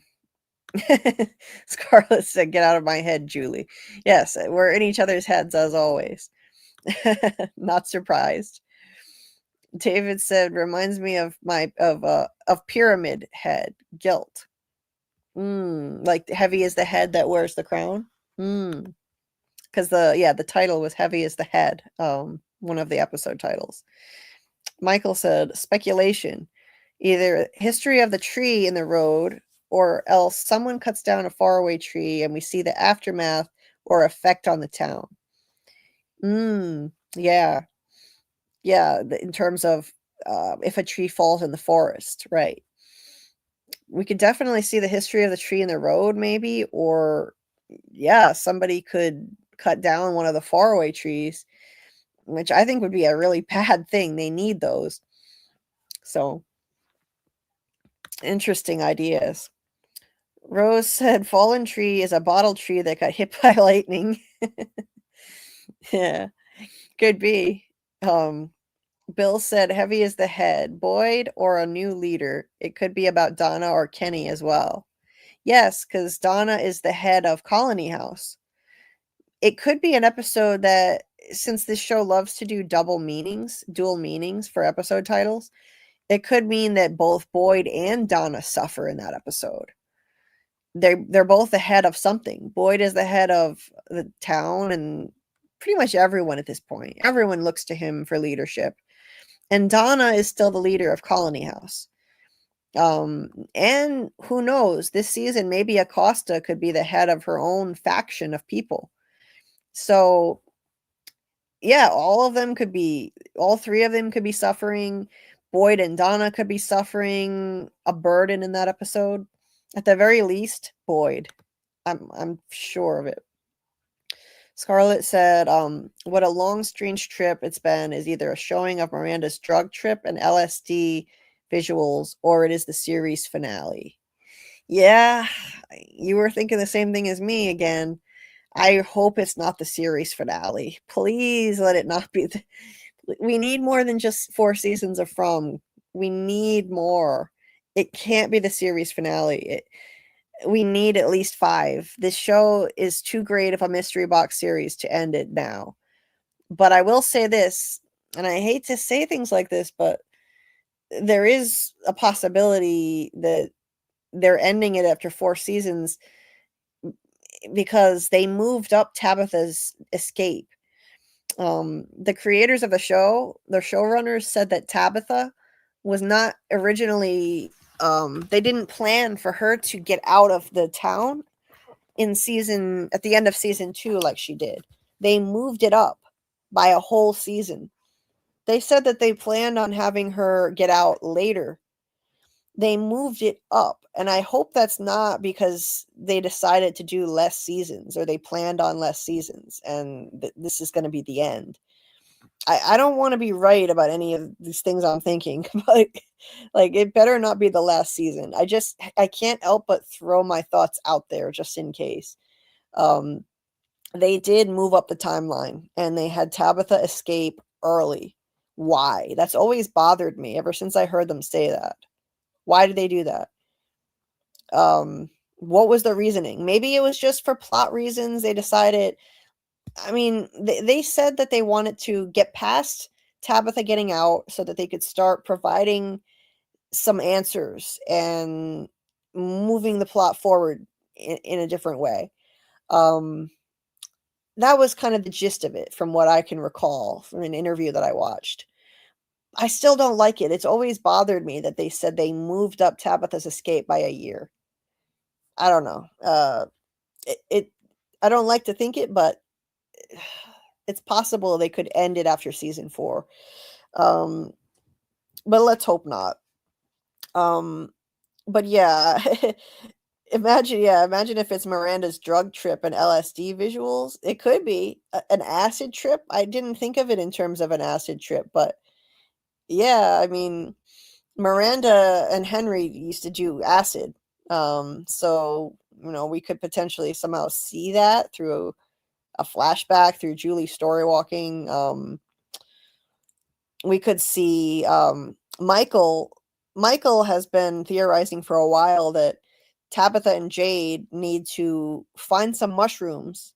Like Randall was looking for mushrooms in the woods, and Michael had theorized that Tabitha and Jade need to get their hands on some of those mushrooms and do an acid trip like Miranda did in order to see more of their past lives and get some answers. So imagine if Tabitha and Jade actually drop some acid. Imagine if they find some mushrooms and do an LSD trip and they get more insight, more answers. Could be that too. Just building on Michael's theory there. Michael said, wasn't there some reference to that in the show earlier? I feel like Katri said something like that to Boyd. Maybe I'm misremembering.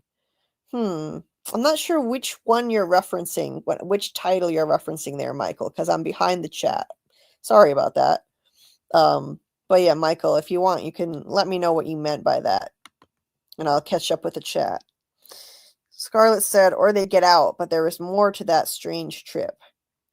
Yeah, like maybe they get out of Fromville, but somehow there's more. Yeah, I don't know. That's a weird title, I'm telling you. That is a weird title for the end of a season that's not going to be the end of the series, if you ask me.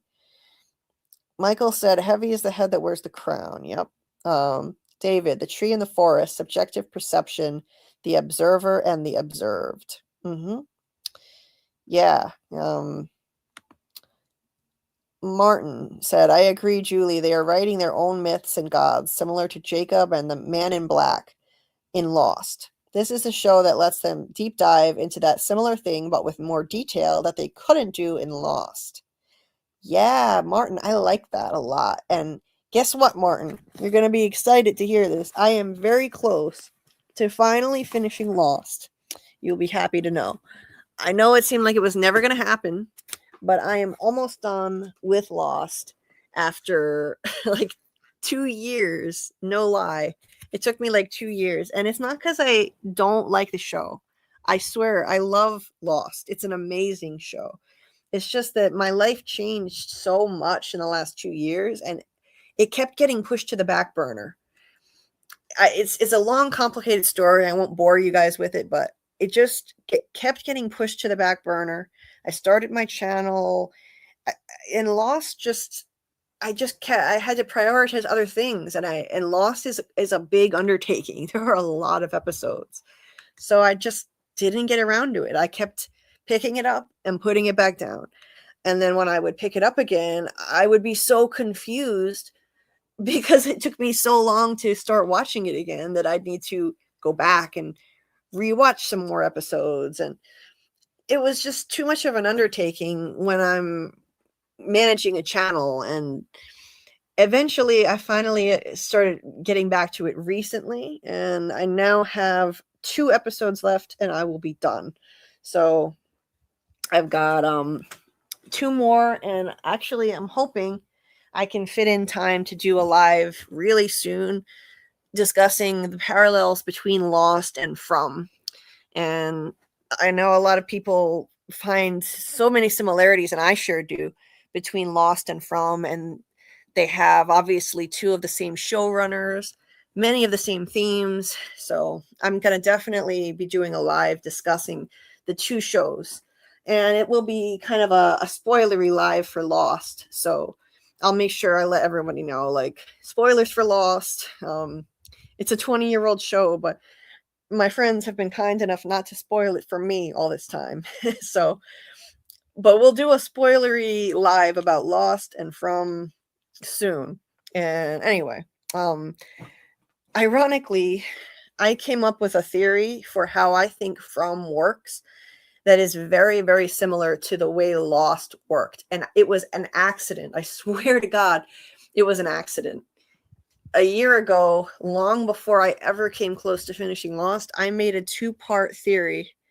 And it was basically that From is governed by 2 entities, Fromville, governed by 2 entities represented by the boy in white and the man in yellow. And the boy in white is trying to stop the cycle and, end all the suffering. And he's bringing people to town who are helpful and can help make that happen or bring people hope. And the man in yellow, I said in those videos, is a force that's more evil, and he's trying to keep this violent cycle going and feed on everyone's fear and pain, bring people to town to manipulate them and use them to keep the cycle going and keep the violence going. And I said they're basically using these people like pawns, like chess pieces. And you keep seeing a chessboard in the show. You keep seeing, the imagery of chess. Sarah seems to be used like a pawn. She was brought to town, a traumatized girl. Her boyfriend, it was heavily implied that he abused her. And, there she was about to start a new life. Her brother rescued her. She was, I think, traumatized. She may have even killed her abusive ex. And then she's brought to town, and these voices can manipulate her easily because she's traumatized. They manipulate her into doing something evil, killing Toby. And then you have Nathan. I think he was brought to town by an evil entity represented by the man in yellow. Or he's at the very least on the side of that evil entity. And Nathan, he's extremely religious. I think he was brought to town to be used as a pawn for his religious faith. He was brought to town to help birth the next Smiley in anticipation of that. Because in chess, you've always got to be a few moves ahead. And even though Smiley was still alive when he came to town, the events were already in motion for Smiley's death at that time. So I do think Nathan was brought there to guide the process, kidnap Fatima, and help the kimono lady. And the evil entity used his religious faith to manipulate him, because that caused him to believe that the kimono lady was an angel. He believed that she was an angel, and she looked scary, but she was someone good trying to help them. Anyway, those are just 2 examples of people who I think were brought to town by a dark entity trying to keep the cycle going, trying to keep the violence going. And I think that's represented by the man in yellow. The boy in white, I think, brings people to town to help. And Robert Saunders will be really happy to hear. And I've told him before that I think that the boy in white is a helpful entity. And he used to try to convince me, and I didn't believe it at first. But season 3 convinced me that he's trying to help. I think he's trying to help, but like Robert has said, at best, he's ambiguously good. Because I think he does things that harm people objectively, but it's to serve the greater good. For example, bringing people to town who can bring the townspeople hope. I think the boy in white brought Father Kotri to town to bring the people hope and help them keep going. He probably brought Boyd to town to help lead the people and, help them live again and not just survive. And he seems to be helping to try to end the cycle,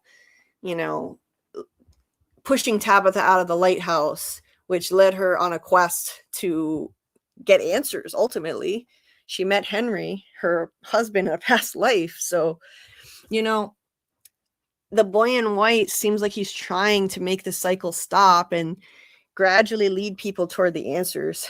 And in the previous cycle, he tried to tell Christopher how to go save the children, but Christopher went crazy and didn't believe him. And yeah, so I think that's more evidence that he was a helpful entity. He is a helpful entity. So yeah, I could go on, but I'm going to link my theories on this in the description of this video. They're not there yet, but after this live is over, I'm going to post the links for anyone who's interested and hasn't watched them to my videos that I put out a year ago, roughly, on the man in yellow versus the boy in white theory that I put out. And I swear to God, on every stack of Bibles you can imagine, that I came up with the theory before I finished Lost. And I know it sounds like it could be similar because on Lost, okay, spoilers for Lost. On Lost, there are two entities bringing people to the island and using them and manipulating them in different ways, which I think is happening on From. But I mean, it wouldn't be the first time that two shows have a similar premise. And like Martin said here in this comment, this could be the show that lets the showrunners deep dive into that similar concept, but with more detail that they couldn't do in Lost. Maybe do it better. Not that Lost wasn't great, but maybe fulfill it in a way, fulfill the original premise, the original thing they were trying to do with Lost in a way that is more clear to the audience. Refine it, I guess. Refine the concept. And if anything, I think in From, there's definitely an entity that's unambiguously evil, and that's not the case in Lost. It's more ambiguous on both sides. It's like they're both doing messed up things. Which one is the evil one? It's harder to say in Lost. But in From, I mean, come on. It's unambiguously evil to have monsters be controlling monsters and forcing them to kill people over and over again throughout centuries. And the man in yellow, I mean, I don't know. I think the man in yellow in himself, I don't think he's going to be a cartoonish villain, though. He'll be like, he'll be a nuanced villain, and he'll have some kind of origin story that will explain how he became the way he is. And Scarlett and I have theorized that Ethan could become the man in yellow. Now, don't hate me for that. I know people don't like that theory generally, but it's possible. You know, even someone as good and innocent as Ethan could grow up to become the man in yellow. I won't get into that right now, but basically what I'm saying is at this point, yeah, he's unambiguously evil as hell, but I think he's going to have, scared me. But I think he's going to have an origin story. All of a sudden, huh? Yeah, Carl. Why are you so jumpy, Carl? Huh? Carl just came around the corner and scared me. What? Why are you so jumpy, Carl? Anyway, what was I even saying? You were saying that it's like been 4.5 hours and it's been 4.5 hours, and I'm working on finishing up with the chat so we can end the live.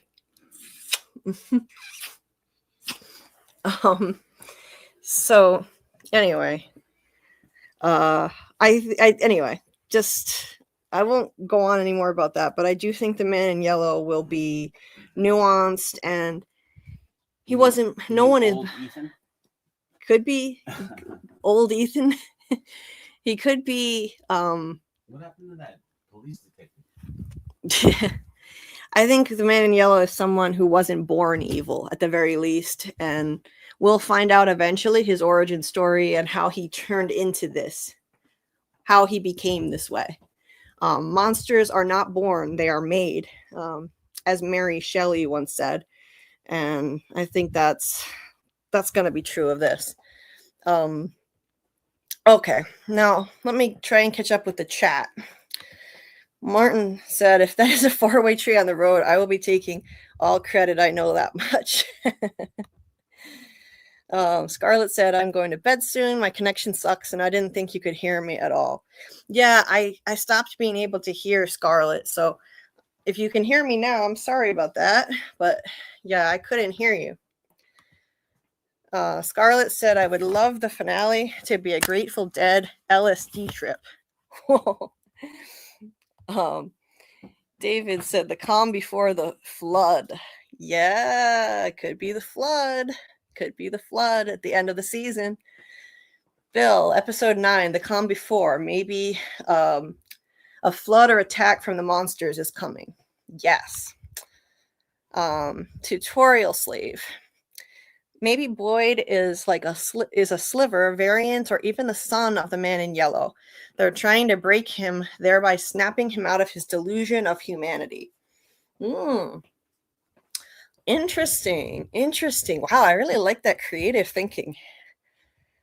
See, I love this fandom. I love the variety of creative theories I have heard over the last couple years since I became part of this amazing fandom. It's so cool.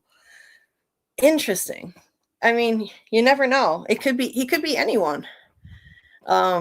He could be anyone, ultimately. Like, he could be related to someone that we know. Yeah. Rose says they will find magic mushrooms and Bacta puts it in a soup for the town. Yeah, then they all do a massive LSD trip, and that's the long, strange trip that they've been on in the finale. Oh, I love it, Rose. That's great. Now, and to anyone new who's listening, I apologize for the rambling. I'm just excited. I'm trying to keep up with the chat, but I do go on tangents sometimes. But I do try to listen. I read and not listen. I read and discuss as many comments as I can because I love interacting with you guys. That's what keeps me on here for so many hours sometimes. But yeah, I love hearing from you guys. I love hearing your theories. And if you're new and you're listening, please consider subscribing. Hit the notification bell because I do have a severe chronic illness, and unfortunately, sometimes I have to postpone live streams. So if you hit the notification bell and enable all notifications, you'll see when I do go live. Sometimes it's later than I planned in the night. Sometimes it's a different night.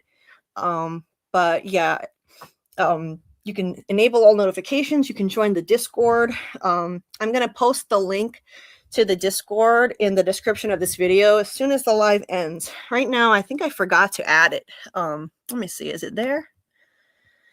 I don't think so. Hold on. Nope, I forgot to add it. Well, if you go to my, actually, wait. No, there's a link. Yeah, there's a link right at the bottom of the description of this video. So if you want to join the Discord, it's a way to keep the conversation going. Once From starts, we'll do watch parties for the new episodes as soon as they drop every week. We're going to be doing rewatch parties for seasons 1 through 3 in the Discord. And it's another way to keep up with when we're doing these live streams and stay up to date with the schedule. So, yeah, it's a fun community, and we do watch parties for other shows and movies too. So if you're new here, consider joining the Discord. Again, the link to that is at the bottom of the description of this video. And yeah, enable notifications because, again, my schedule can be unpredictable due to my chronic illness. But I'm a small channel. I'm trying to grow bit by bit to 2,000 subscribers. So please consider subscribing and help me reach that milestone. And let's see. Where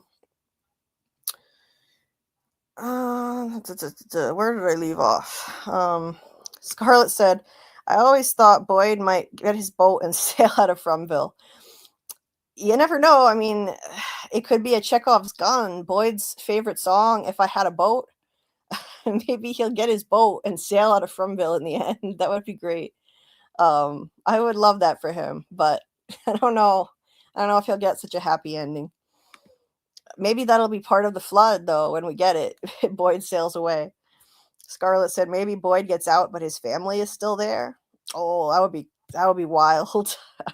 Yeah, you never know. She also said the storm comes and Boyd floats out of Fromville on a pony on a boat. Yeah, that's the finale. That's the finale. What a long, strange trip it's been. The flood comes and Boyd just sails away. Bill said, magic mushroom soup, Bacta soup du jour. Yeah, well, she's the new diner manager, so. Let's see. Tutorial Slave, Breaking Bad starring Bryan Cranston. I've never actually seen that. Oh, you mean Breaking Boyd? Yeah. This show is basically Breaking Boyd. Yes. I've never seen Breaking Bad. But yeah, I get the reference. Because the show is like all about how to break Boyd in the end. Hey there, Preston Education 1923. Welcome. This show needs to add people who are Julie or Ethan's age, so it's not weird with them hanging out with all the people older than them. Yeah, I mean, they're so young. They're the youngest ones there, so it would be interesting to see another young person added to the cast. Yeah, it's awesome to see new names in the chat. Please consider subscribing and hit the bell for notifications. Try to interact with as many of you guys as possible and keep up with the chat. This isn't one of those channels where I just talk at you and ignore you guys, because then what's the point, really? Tutorial Slave says it's confirmed that this will be the final season. What? It's confirmed where? Where did you see this? Please elaborate if you haven't already. I apologize. I'm way behind the chat right now. But if you're still in the chat, please let us know where you saw that, because I haven't seen that anywhere. Gosh, I don't want that to be the case. That would be terrible. David says, episode 9, Man in Yellow returns. Scarlett said, I think it's from the Grateful Dead. A quote? Okay. Oh, okay. One of the episode titles. I think Jack Bender probably likes them. Maybe it's an acid trip. You're talking about what a long, strange trip it's been? Yeah. It could be. Preston Education says, I think Julie has story traveled a lot more than we think, because when she and Victor were escaping Colony House, he told her to go to the brother and say it started. He knew she could do something. Yeah. Yeah, Victor did tell her to go to Ethan and say it's starting. So that's a great point. And I've always theorized, well, not always, but I've been theorizing since like a year ago that Julie story walked to 1978 and she interacted with young Victor, and that's how he felt so comfortable with her. Enough to talk to her so easily in Colony House season 1, episode 1. He just starts talking to her when he's normally a total loner and doesn't open up to people like he does with her. So yeah, I definitely think Julie has story walked a lot more than we've seen Preston. Absolutely. I think she story walked and met Victor in 78, and I've been theorizing that she saved Eloise.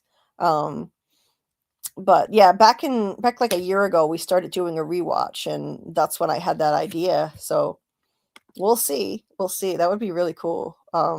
Bill said episode 10, travel, drugs, or Julie's story walking. Yeah, It could be any of those things. If we're talking about the what a long strange trip it's been episode. Yeah, Netflix.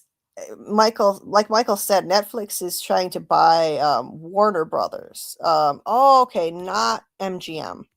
Okay, I had it mixed up. I was thinking it was MGM. That's Warner Brothers is another really old company, so I had the two mixed up. Phew. Okay, good. Then I think From is safe, unless they just decided to end it after 4 seasons. Scarlett, Randall finally finds the right mushrooms. AA said, I always felt like Boyd is going to stay and let everyone else leave, or Ethan might be the only one left. Imagine if Victor survived alone again. He would be really old this time around, though. Yeah, that would be horrible. Poor Victor. Yeah, I think that's a great theory, and I think in the end, Boyd would probably sacrifice himself 100%. Yep. I don't think Boyd's gonna make it out in the very end. He'll have bulletproof plot armor until the series finale, and I think he'll sacrifice himself in the end, and others will escape. Yeah, MGM is related to Amazon, Michael. Yes, that's right. MGM was bought by Amazon in 2022. Yes. Yeah, I agree, Bill. Randall's character needs better writing. Yes. Preston says, also not sure I actually trust the boy in white. Well, you're not alone there. I mean, he's definitely sus. I don't blame you. I didn't trust him at all until season 3. Now I think he's trying to help, but I totally get why you don't trust him. And it's definitely ambiguous, so it could go either way. But I think he's trying to help at this point. Okay, so Scarlett said, Yellow Jackets is having a 4th season, and I think they just got a heads up. Oh, that's cool.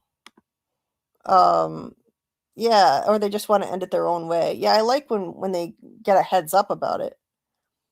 Tutorial Slave said, also, despite From being very diverse already, and naturally so, Netflix would up the representation at the expense of quality storytelling.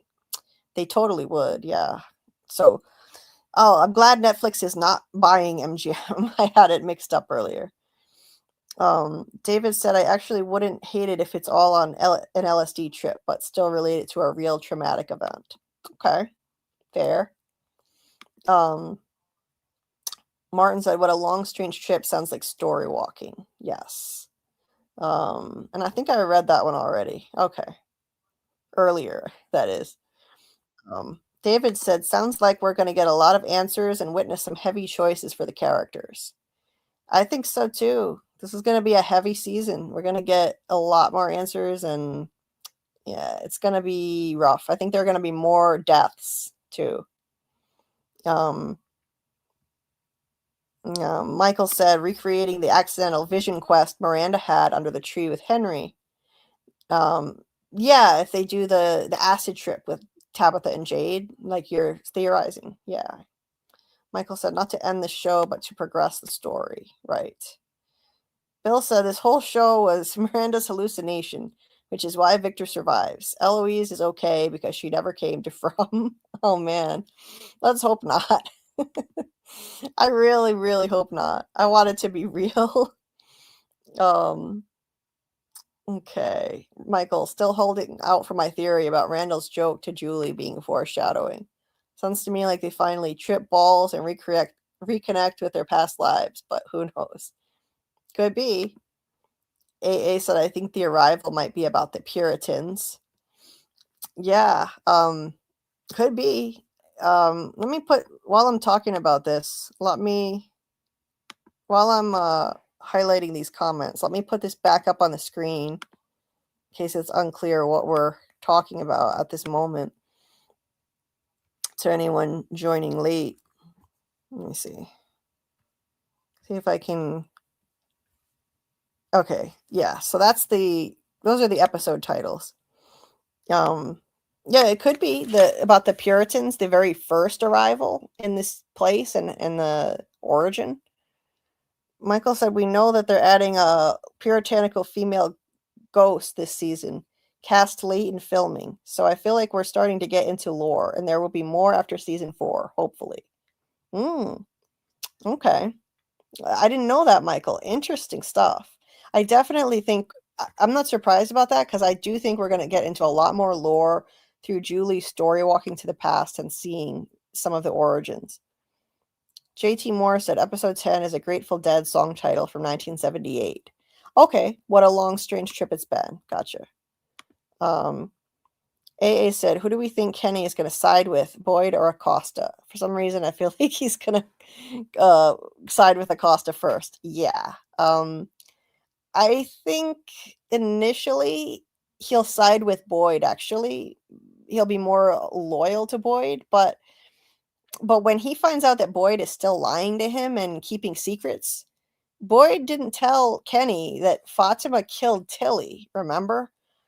He's still keeping secrets from his deputy, from Kenny. I think, well, Kenny's not officially his deputy anymore, but Kenny is getting closer to Acosta. He called her Danny by her first name, so he may ultimately side with Acosta over Boyd.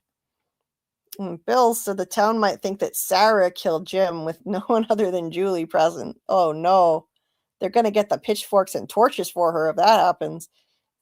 I mean, Sarah would be the obvious scapegoat, wouldn't she? That would be a big problem. That's a great point, Bill. I mean, yeah, how are they going to explain what happened to Jim? Bill, episode 5 of Myths and Monsters should be the coolest. I think so too. Okay, Scarlett posted this info, but the Long Strange Trip is a 2 LP by the Grateful Dead. And it has this list of songs here. Bill, if a tree falls, someone should figure out more about the faraway trees. I think so too. Michael, according to Google, a casting call for From Season 4 is seeking a new, non-speaking Caucasian female actress aged 60 or older to play a colonial, gaunt, ghostly, and terrifying character. Wow, interesting. Interesting. Okay. Yeah, it sounds like we're definitely going to see more from the Puritan cycle, the colonial cycle, which doesn't surprise me with Julie being able to story walk now. It goes on to say the role is for a new, distinct monster or ghostly figure, specifically requiring a new face that has never been on an extra on the show before. Awesome stuff. Cool. Martin said, oh my god, I love that nod of Mice and Men. It fits because it's what Ben and Sawyer talk about on Lost. That's right, Martin. Great catch. Yeah. Yeah, Scarlett, maybe there's a clue in the song titles from that Grateful Dead album. Definitely. I'll take a closer look at that later. Tutorial Slave said, I originally thought Fromville was a mockery of the Garden of Eden with the monster standing as a reverse cherubim, preventing anyone from leaving rather than entering, and all this was a testing ground for a new exclusively fear-based religion worshipping the eldritch abomination at its core. Ooh, that's a really fascinating theory. I love the way you think. I love it. I mean, with all the biblical references in the show, it totally fits. I was talking about this earlier in the live, actually, the biblical references, Ellis and Fatima as, Adam and Eve in the Garden of Eden, and the tapestry that's in his room. And yeah, and the way that you put that together is really interesting. Really interesting stuff. The theories that this fandom comes up with are amazing. I just hope that the way this show turns out will be as awesome and well written as the fascinating, intelligent theories that this fandom comes up with. Because let's face it, unfortunately, many times the way the shows pan out is not always as good as what the fans dream up. The fans come up with more creative, interesting ideas, sadly. That's definitely what happened with Stranger Things.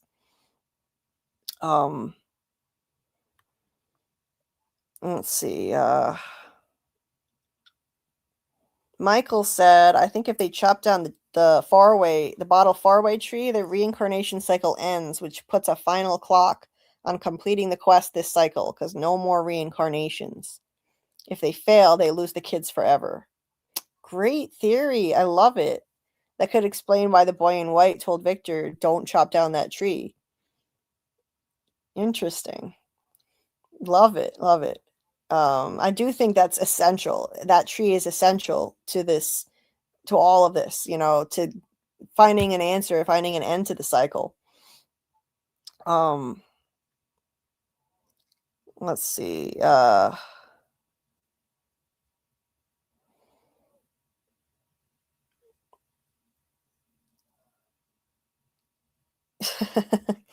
Carl, I don't know what I was saying where he said all I'm hearing is head, but that's funny. I'm gonna have to rewind to 2:21 a.m. I can see what he was talking about. Please hit the like button if you haven't already.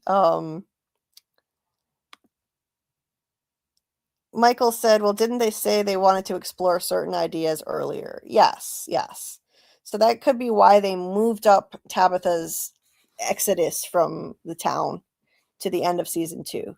It just worried me a bit that they did that, but I'm paranoid because so many of my favorite mystery box shows have gotten canceled early, so it makes me worry.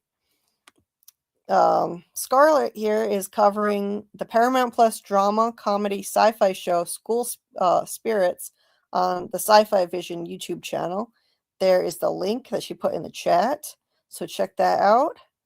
It's every week that they're covering that. I think it's on Thursday nights that they're doing those lives. It's a Twin Peaks mystery murder vibe to that show. And Michael added that the showrunners moved up Tabitha going to the real world. That didn't sound like they were trying to shorten the show just to get to certain ideas faster. Okay. Okay, you're reassuring me. Thank you, Michael. Bill said Tabitha's escape was probably moved up because of the actors' strike that year. Okay. Let's see.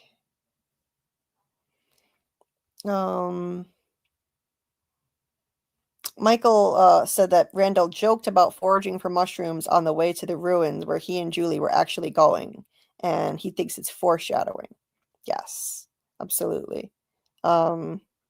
It very well could be. It could be foreshadowing, even though it was just a joke. It could be that that there's gonna be that like an acid trip on those mushrooms. Let's see. Michael said Kotri may have said heavy is the head that wears the crown to Boyd. Oh, okay. Oh, I may have to go back and look. I'm not sure if he said that or not. Scarlett said strange trip is them waking up in a lab, like when we used to say it's the second or third level of a game. Oh god. Yeah, let's hope it's not like some kind of simulation. That would be one of the worst endings they could possibly do, if you ask me.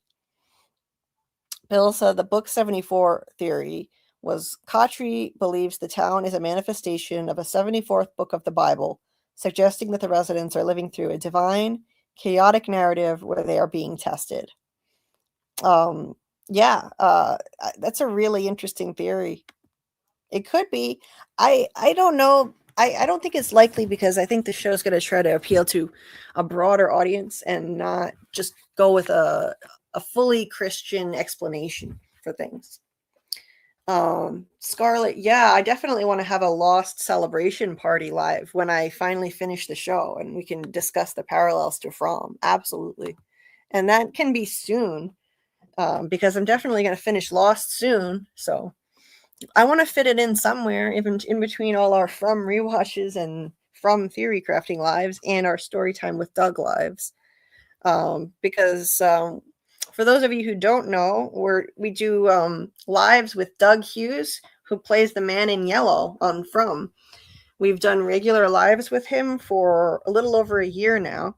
And originally our lives with him were discussing stories from his long career in theater and just interesting life. And now we've been doing book club lives, and he provided his 2 novels that he wrote free of charge to our community. So anyone who would like a copy of Doug's 2 novels, you can email me at JulieBDeepDives@gmail.com, and I'll send you PDF copies.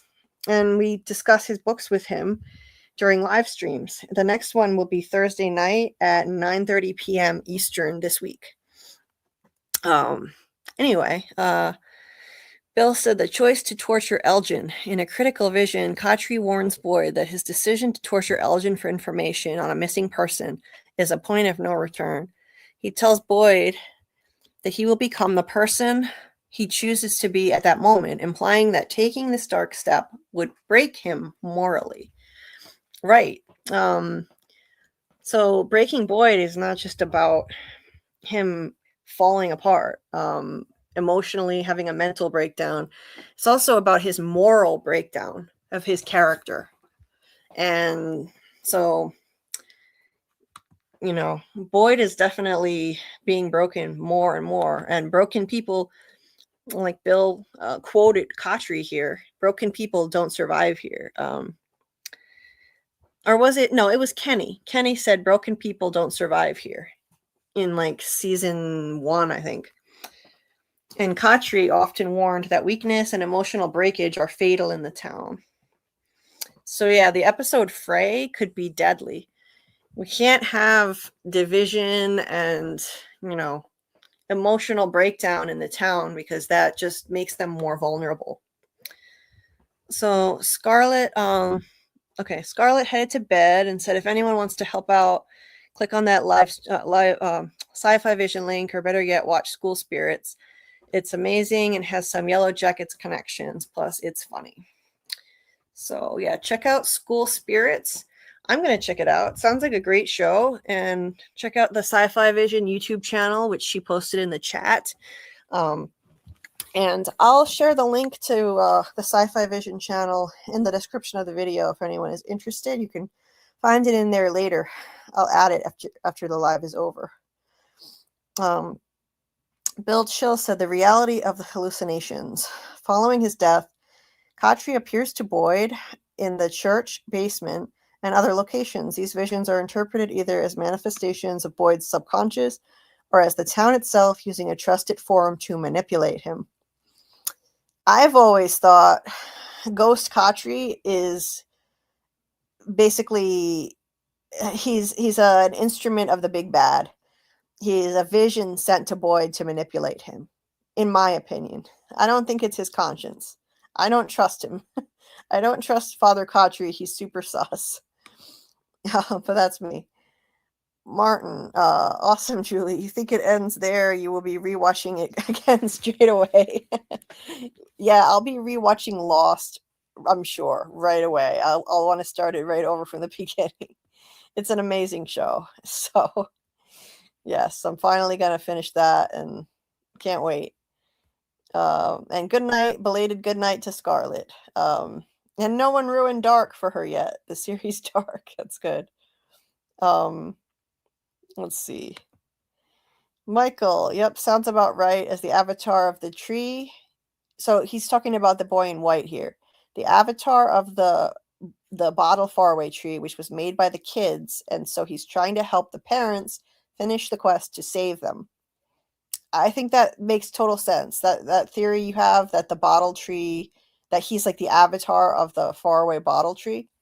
I think that makes total sense. And based on what we learned in season 3, I do think that tree was made by the hope of the children, because we were told, Victor said that the children poured their hope into the roots, and the roots became the tree.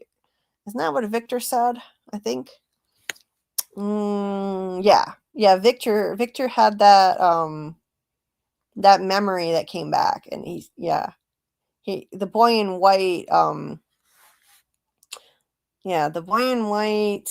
Well, I'm trying to remember now. It's been so long. But yeah, he remembered a bunch of things, but yeah, the complicated, convoluted explanation for like the bottle tree was like the children were told a story that gave them hope, and they poured their hope into the roots of the tree. The roots became the tree. So the children who were sacrificed created the bottle tree by magic. I think it's a cool origin story. I like it. I like it a lot, actually. Scarlett had said, like a chess game, the boy in white and the other entity. Taryn's theory is a lot like that. A witch and the other entity playing a game. Yeah.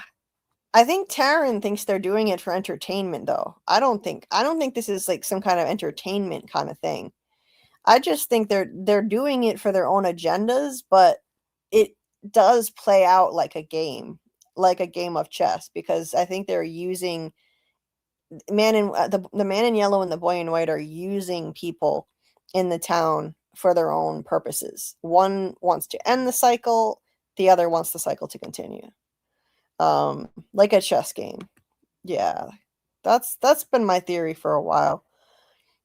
Michael said, seems like man in yellow is the monster's knight or bishop, etc., brought out to deal with pawns that get too far along, check them or take them off the board.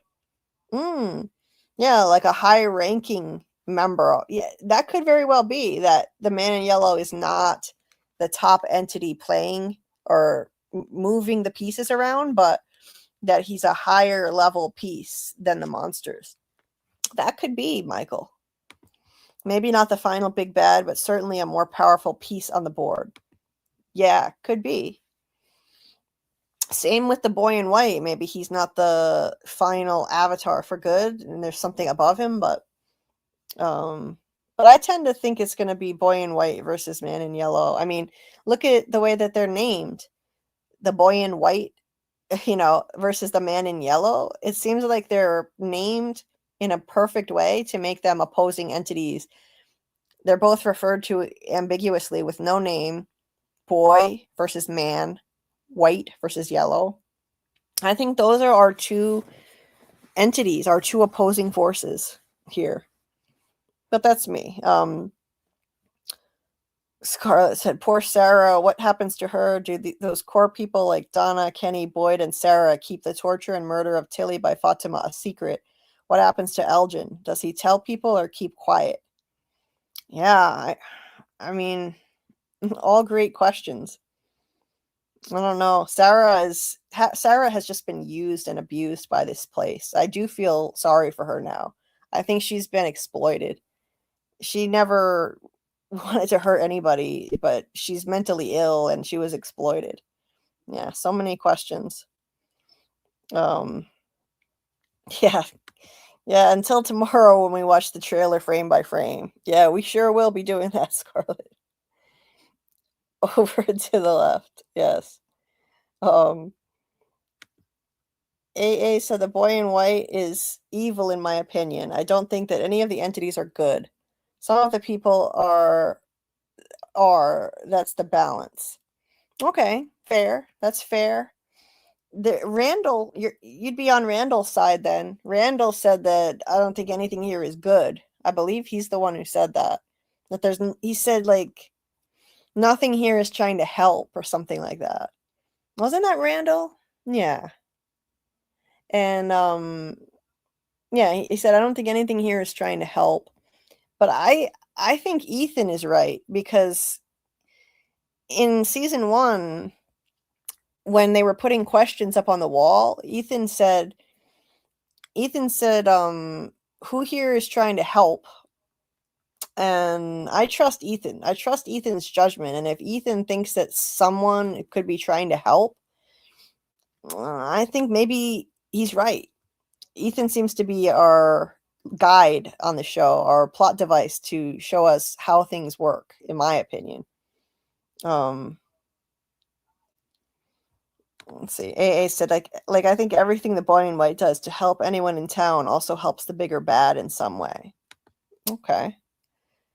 David said, what if it's the monsters bringing in the people to kill man in yellow because they are mad they were tricked and cursed? I mean, maybe. Maybe that could be, David. trying to bring people in to make it stop. Every stack of Bibles from has no Bibles. Yeah, I said that I was swearing on every stack of Bibles that I had not seen the ending of Lost when I made my From theory. Yes, we need Bibles in From because they have no Bibles. Martin said, it's what they did to Locke. Locke, being a man of faith and believing he was chosen, miracles, etc., was just Man in Black using him like a pawn. The dream of Boone. Boone was in black, manipulating, etc. Yeah, the spoilers for Lost. Should have said that first, but they definitely manipulated him on Lost like a pawn, and I think that's happening on From too. Scarlett compared it to Carnival. I've never seen that actually. Good versus bad like that. Okay, I feel like I need to see that. I'm gonna make a note to watch that one. Bill said the monster in season 1 that asks Julie, "You don't recognize me?" could be a young Randall. Oh, that's an interesting theory. Randall could be Martin chained to the wall. Like it. I like the theory. I don't know. I think Randall is just Randall, but you never know. Bill said, I think Martin is Randall. He told Boyd a different name just to avoid him feeling like crap for abandoning him.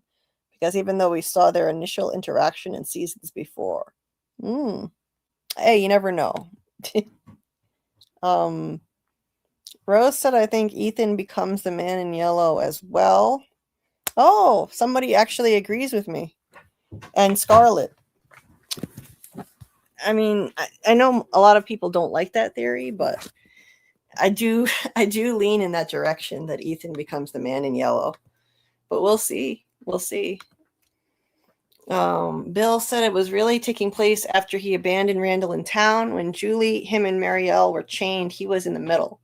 Martin served, and so did Randall. We saw Martin's tattoo. Yeah, that's true. You never know.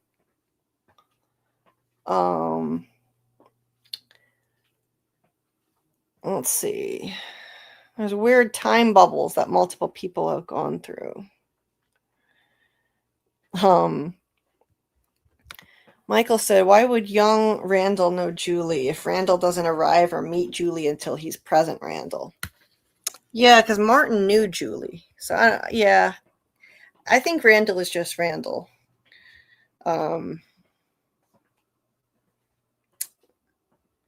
Let's see. Hey there. Let's see. Ace, what is this? Ace Peace for Life. Yeah, I'm not sure how to read that, but hey there. Nice to see you. It's out. Yeah, the trailer is going to be out very soon. Can't wait either.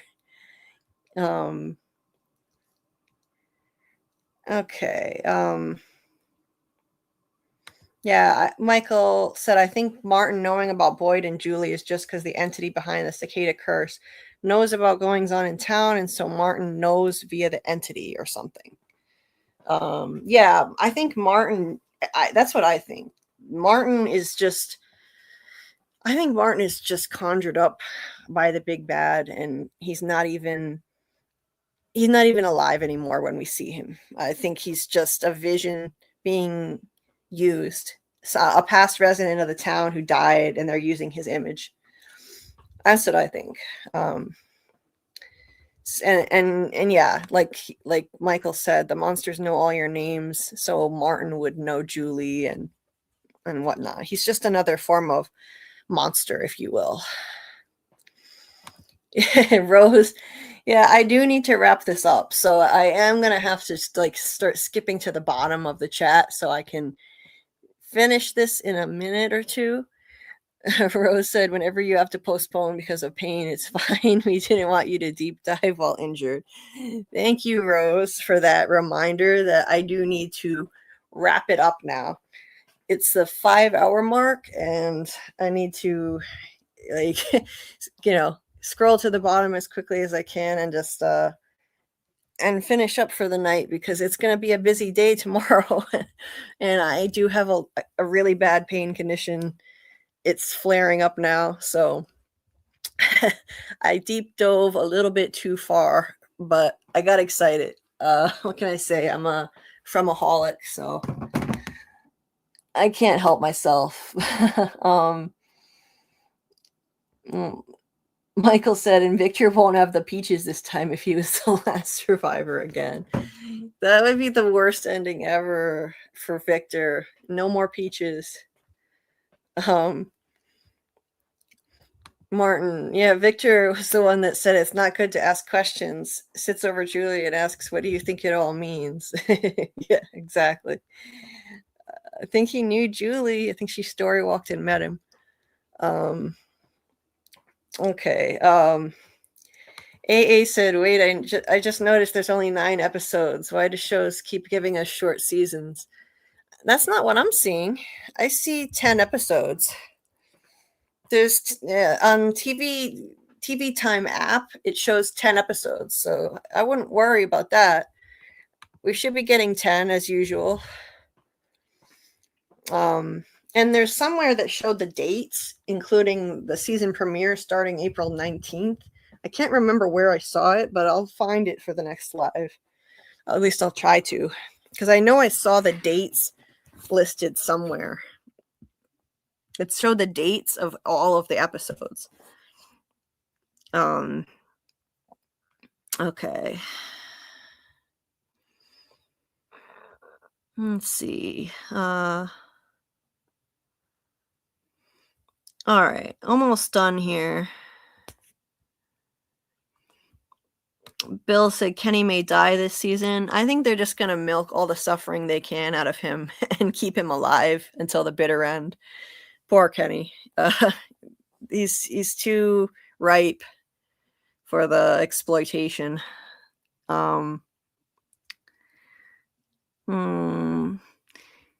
Hey, JT Moore said, as I said previously, I want to sponsor the live stream for the Lost Retrospective. Oh, thank you so much, Jay. Let me know when, and I will hit up your Cash App. Thank you so much. That is so generous of you.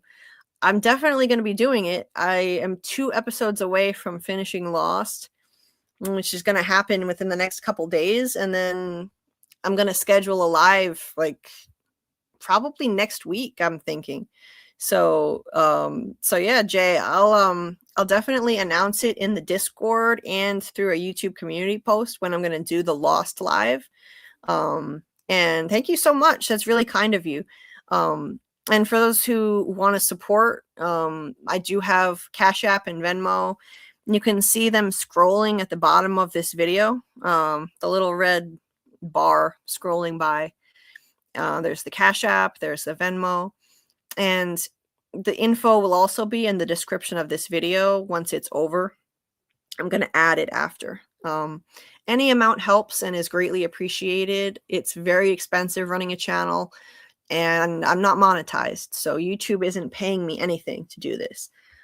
So yeah, anything is much appreciated. And I'm going to set up a PayPal soon too, for international people, because Cash App and Venmo are US only, which I know is an issue. From has a lot of international fans, and so I'm going to set up something else for that. But right now it's just those 2. So thank you so very much, Jay. Really appreciate it. And yeah, I recently got a really generous donation from Critter, our friend Critter. It was really kind of him. And yeah, it always helps. Always helps. I'm always in the hole every month because I have to pay $45 or $45 for StreamYard and $15 for Canva to make my thumbnails. And so it's like I'm in the hole. I'm not making money off the channel. It's a labor of love and a passion project, but and I'm not rich, trust me. Not rich at all. But anyway, enough about that. Yeah, so anyway, Martin said we need to see what blood is in the rocks or over the rocks does too. I've said before, I thought Jade hitting his head on a rock in Fromville is what gave him something like true sight, but I guess it's just reincarnation. Yeah, and you know what's interesting, Martin? Both Jade and Tabitha hit their heads in the first episode of From. They both hit their heads and got knocked out. And we found out later that both of them were reincarnated. And I think that was just foreshadowing that they both died previously and were reborn. They looked dead. And, I think Fletch said that too. Fletch once said that too. He was like, they both looked dead. And I think he had some theory about that. I forget. But yeah, it was foreshadowing. Jade got knocked out when he hit his head on the rock. And Tabitha got knocked out in the RV crash from episode 1, season 1. They looked like they were dead, and that was amazing, genius foreshadowing to the fact that they both died and were brought back to town over and over again by the reincarnation curse. Brilliant. This show is genius. We're going to have a lot of fun diving into the rewatch because we can get so much insight like that just from looking back, and we can develop better theories for what's to come by looking back at the beginning. They do so much foreshadowing. They lay so many clues out from day one. So yeah, stay tuned for the announcement on when we're going to do rewatch lives every week. Scarlett, Carl, and I are going to be starting that later this week. So I'll announce it on the YouTube community posts and in the Discord. And we're going to do seasons 1 through 3. We've got our work cut out for us. But it's going to be a lot of fun. We already did a deep dive rewatch into season 1 and the first half of season 2 last year. But we'll just pick up at the beginning and we'll kind of share some of the stuff we already gleaned from those rewatches and just, start over from the beginning because I think everyone else really needs a rewatch anyway from the start. So we're going to go back to the very beginning. And we'll do rewatch parties in the Discord. So stay tuned for announcements on when that's going to be too. Let's see. Right, Michael. Ethan asked, is anything here trying to help while they were asking questions in season 1? Exactly. And I think that's a clue that something there is trying to help. Ethan is so insightful. He's definitely, I think, a plot device to teach us how this place works or give us clues in this show. Like when he said that Julie can't change a story that's already been told when she story walks, that kind of thing. Okay. Yeah, and Michael also agrees that the boy in white is helpful. He tells Victor he's his friend.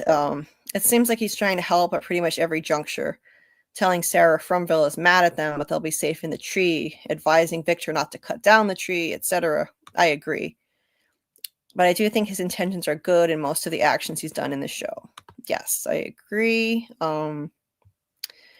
Feels like the man in yellow is an ancient entity or monster. I don't think he's anyone from the current crop in town personally. Yeah, could be. Or it could be he was like, the monsters in town were once human and they were transformed into these supernatural beings. So it's possible the man in yellow used to be human as well. Maybe Ethan, maybe somebody else, but we'll see. Okay. Michael said, I think there was a temporary leak on Rotten Tomatoes. I think it showed the alleged start date, but maybe not the individual episode dates. Yeah, I swear I saw something that said April 19th was the start date, and I thought I saw dates for every other episode. I'm going to go back and see if I can find that again later, but maybe it's gone by now, unless I took a screenshot. I'll do some digging. Michael said, I think there's an epilogue episode or 2 as well. that were extra on the DVD sets or something. So you might watch those too. Really?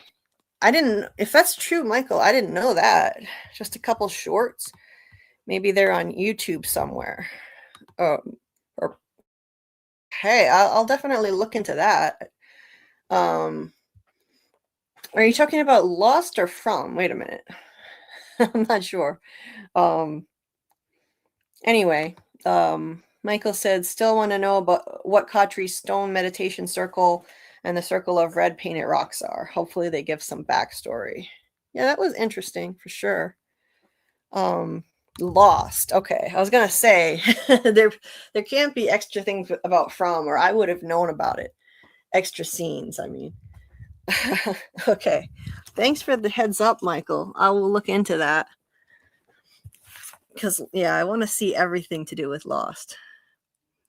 Yeah, I think there was some epic foreshadowing too, Martin. If you're talking about what I said about Tabitha and Jade getting knocked out in the very beginning, yeah, it was amazing. Okay, so that is going to be it. We have a busy day tomorrow. The trailer or teaser trailer, we think, is going to drop at 11:30 a.m. Eastern, based on the Instagram story that we saw. So get ready for that. It's going to be a wild day. We're going to be dissecting the whole thing. I'm going to get to work on a video breaking the whole thing down, giving theories on what I think is going to be going on in it. And we'll do a live tomorrow night and dissect the hell out of that. So yeah, stay tuned for that. It'll probably start at 10 p.m. Eastern tomorrow.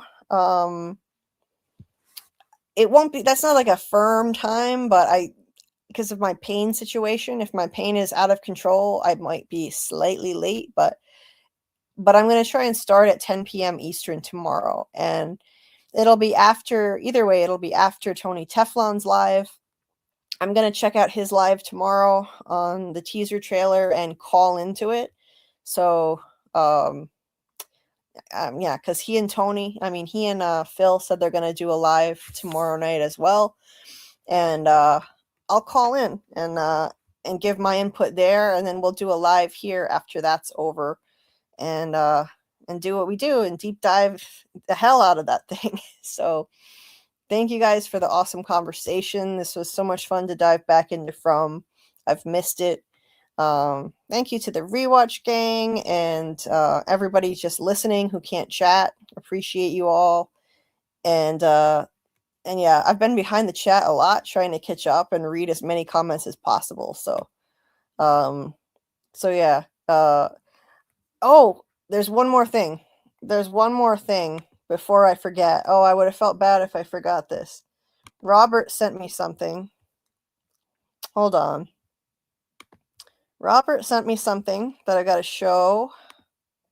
Me and my lousy memory. Okay. So earlier tonight, we were talking about the totems. So I'll show this really quick, and then I'll put a timestamp in the description of the video so that you can find it. And apologies to Robert. I'll show this again tomorrow when more people are here. But yeah, we were talking about the totems, and Robert had a great theory back in season 3 that this group of totems outside Cannibal Village looked like and might operate like a talisman, keeping out evil entities from the village. And it looks like the shape of a diamond. You can see it looks like a diamond shape that they form. So thank you to Robert for sharing these images. There's another one. I'll show these again tomorrow. And we'll get into more theory talk. But there's more images there of the talismans. And you can see how it does form a kind of diamond shape. And yeah, so yeah, just to reference what we were discussing earlier with the totems, I think they're gonna definitely, that's one of my predictions for season 4, that something is going to have to happen out of Cannibal Village. Something big is going to have to happen, and these totems must have been protecting the village from something at one time. Maybe the man in yellow, maybe something else, but I'm guessing probably something to do with the man in yellow, and we'll find out more about this hopefully in season 4. But yeah, that was one of my predictions, that we're going to need more stuff to happen there that they set up, with all the knocking around and whatnot going on down there. But anyway, with that, I am going to close it down and get some rest. And yeah, Michael, glad we're back on From too.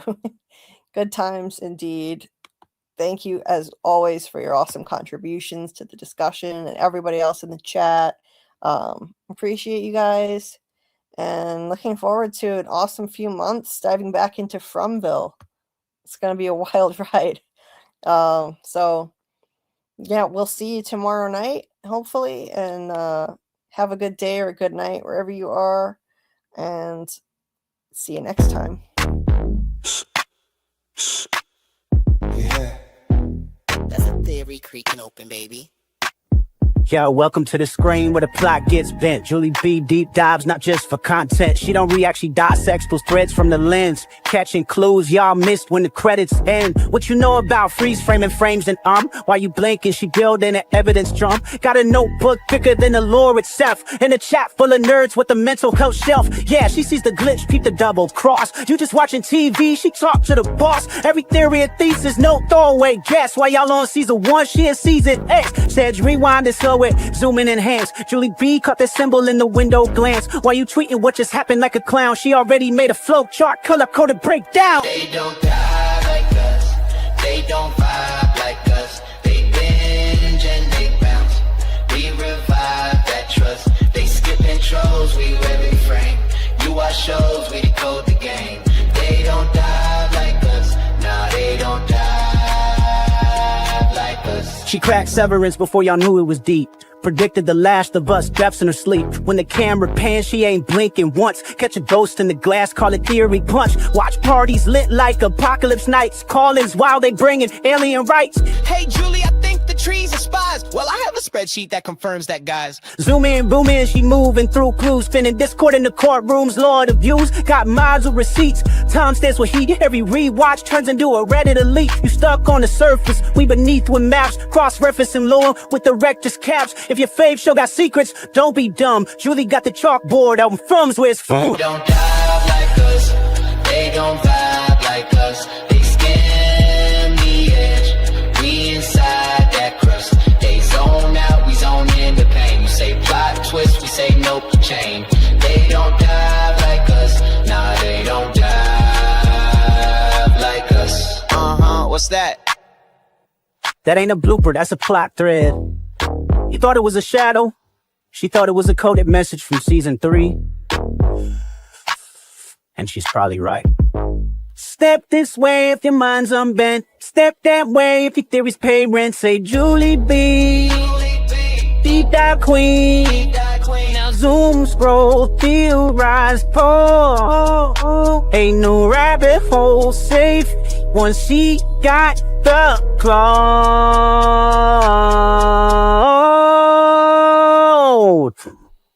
They don't